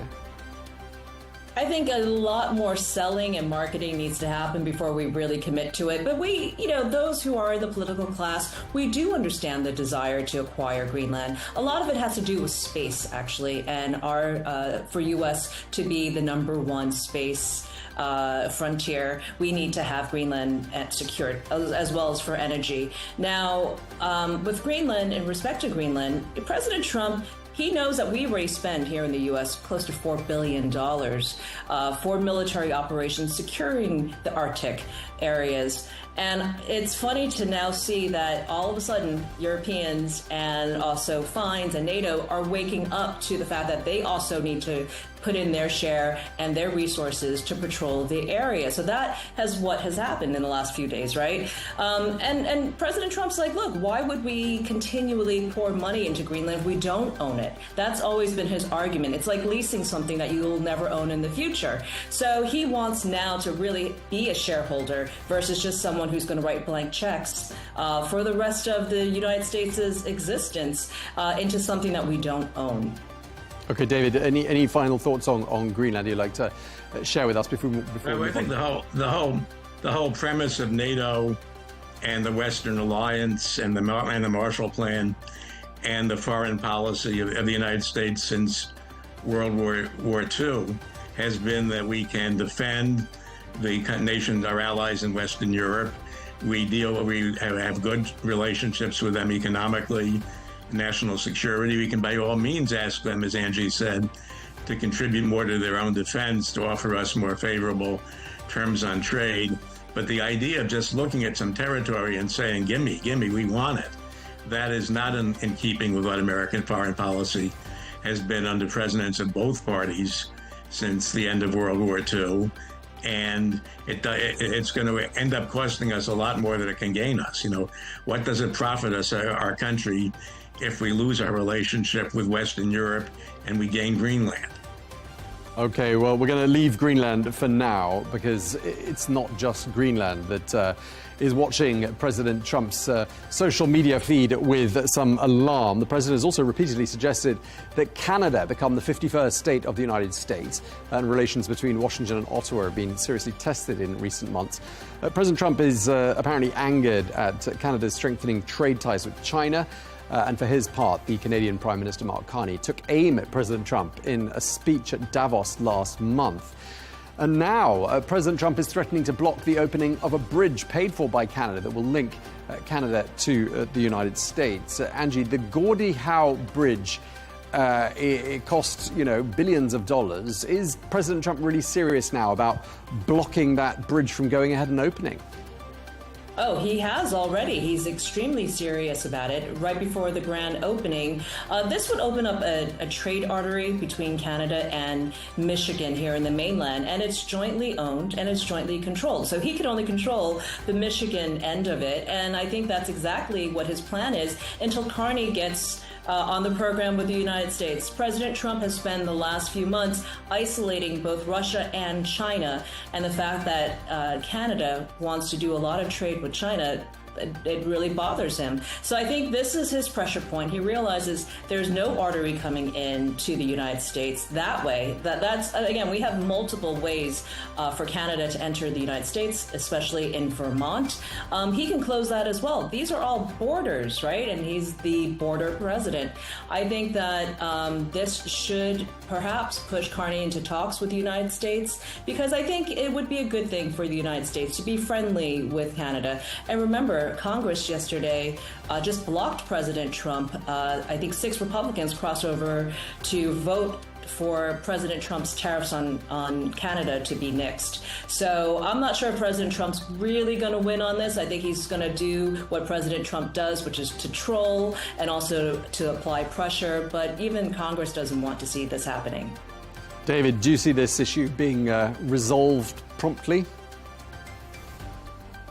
I would agree with what I think Angie was saying, that President Trump has run into opposition from his members of his own party as well as the Democrats on this confrontation with Canada. I think that as with Denmark and Greenland and the European Union and NATO, there's no reason to have this hostile relationship between the United States and our traditional allies. Canada, prior to all this, there hasn't been this degree of hostility between the United States and Canada since the United States Civil War. And the chronology is that President Trump was threatening Canada before Prime Minister Carney had the trade talks with China. So we were not responding to what Canada was doing. Canada was responding to what we were doing. There already is one bridge between the United States and Canada through Detroit. This would be the second bridge.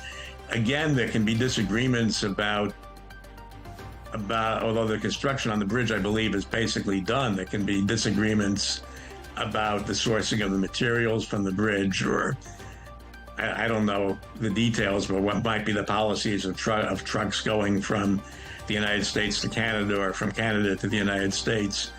But there's no reason for the bridge a second bridge between the United States and Canada through Detroit to be, to quote a song from my generation, a bridge over troubled waters. There's no reason for this degree of hostility about it. There's no reason for memes showing the United States acquiring Canada as a 51st state.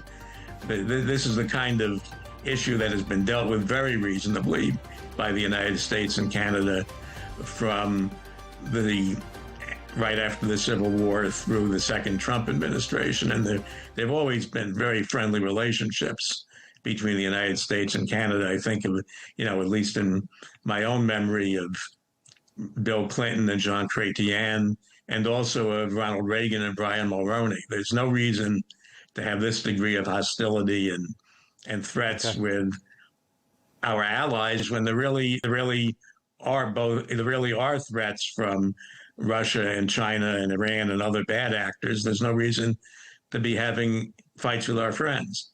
Okay, let's move on because we've got one more topic to get through and just a couple of minutes to do so. Last Sunday was the Super Bowl, and the halftime show didn't seem to go down at all well with President Trump. The show was, of course, dominated by the Puerto Rican rap star Bad Bunny, who performed almost entirely in Spanish, although the show was only the fourth most watched halftime show with 128 million views. The spectacle did generate more than 4 billion views on social media within 24 hours. Angie, President Trump called that show absolutely terrible. Why didn't he like it? Because it was absolutely un-American. The Super Bowl is one of the most American things you can do here in this country. And it is just like a pleasure every single year to get together with your friends and family, eat and watch the Super Bowl, even all the commercials. It is the most American thing you can do. So why was it completely done in Spanish when 78% of American households only speak English, right? So it's really excluding those who are English speakers.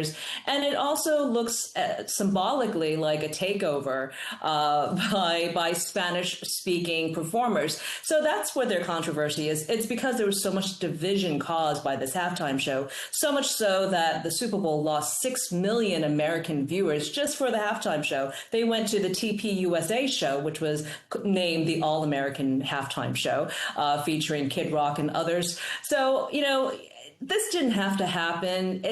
We just want sports to be sports. We don't need politics in sports as well. We just want a final release and a relaxation period, but we can't even have that when watching football. Okay, David, I mean, Spanish is the language of choice of Bad Bunny. It's also the language of Puerto Rico, which is an incorporated U.S. territory. I mean, why did the Spanish language performance cause such debate there? I mean, I saw it, and I don't speak Spanish, but it wasn't that difficult to understand, was it? I think most people got it, that it was an expression of joy and pride by people who are very, very much part of the United States. I want to commend Angie for citing an accurate statistic. She says 78% of Americans don't speak Spanish, which means 22%, my arithmetic is right, 22% of Americans do speak Spanish. And President Trump was saying no one understands Bad Bunny, and that would mean that 22% would have understood the words. And I think everyone watched and enjoyed the music and enjoyed the performance of it and enjoyed the pride and the joy. I think there's a lot of, the United States is not a monoculture. The United States is many cultures. And I think there are, people might have been, watching the show and having pizza or pierogi or buffalo chicken wings or any number of foods that have different regional or ethnic orientations. And Bad Bunny was the first to perform in Spanish. He may be for a while the last to perform only in Spanish, but that's part of America.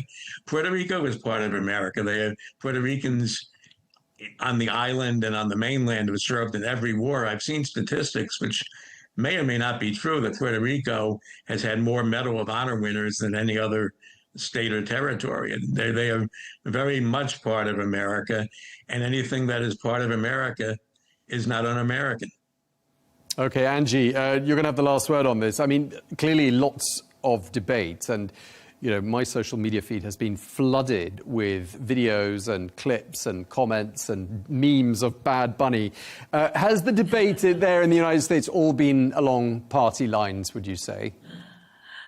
It's not so much party lines. This is great marketing for Bad Bunny. Maybe some Americans didn't know who he was. Now everyone knows who he is because of the controversy. So, you know, he walked away the winner clearly on this one. Remember, when it was first announced that Bad Bunny was coming on to do the halftime show, he said that Americans had 4 months to learn Spanish, right? We did not like to hear that. And then also there were rumors that ICE agents were going to be at the Super Bowl. No way. I mean, no one can afford tickets to the Super Bowl. I mean, I think it was something like $9,000 for the nosebleed seats, right? So there was just so much controversy and politics wrapped up into something that should be a pastime, a pleasure, a Sunday night sport. But, you know, that's what happens here in America, and certainly in Donald Trump's America. But yeah, I hope we don't have to politicize every single thing that we do here. So, but again, Bad Bunny came out the winner. Good for him. So you didn't enjoy it at all, did you, Angie? I didn't even watch it. All right. Well, it sounds like David did. And David, you enjoyed it, didn't you? Yes. Yeah. Okay. Well, it was certainly very colourful. Well, we're going to leave it there. That's all we have time for. Thank you both very much indeed. Angie Wong, David Kusnett, thank you for joining us for a look back on the week in US politics. Thanks, Tom. Thank you. Thanks, David.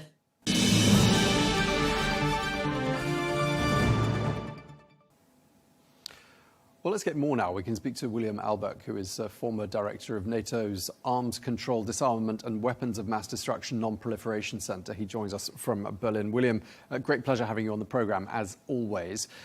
Let's just talk, first of all, about those discussions between Prime Minister Netanyahu and President Trump yesterday at the White House. Why do you think Netanyahu took this step of flying over there to talk to the president? What do you think he was trying to persuade him to do?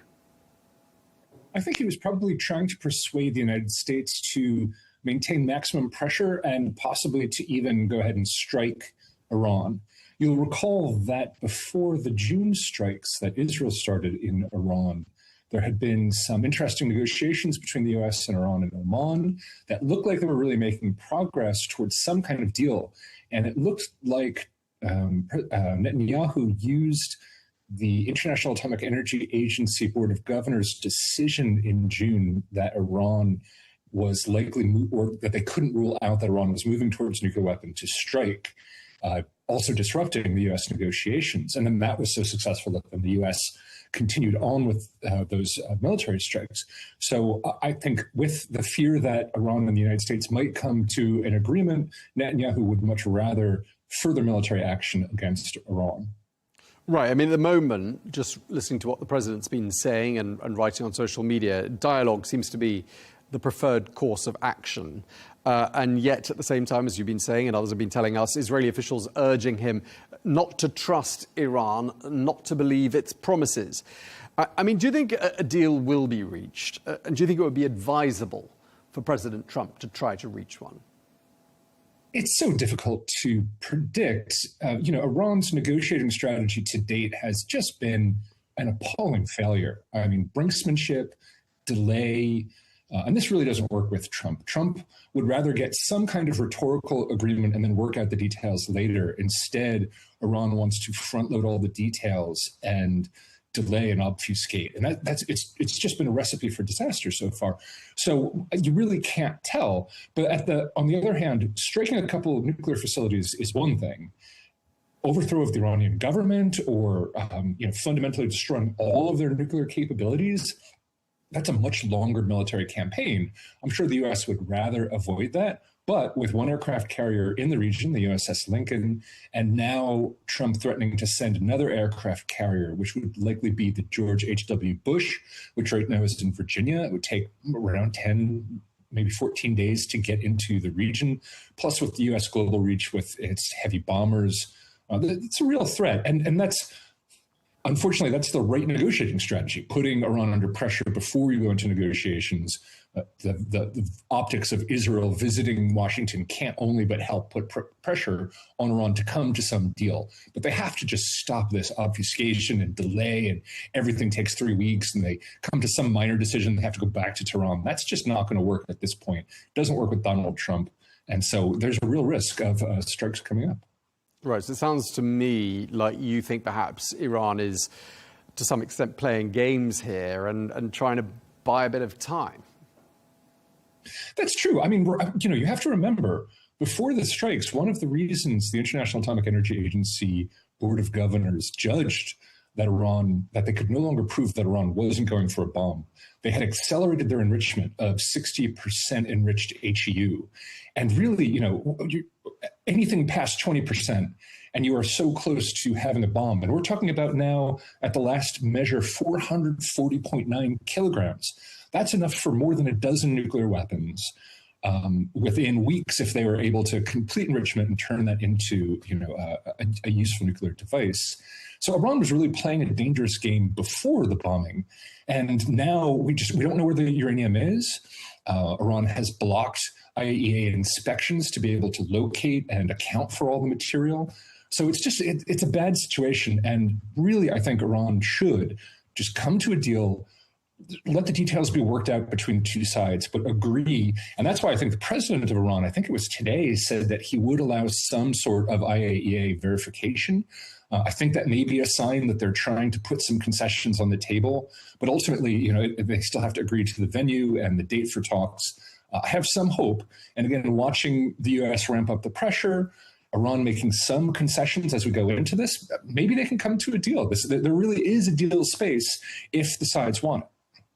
So what you're saying is that, and what we've been reading is that Iran has got these stockpiles of enriched uranium, and they've got enough of it to build a device.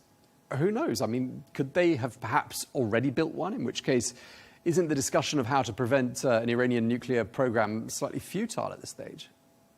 I don't think they have a viable device. The problem is, if they actually crossed that threshold and built one nuclear weapon, their window of vulnerability is massive, because they would have to build the weapon in secret. They'd have to find a delivery system. Now, they have plenty of missiles that can deliver that, but they have to mount it. And then what are they going to do? Launch one nuclear weapon or threaten to launch one nuclear weapon? That would invite the U.S., with a lot of global support, by the way, to bomb the heck out of Iranian facilities and destroy any possibility of anything like that happening, and even bring about the specter of regime change. If they cross that threshold, that actually opens up a window of opportunity. If they were really going to proliferate, if they were really going to build nuclear weapons, they would need time and space to be able to build a number of them so that they could declare that they had a viable arsenal. So I do honestly think that there is some negotiation to be had here. But again, Iran has the capability, they have the knowledge. They're still building additional facilities to be able to hide these things. And so they would have to declare a level of transparency and openness to inspections from the International Atomic Energy Agency, assurances to the United States, and stop this approach of trying to get away with everything they can get away with in order for what they thought was leverage, but actually is vulnerability. I do think there's a deal space, but it's going to have to be under strict international safeguards from now on, with no more obfuscation, no more games. Ironically, it's going back to something like the JCPOA, the 2015 Iran deal, only stronger with more verification, probably without time limitations like that agreement had. And ultimately, I think the Gulf states have to be comfortable with any deal, because as you know, Iran has been disrupting the region, funding separatist movements, funding terrorism, giving missiles to separatist groups.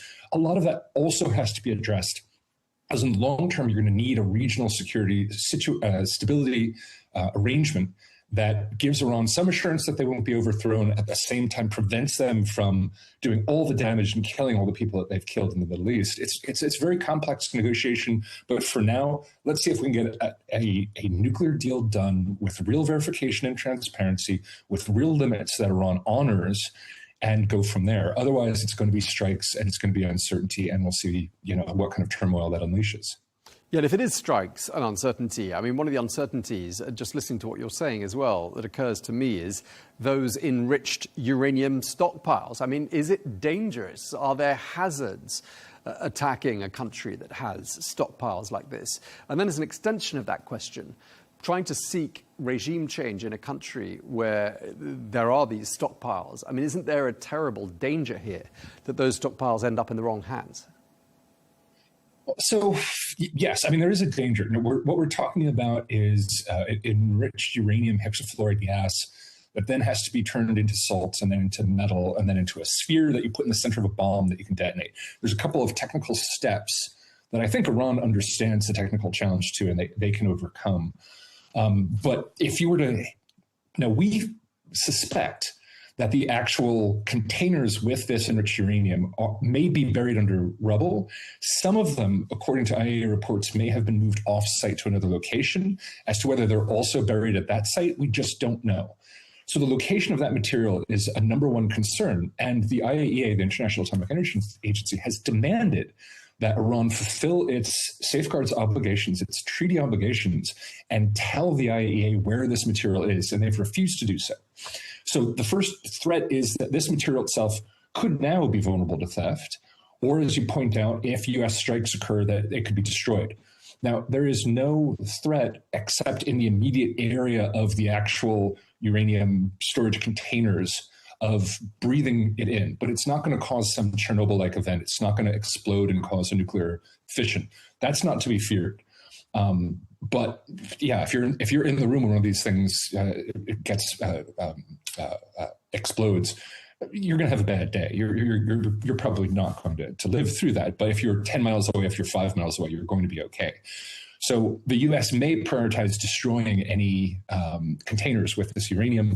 It would be much better if Iran just declared them. As to your rate, I mean, if Iran does cross the nuclear threshold and has a number of actual nuclear weapons, then that's a huge danger, because what are they going to do with those nuclear weapons? They could use them for terrorism. They could proliferate them to other states, et cetera. That's why we don't want them to cross that threshold. And quite frankly, I would much rather they were disarmed from this material now. The longer-term problem is that they've already gone through the intellectual exercise. They've developed the capabilities and expertise and technologies. So without real safeguards in the future, they could do this again. They could negotiate away what they've already enriched and then just wait and then build secret facilities, which we know that they've constructed additional ones that have not been bombed, and move material and technologies in there and do this again. And that's why you're going to need, like I said, really, really strict safeguards and verification to prevent them from doing this again. And what will Iran ask for in return for that? Openness, trade, reintegration into the global economy, and that's going to require them behaving on a regional basis. So that's why, again, this is a really complex situation. But I wouldn't be afraid of a nuclear release occurring now. I don't think there's any threat of a major, nuclear radiation incident unless the U.S. decides to strike one of Iran's nuclear power reactors. But I don't think we'll do that. I think if there are strikes, they're going to concentrate on leadership, on air defenses, on missile capabilities, and possibly going after where we think this nuclear material may be stored. Okay, we're going to have to leave it there. We're out of time, but thank you very much for sharing that with us, William Alberg. Thank you very much for your time, sir. Thank you.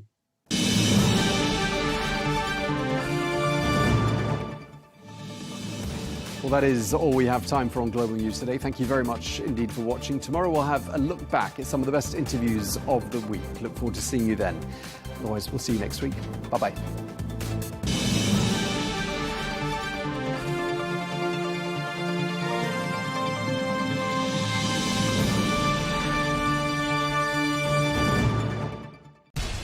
We have to take care of our people, and we're going to take care of our people first. For in-depth analysis and all the latest developments across the globe, make sure you join us every weekday. President Trump is trying to negotiate a ceasefire. with so much happening, so much information and so much noise. International law will have no part in his administration. It can be hard to keep track. Tariffs will just fuel inflation. We're going to fight these tariffs. But you can count on us to tell you what you need to know. We stand by your side. Join me, Tom Burges Watson, for Global News Today, right here on Al Arabiya News.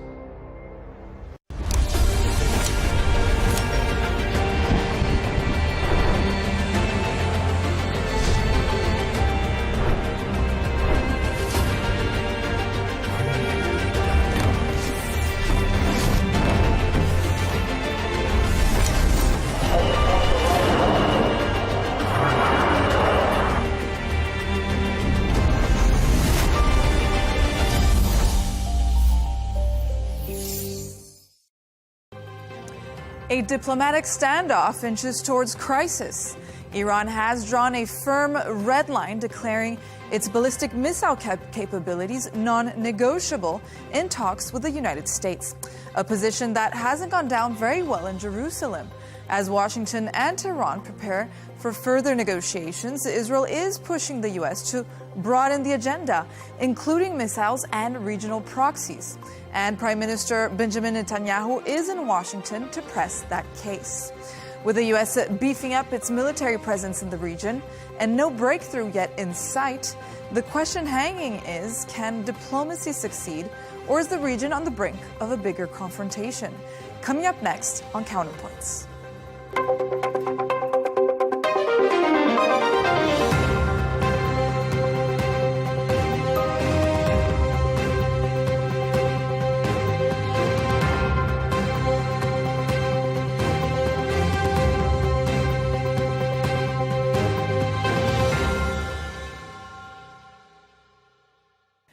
As Washington flirts with the idea of a narrow nuclear deal with Tehran, alarm bells are ringing in Jerusalem. For Israel, an agreement that caps uranium enrichment but ignores Iran's ballistic missile program and leaves untouched its support for armed groups across the region isn't diplomacy, it's déjà vu. Prime Minister Benjamin Netanyahu is expected to carry that warning straight to the White House on Wednesday, pressing Donald Trump not to settle for what Israel sees as a dangerously incomplete bargain. Iran sees any limitations on its missile program as an existential risk, given it has no other means to deter Israel from attacking the country without them. On this episode of Counterpoints, we'll discuss whether Israel is trying to persuade the U.S. to take military action, whether Iran is weaker or stronger than it appears at this stage, and what exactly is causing an impasse in negotiations. And will there be a new deal?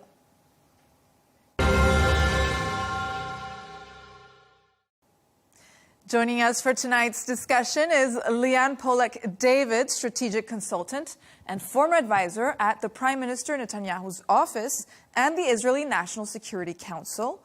Brandon Weichert, senior national security editor at 1945.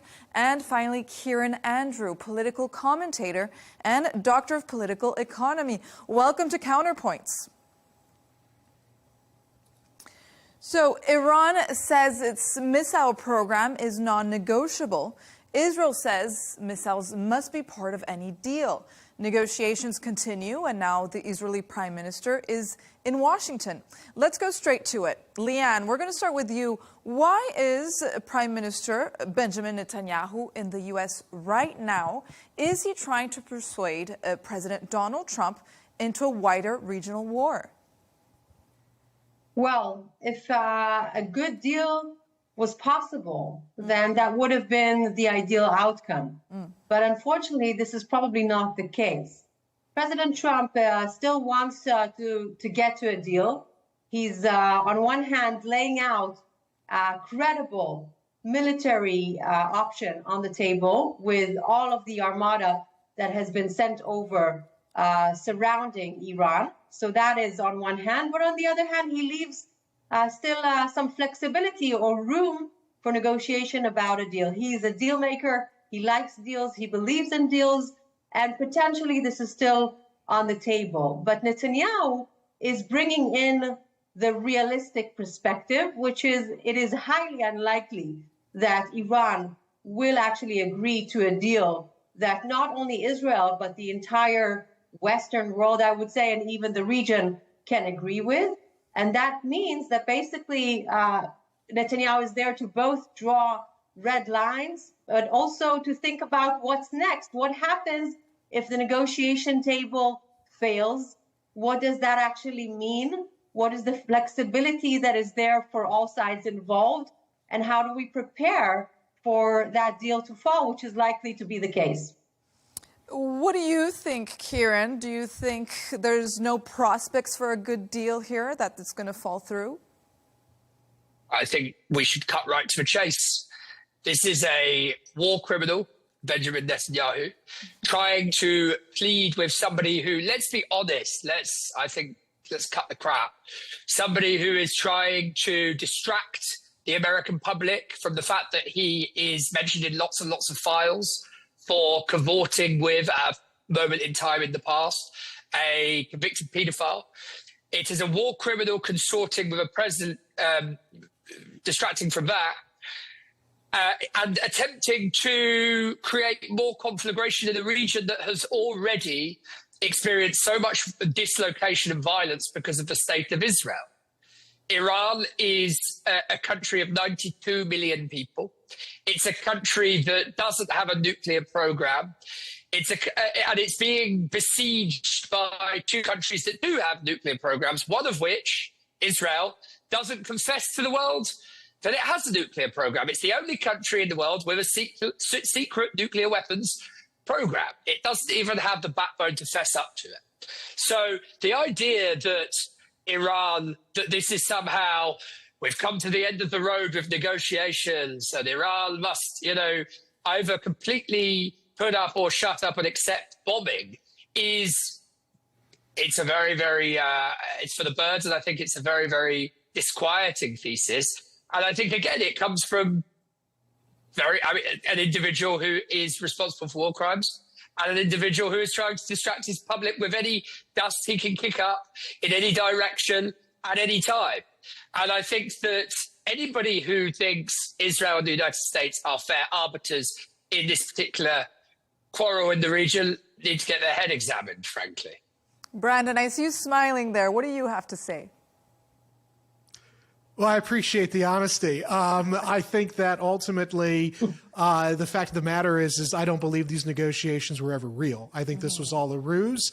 I know for a fact on January 15th, the president was prepared to initiate bombardment of Iran, and he was pulled back by the Saudis and the Qataris and the Turks because they said, hey, we're not going to be involved. If the Iranians unleash a missile barrage of epic proportions, which Iran will, at both U.S. bases in the region and Israel, we will not use our air defense systems to knock those missiles out. And that stayed Trump's hand. Then again, 2 weekends ago, I know for a fact Trump was ready to pull the trigger again. And it was his own Joint Chiefs of Staff who quietly said, Mr. President, the Chinese are ranging the aircraft carrier Abraham Lincoln with their Yaogan satellite constellation. Iran's anti-ship ballistic missiles are not to be laughed at. They're very serious threats to the carrier. We shouldn't go ahead. And now here we are with talk about another aircraft carrier coming in. You've got the largest buildup of C-17 logistics transport planes coming in. We haven't seen this kind of buildup since before Desert Storm in '91. I believe fully that the Trump administration long ago decided they were going to open up on Iran. I think Israel's coming in to seal the deal. I don't believe for a second that these negotiations are real. And I just think it's very unfortunate, not because I'm pro-Iran. I'm not pro-Iran's government. But it's because the Iranians have built up a very, very, very serious missile capability, hypersonic weapons capability, and drone capability that can and will overwhelm the air defenses of the region, notably if the Arab countries don't intervene. And more importantly, Israel cannot take that kind of missile attack. Their economy is already teetering after the last last year's missile attack, and that was a preview of what Iran will do, especially because Iran fully knows that this is not going to be like last summer where the Trump administration did pinprick strikes on nuclear sites. This is going to be a comprehensive regime change mission by another name, and the Iranians will go for broke to basically either stop that from happening or to just as a big FU to the region, because if they're going to go down, they're going to take their enemies down with them. Before going on to my next question, I want to remind our three guests that if you want to jump in and piggyback on other people's guest responses, so please allow me to do that if you don't mind. Of course. I have to say, regardless of what you may think of Netanyahu and your criticism with regards to his policies and the way that the war was managed in Gaza, this has nothing to do whatsoever with the fact that Iran is not just a threat on Netanyahu himself or on Israel. It is a threat to the region, it is a threat to the world, and it is a threat to its own people. So Trump himself has given a commitment to the Iranian people that help is on the way. Why? Because the Iranian regime is shouldn't have done that. Its own people. Tens of thousands of people have been slaughtered over the past few weeks, and President Trump has given them a commitment that he's going to help them. So, and nuclear Iran is completely is not a Netanyahu problem, and nuclear Iran is a global and regional problem, and this regime is a problem to its own people. So this is why this claim is completely irrelevant. And no, it's not irrelevant. You don't need to. You don't need to. Do with it. Yeah. I'll just quickly come in on that. Fair enough that you say that. You don't need to love the Iranian regime to understand that what you just said is geopolitically nonsense, frankly. I know where you sit, people think that, but in the rest of the world, most people unaffiliated maybe with their governments and government institutions, thinks that Israel is the biggest threat in the region. They see that the way that the Israeli government has conducted its genocide in Gaza is completely and utterly at odds with international law. They see that Israel attacks its neighbors very, very routinely, almost perfectly in lockstep with election cycles, that it is tied to political careers and to the election cycle, particularly of Netanyahu. You say it's not a Netanyahu problem. Netanyahu has been the political figure par excellence in Israel over the past 25, 30 years. That's how long he's been more or less in situ, with a couple of breaks, of course. And so it is, of course it's time. I mean, you're always telling us it's related. You're always telling us, well, we have to bomb Iran, because even if Iran doesn't directly attack other countries, it has its proxies with Hamas and with Hezbollah. So which is it?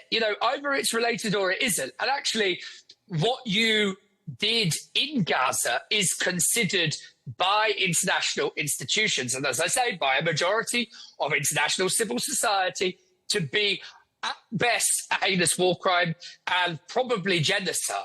So I think what you're saying is increasingly hollow in the corridors of power and among audiences internationally. I would just say this as well. Whatever you might think about a nuclear Iran, it doesn't exist. And actually, I don't know what our other guests think, or our other guest thinks about the Obama deal. There are a lot of things I dislike Barack Obama on. I think that deal was a perfectly good, a perfectly reasonable piece of statecraft in the region. It capped Iran, more or less, and it meant that there was none of this kind of wargaming that we see going on at the moment, which is terrible for the region and terrible for people in both Iran and indeed in Palestine and in Israel. So what do our guests think? The only thing that Iran violated this deal all the time and lied to the international community about it. So, it was a perfect deal. It was simply not really enforced, and it wasn't what happened was Trump took. What happened was the fact that you let's are just have a little bit of the fact Shall that we just you are fact check ignoring quickly? The Iranian regime and I'm not ignoring it. I'm not. Aaron, we'll let Leigh Ann finish. And to the region is beyond me. I'm not ignoring it. I'll just briefly say one thing. Mm-hmm. First of all, actually, it was Trump tearing up that deal that led to the Iranians, the deal lapsing and then the Iranians going off and doing their own thing? Of course, because the deal was torn up. That's the first thing. The second thing is, I'm not ignoring what the Iranian regime does. I don't like protesters being killed either. But there has to be a modicum of realpolitik here. You can't just say, oh, I don't like what that regime's doing. It's people, let's go and bomb a country with 92 million people in it after we've already created massive refugee crises across the region. Let's hug them, and then maybe they will stop killing their own people and pose a threat on the world. Nonsense. They will fight back. As our other guest said, they will Let's bring Brandon in. Brandon, what do you think? Are we heading towards an escalation, and is this the wise thing to do, or should Washington keep pressuring for a negotiation? I don't think negotiations can work because there's no consensus among the three parties involved. And the reason I say that is it's not even over the nuclear issue, because I have an entire book about, the Iranian regime and the nuclear threat and the ballistic missile threat. The big issue here is the ballistic missiles. And Iran doesn't really have a conventional air force worth noting. They have put all of their efforts into building out their ballistic missile capabilities, their hypersonic weapons, against which we have no active defense, by the way, and advanced drone swarms. We want them to give that up, and the Iranians are understandably, and I say this is not a fan of the regime, but understandably the Iranians are saying, hey, if we give up those ballistic missiles, then there's nothing to stop Israel and the United States from hitting us again like they did in the 12-Day War. And those ballistic missiles are the problem. They're very deeply buried right now in missile cities underground. We tried to hit them, as did the Israelis in the 12-Day War. That was ineffective, and the reason it was ineffective is because the Israelis have hardened the geology around those facilities. They will bring those missiles up to bear the minute that we begin dropping bombs. U.S. service members will be harmed, will be killed in those bases, and the Israelis, the cities like Tel Aviv, economic hubs, beautiful, amazing cities, will be rocked by these missiles. It will be utterly damaging. And I just want to make something very clear. This is not necessary at this point in time. This is a war of choice, and it doesn't make any sense politically for President Trump to be doing this right now at a time when he is set to lose the midterms because he's been focused way too much on foreign policy issues and not on fixing our economy. Leigh Ann, I do want your Israel perspective here, because if talks do move forward without missile restrictions and Trump focuses more on the nuclear talks, would Israel actually accept that, or would it move on its own in the region? So Israel would have to sustain flexibility to act upon existential threats, and ballistic missiles with such significant scope are indeed existential threats. We cannot allow that to happen. And so it's not only about what happens in a deal, it's also what happens after a deal and how much flexibility Israel sustains in order to deal with threats that are indeed existential. Now, we cannot also afford the proxy system to be revitalized. The proxy system that Iran has built for many years had only one single goal: to promote its own radical ideology and to suffocate Israel to the extent that it would be exterminated. We cannot allow that to happen. And our military proxy system has been vastly in Gaza, degraded. In Lebanon, that in proxy Syria, system has been degraded. There's no reason to do this now. So, Brandon, what is going to happen because they also want to negotiate the proxy system. So what do you think is going to be reached in a negotiation when it comes to that? Well, like I said, I don't think these negotiations are serious. I don't think there can be a negotiation because of these issues. Ultimately, I'm going to speak from the American perspective. I understand Israel and Netanyahu have their perspective, and they're going to do what's in their national interest, as are the Iranians, as are the Saudis and the Arabs. I can tell you right now, it is not in America's national interest to initiate what will become a full-bore regional war in the Middle East. We are not in a good position right now. Our stockpiles are drastically depleted. Thank you, Mr. Zelensky. We are not able to resupply. We are stretched thin right now. We've got issues going on in Latin America. We've got China doing stuff in their part of the world, which is much more important to us than the Middle East. And oh, by the way, we couldn't defeat the Houthis or the Taliban. What makes anybody think that our military right now, in its present condition, is able to effectively effect regime change, especially without boots on the ground? And we are not going to have boots on the ground. So all this is going to do is it's going to kick over a hornet's nest. It's going to cause instability and chaos all over the Middle East, and it's not going to resolve well for anybody, not the Arab states, not Israel, certainly not the Iranian people. My recommendation is go back to the Abraham Accords. We have abandoned the Abraham Accords. We need to be rekindling those. That was Trump's great coup de grace diplomatically in his first term, and we've shredded it with all of this excess and this militarism. Go back to that. My personal opinion on the Iranian front, I don't think America should be involved in negotiations at all. It's not our neighborhood. We should be pulling our forces out, drastically reducing, and telling the locals, sort your own mess out. It's not our problem. If you look at this from the Iranian perspective, which I know people often don't in the West, it's very simple.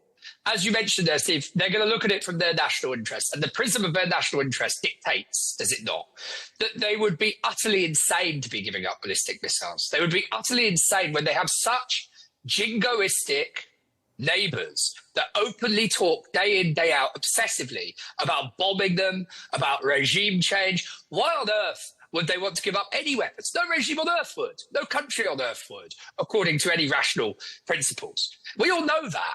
We're not allowed to say it sometimes because the people are our official enemies or they're not our allies. But we all know it on this call. They would be insane if they gave up their weapons, and they would be insane, frankly. And listen, I want to live in a nuclear-free world, but let's be realistic about this. Regimes with nuclear weapons survive. Regimes without nuclear weapons, they get toppled. Look at Saddam.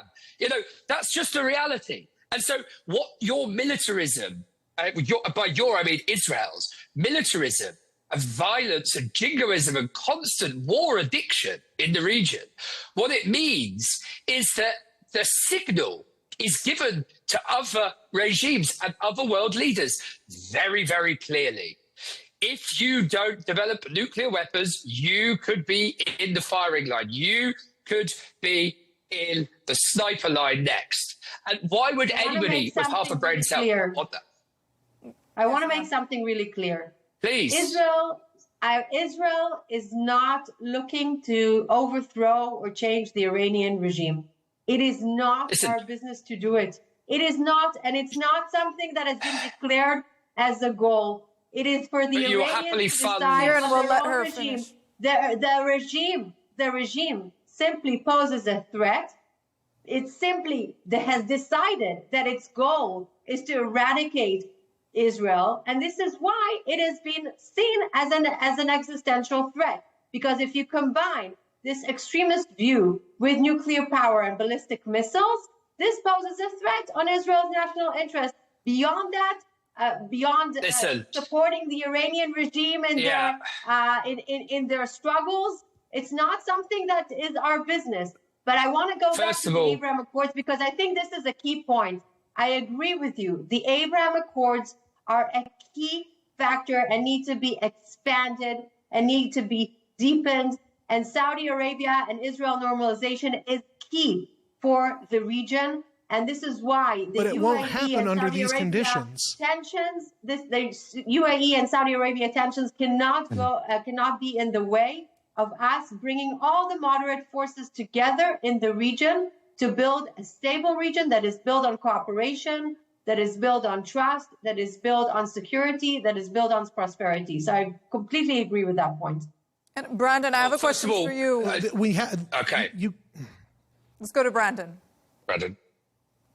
Well, I was just going to say real quick, then the solution now is not escalation with rolling the dice. The United States military does not have the staying power to do whatever Netanyahu and Trump think it has. And I know for a fact Trump has been briefed on this, and yet he's still fixated on the military option, which is a mistake. The solution is de-escalate.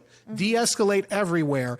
We have to go back to our neutral corners here, because that's the only way the Abraham Accords can go forward. Because right now the Arab states are looking around going, why would we deal with Israel according to the Abraham Accords if they're going to kick over our neighbor in Iran, and it's going to have chaos and refugee flows and insanity coming over? You've got to de-escalate right now. There has to be mass de-escalation. The American people want out of the region too, by the way. This is not sustainable, this policy. It's not. Brandon, another question. There is footage. We'll go to Kieran. Yeah. There is footage of Benjamin Netanyahu in 2003 begging the Americans to topple Saddam.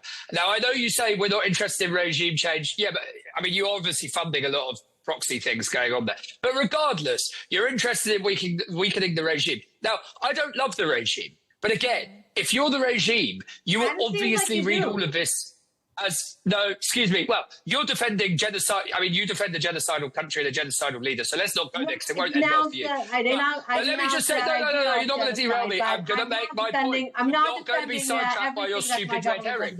I do not have any time for any regimes that kill their own people. But I, unlike you, am capable, first of all, of not supporting genocide, and two, of seeing things through the lens of realpolitik, of understanding that you might object to something happening in the innenpolitik, the civil society of a country, but also understand that, as Brandon has been saying, it might create huge regional instability. Right? Those are two things that you ought to be able to hold simultaneously in your head. And that's what I'm trying to do.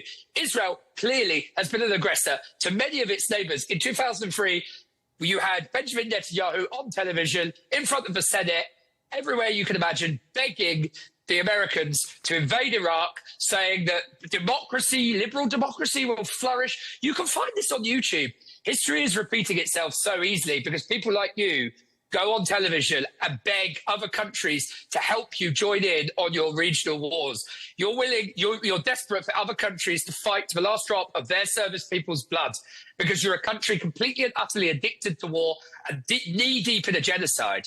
It is disgusting, and everybody can see through it. I'm not even going to respect everything that came out of your mouth with the response. Because you don't have anything to say. That's why. I will only say because this. You don't have anything to say. The only reason why now Syria, Lebanon, Gaza, and the Palestinians as a whole stand a chance of moving away from becoming an Iranian proxy and having a chance of having a new future is due to the military achievements of Israel. Now they need to be translated into sustainable solutions. But this is the only reason why Syria now stands a chance, why Lebanon now stands a chance, why Gaza now stands a chance. And so you're saying realpolitik, ignoring the realities on the ground in the Middle East and understanding the dynamics and what Iran has built here for years. Its proxy system is like completely detached. You're living in a fantasy land. I know you believe that, but you ought to know that nobody, more or less nobody, who isn't directly affiliated or being paid for by the Israeli government in the rest of the world believes that any longer. Maybe they did in the 1990s and the 2000s. No one does anymore. So you're talking to yourself. Brandon, I have one last question for you. I would just like to also... Yeah, exactly. Before moving on, my question to you was, you have Leigh Ann and Kieran next to you. Also, you could say whatever you had to say. But my question is also, do you think, is there any space for compromise? In which way? Between the Iranian and the Israeli negotiation, positions? Iran, Israel, and Donald Trump and the U.S. How can everyone be satisfied? No, I think I think President Trump has decided he's going in militarily. It's a question of when, not if. I think the negotiations are a ruse. I think that, I saw an image last night of Witkoff and Kushner meeting with Netanyahu in the White House. And that looked to me that indicates that they're moving forward. They may not say it out loud. Mm-hmm. They may drag Netanyahu publicly for political purposes, but I fundamentally believe that the decision has been made, and it's going to take a miracle to get off the off-ramp here. And I just want to say two other things. There's something that I think somebody mentioned Syria right before I started talking. I don't know how anybody could look at Syria as a success story. We handed that country over to an ISIS commander who killed U.S. troops. He killed U.S. troops in the Iraq War by the dozens. So it's, for me, that is not a success. And I don't know how putting ISIS or an al-Qaeda-like commander in charge of next door Syria is going to be good for Israel in the long run. I don't believe it will. I think there's another national security crisis for Israel now. I just said that Syria now stands a chance. Okay, I apologize. I couldn't hear everything. No, but yeah. No, but the subtext and of then what you're also saying is that Syria stands a chance. Sorry. As Iran marks the 47th anniversary of the Islamic Revolution, state media reported millions in the streets, waving flags, burning American banners, and chanting "Death to America." A show of unity and defiance, yet beyond the cameras, another soundtrack echoed through the Capitol. From apartment windows and rooftops, voices could be heard chanting "Death to the dictator." So the question is, are these rallies genuine expressions of national solidarity or a staged display of force masking deep unrest and regional tension? So, Kieran, we're going to go to you here. What do we know? Is Iran weakened enough that any type of military strike could actually be successful? I don't think so, for the reasons that Brandon has talked on the military hardware front. But I also think that it's far more complex than that. Now, I think that it's pretty clear that the regime has spent a lot of its political capital, any political capital that it had in 1979, and it had a lot in 1979 because of the nature of the prior regime. Whatever political capital it had, it has spent. And clearly, it still has its coalitions within Iranian civil society, but they've shrunk. They've massively shrunk. And what I would urge any people around the world who are genuinely concerned about how Iranians are treated by their regime, dissident or otherwise, is to allow that to play out, allow Iranians to organize, allow them to form coalitions in civil society through the economy, because remember, there's always an economic component to this. In Iran, it's that the merchant class has been screwed over by certain taxes on merchant trade and all the rest of it. The merchant class was historically one of the major bulwarks of the regime, of the Islamic Republic. They've been screwed over. And much like the Arab Spring, people forget about the Arab Spring, what an enormous economic component there was to all of the conflagration that we saw in Tunisia, Algeria and elsewhere. Basically speaking, large numbers of people in the economy started to lose. And the same thing has happened in Iran. So when Leigh Ann says, oh, it sounds like you love a regime, I hope that what I've just said shows that I'm far more nuanced than that. I have an understanding of what's going on inside the country. And I know that to some extent, they're probably on borrowed time. But I also know that when you bomb a country with a powerful figurehead and a class or a caste that's been in power since 1979, and there is no viable alternative. There is no power base that is homogenous enough to compete with that. You create not regime change, you create massive political vacuum.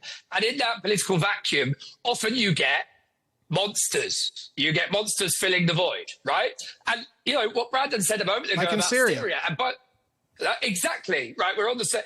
What you said about Syria, look where we are with that. And by the way, saying, oh, I wasn't saying that the new leader of Syria is great, but the subtext of saying the IDF has given Syria a chance is that the new leadership is hopeful and positive. And as Brandon rightly pointed out, he murdered American service people in the war in Iraq in 2003 and beyond. He is a jihadist. He's an Islamic fundamentalist. So I think that's just a small illustration of what happens when you take out regimes that have, over long periods of time, created their power bases, fossilized their institutions so that they're very embedded, very path dependent. If you nuke those, if you dissolve those institutions, you don't get a spontaneous upspring or upsurge of democracy. You get utter chaos. Brandon, what do you think? I have to say that I agree with that complexity. I agree with that complexity. It is not something that there's a recipe for toppling a regime and getting a better regime afterwards. there is risks of chaos, there is risk of vacuum, and nobody here thinks that just toppling the Iranian regime will get us necessarily to a right track. But there is also the element of what the Iranian regime poses in terms of the threat, both internally and externally. And to that, again, this is not an Israeli issue. There is a reason why, for example, the European Union has decided to sanction Iran. It's not just on the basis of the fact that because they go along with. They simply think that the Iranian regime should be supported. The Iranian regime poses a threat to the world, and this is why sanctions are coming from different angles, from different sides of the world. So, there is no easy recipe here, but there needs to be consistent pressure on the regime, and the regime cannot be allowed to hold kinds of weapons that pose existential threats to democratic countries in the region. Brandon, I'd love your thoughts on that. Well, I mean, there's much in there to agree with. I certainly, again, I don't trust the regime in Iran. I don't think they have our best interests at heart. I don't think they have their own people's best interests at heart. But at the end of the day, we're talking about capabilities and intentions. The Iranians, with these ballistic missiles that they have actually proven that the only time they're going to pop them off at us is if we start poking them. And so I think there's an off-ramp here. I'm not saying they're going to be always reasonable, but I do think it can buy time for cooler heads to prevail. Clearly, the Iranians understand that if they really go full bore, that's probably the end of their regime. That is inherently a deterrent, factor here. So I think there's much to build on diplomatically. You mentioned the EU, but remember, the EU was also getting trashed 10 years ago because they were the first ones to open up business ties with the Iranians once JCPOA, the Iran nuke deal, went forward. So I don't really know what holding them up is really going to do. I mean, they're a completely gelded, geopolitical entity in Europe, completely useless. If I were able to have any influence over the diplomatic track, I think you have very strong support in the Arab community, notably in Saudi Arabia. I think you have very strong support for not only doing some kind of a negotiated settlement, but also the Arabs fully understand that the Iranian regime is not their friend. I think you have a way to rehabilitate the Abraham Accords by getting a deal going and seriously going and negotiating with the Arabs and the Israelis. Bring the Russians in as well. Both Iran and Israel have very good relations with Moscow right now. We don't in the United States. Moscow could be a very interesting interlocutor, as could Turkey. There is a pathway forward. It will not be easy to get everybody to de-escalate, but it just seems like Trump and Mr. Netanyahu, and I understand Netanyahu has his own objectives here. He's a national leader. He's going to do what he has to do for his perceived national interest. I understand that. But I'm telling you from the American perspective, it is not in America's national interest to go to war right now, even if it's a limited air war. We will get sucked in to the geopolitical quicksand of the Middle East. China's just moved a Type 55 destroyer into the region. This has carrier-killing capabilities. The Chinese are signaling to Washington, if you knock out Iran, we're going to do something nasty to you. And I suspect it's going to be related to Taiwan. And right now, the United States cannot win a war over Taiwan any more than we can win a war over Iran. So this is leading to a very destructive place for the Western alliance if we do what's being proposed. We have to find an off-ramp. We have to bring these other parties in,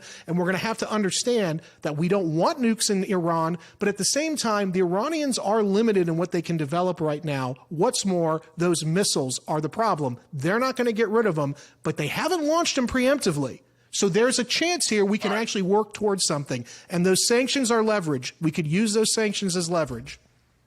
Leigh Ann, what do you... It's very nice to hear an American speaking like this. And we don't have to all go into Israel's... Unfortunately, I'm not listened to in the administration. Yeah, I wish you were. We don't all have to follow Israel into its quagmires, and Israel is, as I mentioned before, in my reckoning, and I think the empirical record bears it out, a war junkie. And I think that the reasons it's a war junkie inhere in the nature of the logic of the state of Israel right as it exists in 2026. And the colonization of Palestinian land, the destruction of Palestinian life. You say the IDF did favors for the Palestinians. Come on. That is the most absurd thing I've ever heard. Palestinians, and everybody else for that matter, knows that what the IDF is doing is systematically eradicating the Palestinians. Now, of course, you're going to say that's not true. It's because of Hamas and so on. We can all see it. So it's very nice to hear. I think that the world will be a much better place if Israel were told no more often. What do you think, Leigh Ann? I think that the fact, we're simply ignoring the fact that Israel was attacked on 7 fronts during the past 2 years, 2.5 years, and we fought for our own existence. This is what happened here. Now, through that fighting, new opportunities came about. Some of them were not even intentional. Like, for example, Syria was not intentional. Whether it's a success, we don't know yet. Right now, I'm suspicious as you. But there are changes and shifts that are happening in the region.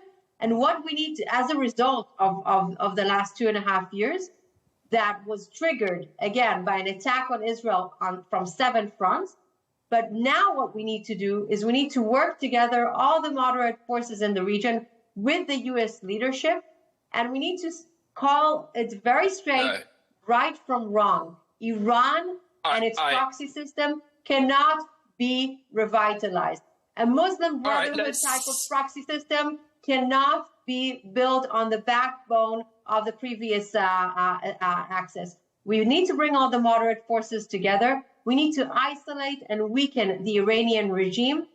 Can we do it through a deal? I wish. I hope so. I hope so. If there was, I can tell you, if there is a good deal that comes in out of the meetings, out of the negotiations over the next couple of days, I will be the first one to support it. I just don't see it coming. This is the only issue. In what world? Well, it can't right now because it's too extreme. Brandon, we'll hear what you say, and then we move on to Kieran. Yeah, in what world? Oh, I was just going to say, it can't. Oh, sorry. Yeah, I was just going to say, it can't. You can't get a negotiation, though, because everybody is in these extreme positions, and the Israeli-American side is taking such an intractable position on the ballistic missiles. Iran can't negotiate. Now, I'm not saying that we can trust them, but I'm saying clearly they know the stakes, so they're going to want to negotiate rather than go to war, jaw over war. But the thing here is also that we have to remember, you're talking about moderate voices, and I'm right with you. This is why I've been such a loud, outspoken proponent of the Abraham Accords. But I'm telling you, you're driving those moderate voices into the darkness with everything that's gone on in the last year and a half. Whether you believe what's going on in Gaza is national self-defense, and I agree after 10/7, Israel was justified to seek retribution against Hamas. I agree with you. But let's face it, Israel kept expanding the war in multiple areas. Sometimes they were attacked, sometimes they were expanding it. But the point is, now you've gone from being the victim to appearing as the aggressor, and those moderate voices in the Arab world, they're not speaking out because they can't. It's not politically tenable because the imagery out of Gaza is so horrific that now Israel's in a position where it's being isolated. And it doesn't have to be. There's a chance here to get some kind of de-escalation. De-escalation is key, and the way forward is what I'm saying. It's not by blowing up Iran. We're not going to be able to bomb anybody into democracy. It never worked before. It won't work now. It's going to make everything worse, especially for Israel.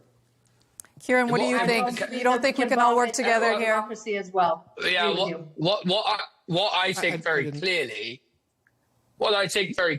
is that in what world does Israel get to claim that it is part of moderate forces or moderate parties when it's committing genocide in Gaza, it's an apartheid state? Well, I can see people sort of groaning, but the reality is Palestinians are people. They exist. Yeah, and they might not have power. I agree. I'm just. Okay. It's not. Okay. But this isn't really helpful to the conversation, in my opinion. Well, but it is bringing up the emotional. Well, it is. We are it's not talking emotional. about I tell Iran, you why. and I tell you why. We're talking about I tell you Iran, why. I and tell keep you why. talking about the Palestinian I tell you why. cause. Let's let Leigh Ann speak, and then we're going to wrap. Why bring that to I the can talk over you two, conversation and then nobody can hear anything. The only thing that Do you you want talk to just about. keep talking over each other, and then neither of us can hear anything, and the audience can't either? Right, I'll talk, then you can talk. I'll tell you why it's relevant. Because Israel manages to shapeshift and create this amazing situation in which it reconstitutes itself as a reasonable party in the region. So it's a country that commits genocide by most reckoning, or it's violating international law at the very, very least. It has wanted war criminals as a prime minister and a former defense minister. It's bombing neighbors. Sometimes it's expanding. You know, you use the language of the policy world. That's fine. But I'm trying to use the language of international law as well, so that it's not just cold, hard realpolitik and capabilities. Though I did do international relations as my undergrad, I also think it's important to retain a bit of that. The other thing to say is that Israel is now desperate to bomb Iran, and is asking the rest of the world to join it in that bombing campaign. But Israel is. May I remind Leigh Ann, your final words on the matter, please. Regime. Leigh Ann. Where is the controversy there? There's no controversy. It's not emotional. Israel has created an ethnocratic state. It's created an apartheid system. Why does that get to count? Or why does it get to count itself as moderate?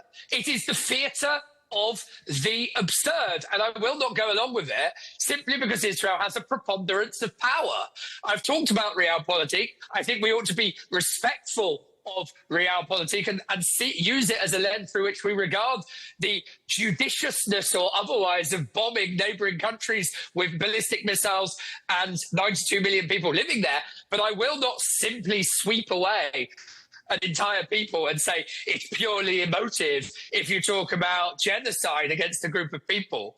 I mean, it's an important thing to consider. And I think... Thank you for your thoughts. Thank you for the thoughts here and passionate guests. Leigh Ann. I thought I was invited to a panel that talked about Iran, and it seems like this panel has been overtaken by the Palestinian Let's let Leigh Ann speak. We can talk about it maybe in another panel. But here, talking about Iran, look, if a deal can be achieved, I think that I personally would support it, and a lot of Israelis would.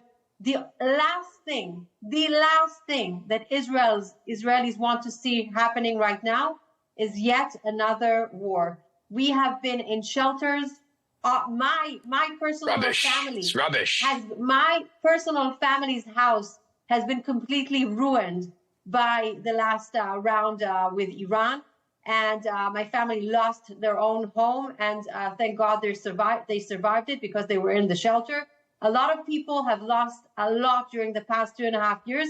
The last thing we want to see here is yet another war. But we need to make sure that in the regional dynamic, Iran does not pose an existential threat, not just on Israel, but on the region. This is not Israel's task. This is something that the U.S., as the leader of the free world, should lead on, and that the moderate forces, both in the West and in the region, should align with Trump's leadership. That's all. That's all we have time for, I'm afraid. Thank you to all our guests for joining us today, and we hope we can have you on again as further developments take course. Thank you so much for all the passion coming out of this panel. So joining us for the discussion was Leigh Ann Polak-David, strategic consultant and former advisor at the Prime Minister Netanyahu's office and the Israeli National Security Council, Kieran Andrew, political commentator and doctor of political economy, and Brandon Weichert, senior national security editor at 1945. Thank you all for joining us here at Counterpoints.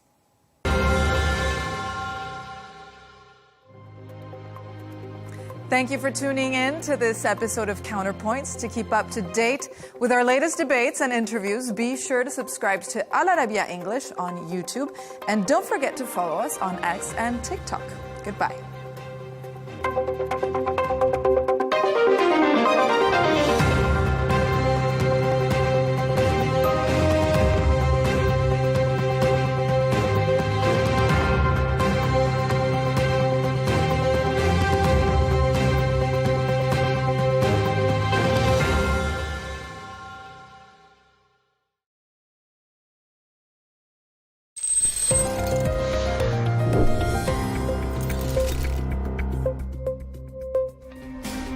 French prosecutors are pushing to uphold a 5-year ban on Marine Le Pen holding public office, which could block her from running in the 2027 presidential election.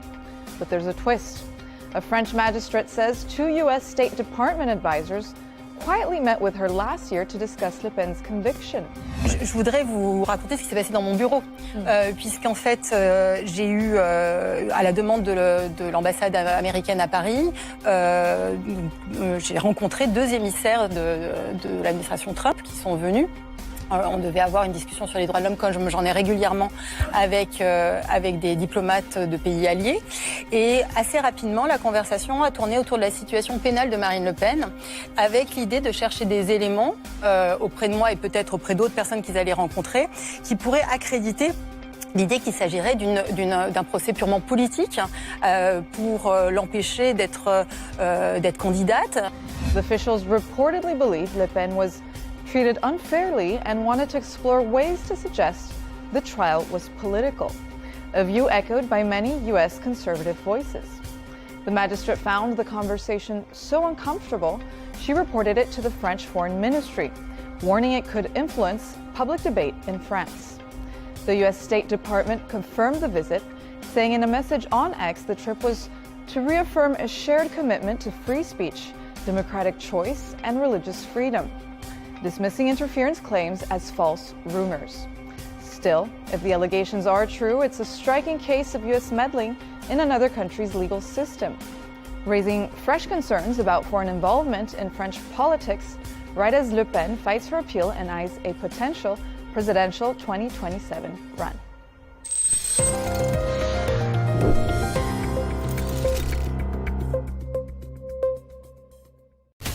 From the White House to Gaza, Kyiv to Beijing, elections, economics and the environment compete with conflicts and other complex issues for our attention.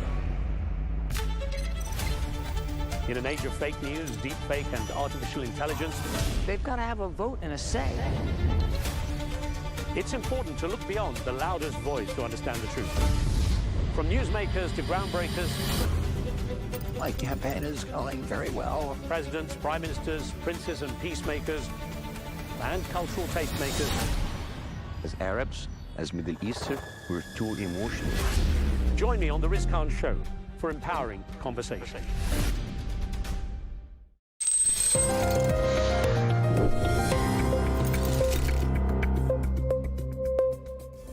I am Catalina Marchand-Abreu, and you're watching Arabiya English.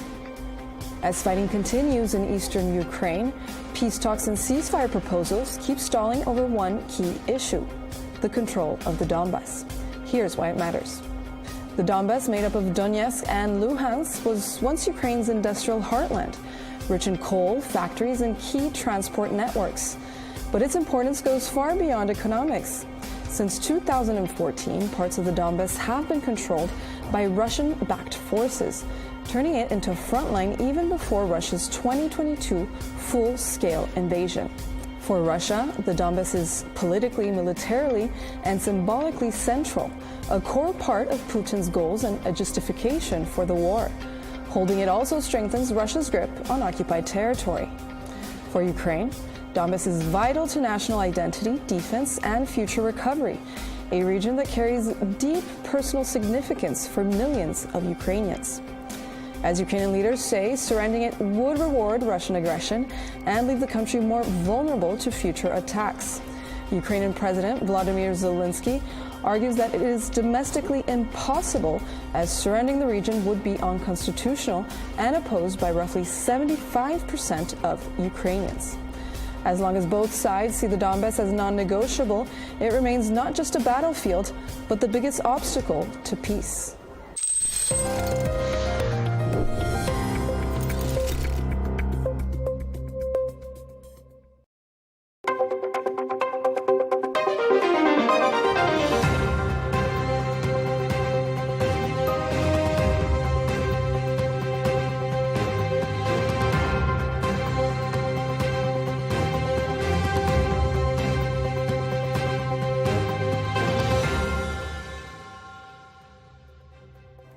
Hello and welcome to this special interview here on Counterpoints with me, Melinda Nucifora.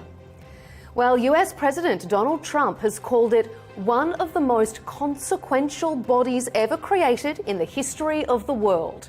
His Board of Peace has been officially launched, promising not only stability in the Middle East, but also an avenue for broader global conflict resolution.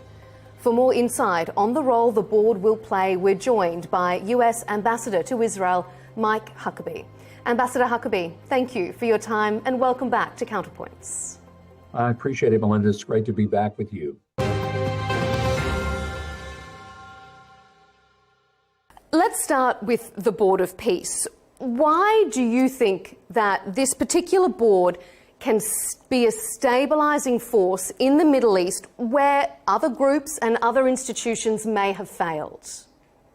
Oh, this is the first time we've seen anything this comprehensive that brings together people from across the political and even geographical spectrum.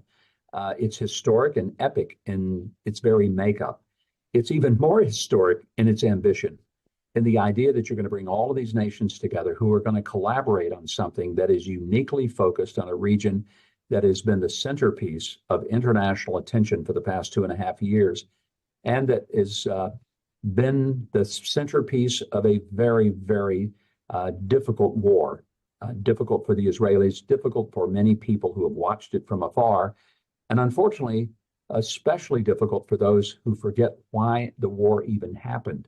And it seems like a lot of people talk about what the future of Gaza is. That's the appropriate thing, but I hope we never forget what initiated it, and that was the October 7th slaughter of over 1,200 people and the taking of over 250 hostages. Ambassador, there has been some concern from some politicians, from some commentators who are worried that the term Gaza isn't even mentioned in the Charter. Are you concerned, as the ambassador for Israel, that this will be too internationally focused and that the region that it was set up to stabilise may be forgotten in broader ambitions? I think it may be a fair concern just looking at it from a distance, but I can assure you that everyone that is involved in it understands exactly why this was created. Maybe it's because there's hope that the model of the Board of Peace can serve as a model for other places around the globe where there have been similar conflicts, similar injustices, similar instances in which a lot of people have been caught up in a war. And so I wouldn't worry too much about what isn't mentioned. I would focus more on what is mentioned, and that is that there has got to be now a real effort to try to disarm Hamas, get the last hostage back, then move very quickly to phase 2 and start building a better future for the people who choose to remain there. Can you see a situation where the Board of Peace, chaired by the President himself, gives a deadline to Hamas to disarm, gives a deadline to Israel to withdraw their troops? Do you think the Board of Peace will go that far? Whether it's the Board of Peace officially or whether it's President Trump, I not only can foresee it, I would almost be assured of it. President Trump is a lot of things, but being patient with people who signed an agreement and don't keep it, well, that's not something he's really that patient with. Hamas signed the agreement. Let's never let them forget that. They agreed to disarm. They agreed that they would not have a future in the role of governing Gaza. So for them to violate that, and then to violate the return of all hostages, which they, to their credit, they at least let all the living hostages go, and most of it is ceased, but there's still a remaining deceased hostage that's being held. That too was something they agreed to. So they're the clear violators of the ceasefire agreement, and they've signed on to say they would do it. I think you can count on the fact that President Trump will hold them to that. So you can foresee the president putting a deadline, in 2 weeks, on this date, they must disarm?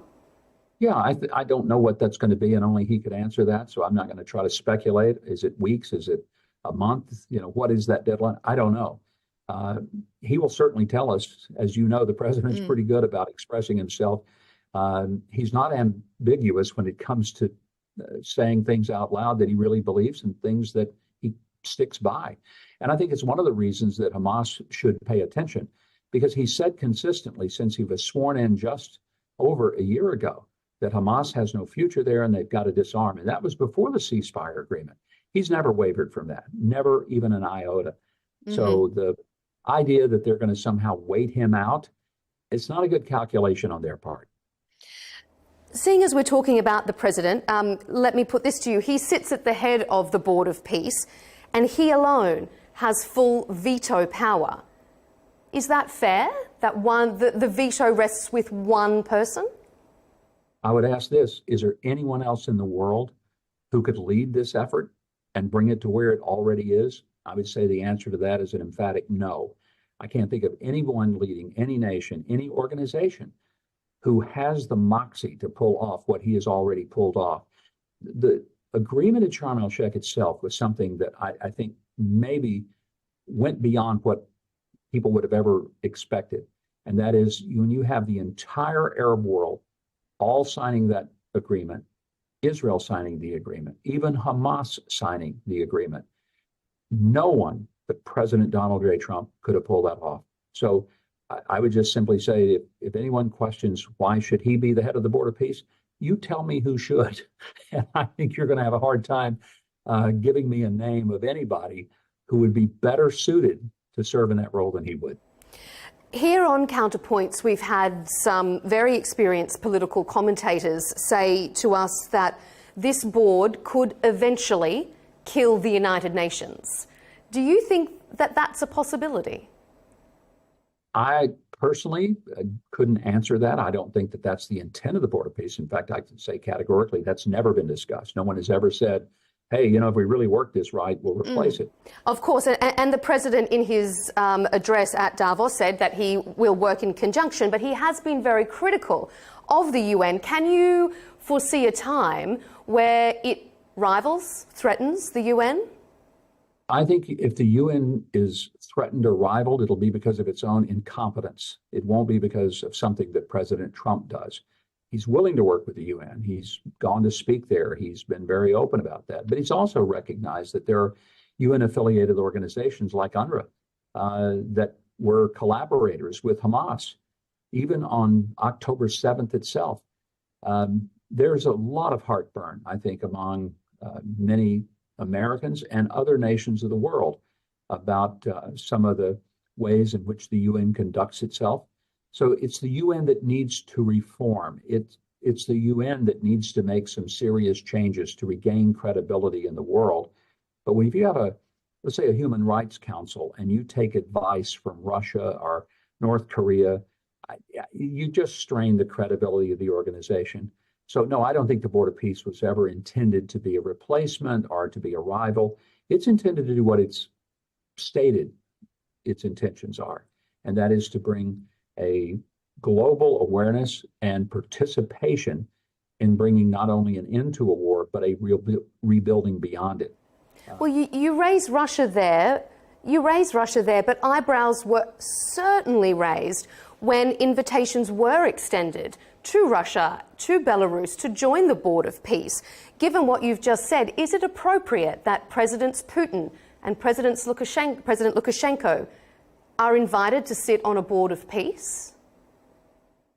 I think, again, the president wants to bring as many people together as he possibly can, hoping that if they are a part of the Board of Peace, that it will have long-reaching implications and maybe lead to points of peace in other theaters, including Russia, Ukraine. Let's hope so. We all want to see that one end as well. Would you like to see President Putin accept the invitation? Not up for me. Look, I'm keeping my eyes on the portfolio of being U.S. ambassador to Israel, and I have great respect and genuine sense of confidence in the president's decisions.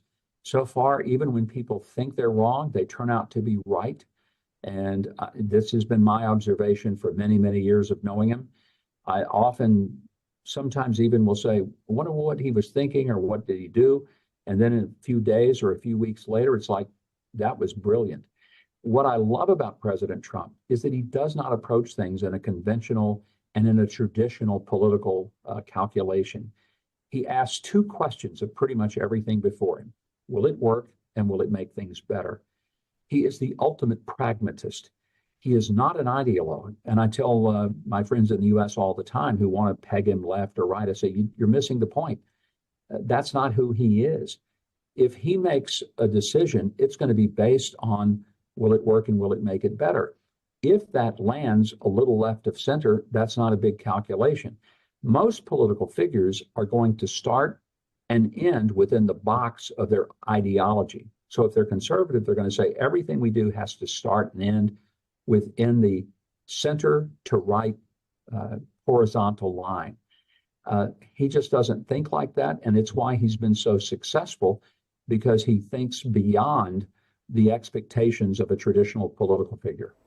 Well, Israel is concerned that this Board of Peace will make things better. It's raised worries about the invitations, for example, of Turkey and Qatar on the Board of Peace. Former National Security Advisor Yaakov Amidror to Israel said that it's a strategic error that would strengthen Hamas. Do you share Israel's concerns about their invitation to the board? One of the things that was made very clear, and President Trump has said it, as have the envoys Jared Kushner and Steve Witkoff, is that there's an expectation that there will be a difference of opinion in who's on the board and how it's conducting its business. Every member always has the basic right to exit if they choose that it's not going to work for them. But I think the bigger picture is that President Trump is bringing together people that ordinarily wouldn't be together, but the goals are simple. And as it relates to particularly the disarming of those who started this in the first place, and I don't want the world ever to forget, this was not created because Israel did something. This was created because Hamas did something on October the 7th that was an atrocity so unspeakable that had it happened in the United States, it would have been the equivalent of over 40,000 Americans, not just murdered, but massacred and slaughtered. So I think it's one of those moments where Israel looks at this perhaps differently than anybody else in the world. President Trump understands that. He's made that clear. Everyone will make their own decisions about their future role in this. Mm-hmm. Let's turn our attention slightly away from Israel and Gaza towards other parts of your region. President Trump has told reporters on Air Force One that the US has an armada heading towards Iran. What's he preparing for? I think Iran will find out when it's time for them to know.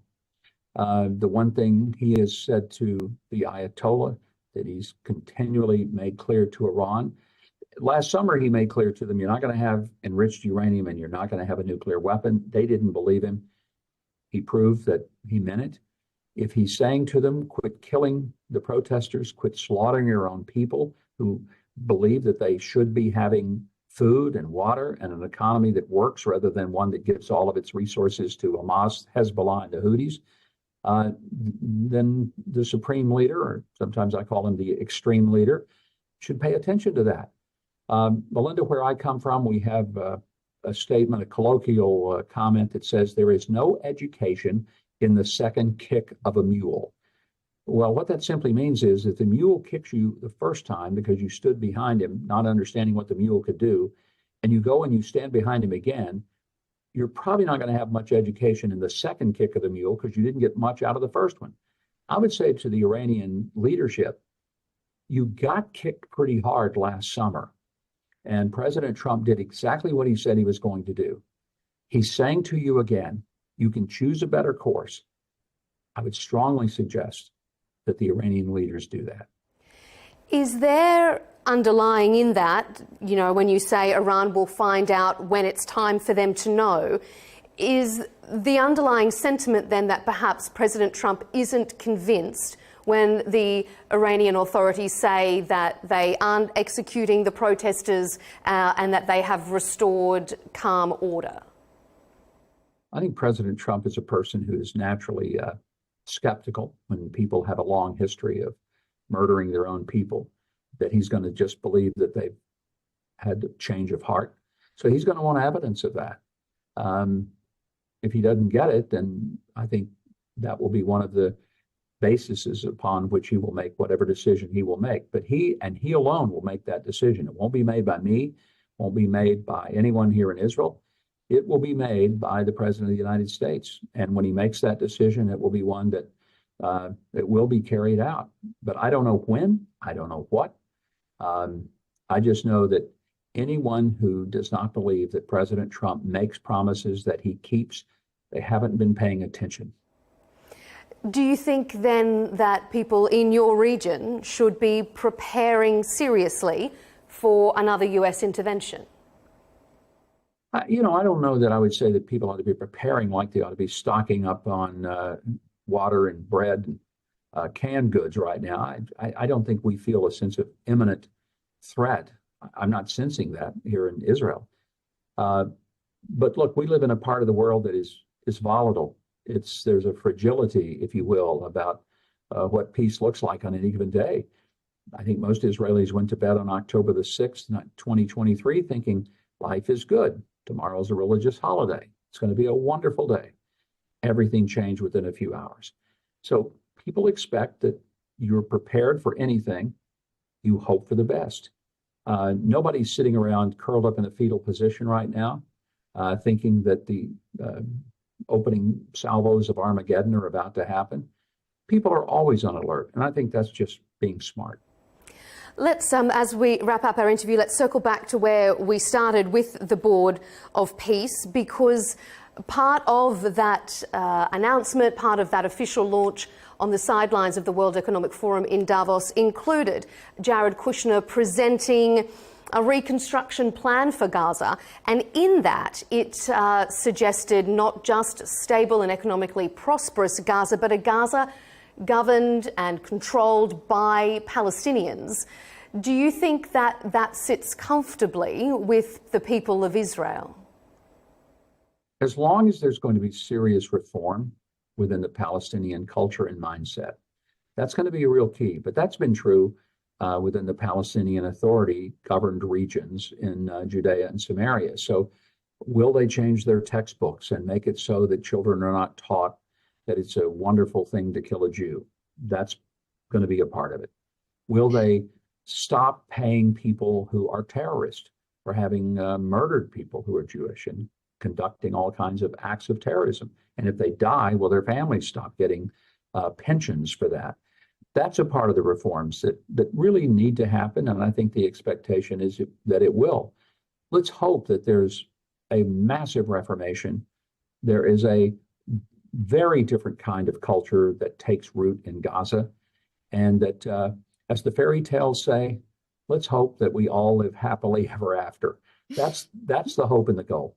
But it's in the hands of the people who will have to make it in order for that to be true. Well, on that, as we wrap up, one last question to you. If we are to live in that fairy tale of all living happily ever after, what is the first thing you would like to see the Board of Peace do? I know that you don't sit at the head, but if you could advise President Trump on day one, this is the first thing, what would you like that to be? Well, I'm not sure that President Trump needs my advice. I think all of us, and the president has made this clear, we all want to see Hamas fade from the scene, a disarmed, demilitarized Hamas. They're the ones who are the root of this evil, and it really can't go forward as long as they are still holding weapons and as long as they're still holding the hate and the animosity in their heart toward the people who are so close to them. Ambassador Mike Huckabee, it's always a pleasure to have your analysis and insight here on Counterpoints. Thank you so much for your time, sir. Thank you, Melinda. It's always a pleasure to be with you, and I appreciate the conversation.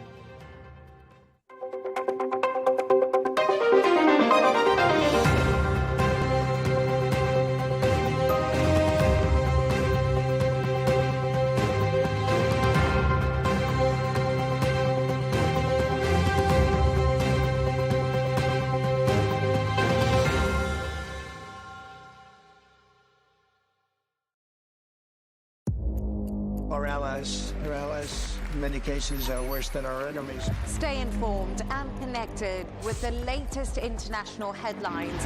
There obviously is a risk From breaking news to in-depth analysis, it would appear that this war is coming to an end. Who buys this stuff?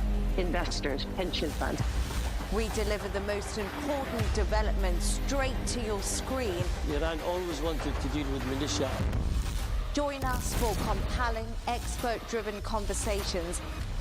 A curfew order has been established. And an insightful look at the issues shaping our world today.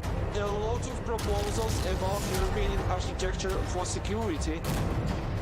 I'm Leigh Ann Gerrans, and this is W News. We dealt with this when I was Chief of Staff in the first term. Where you don't just hear the headlines, you get the full story.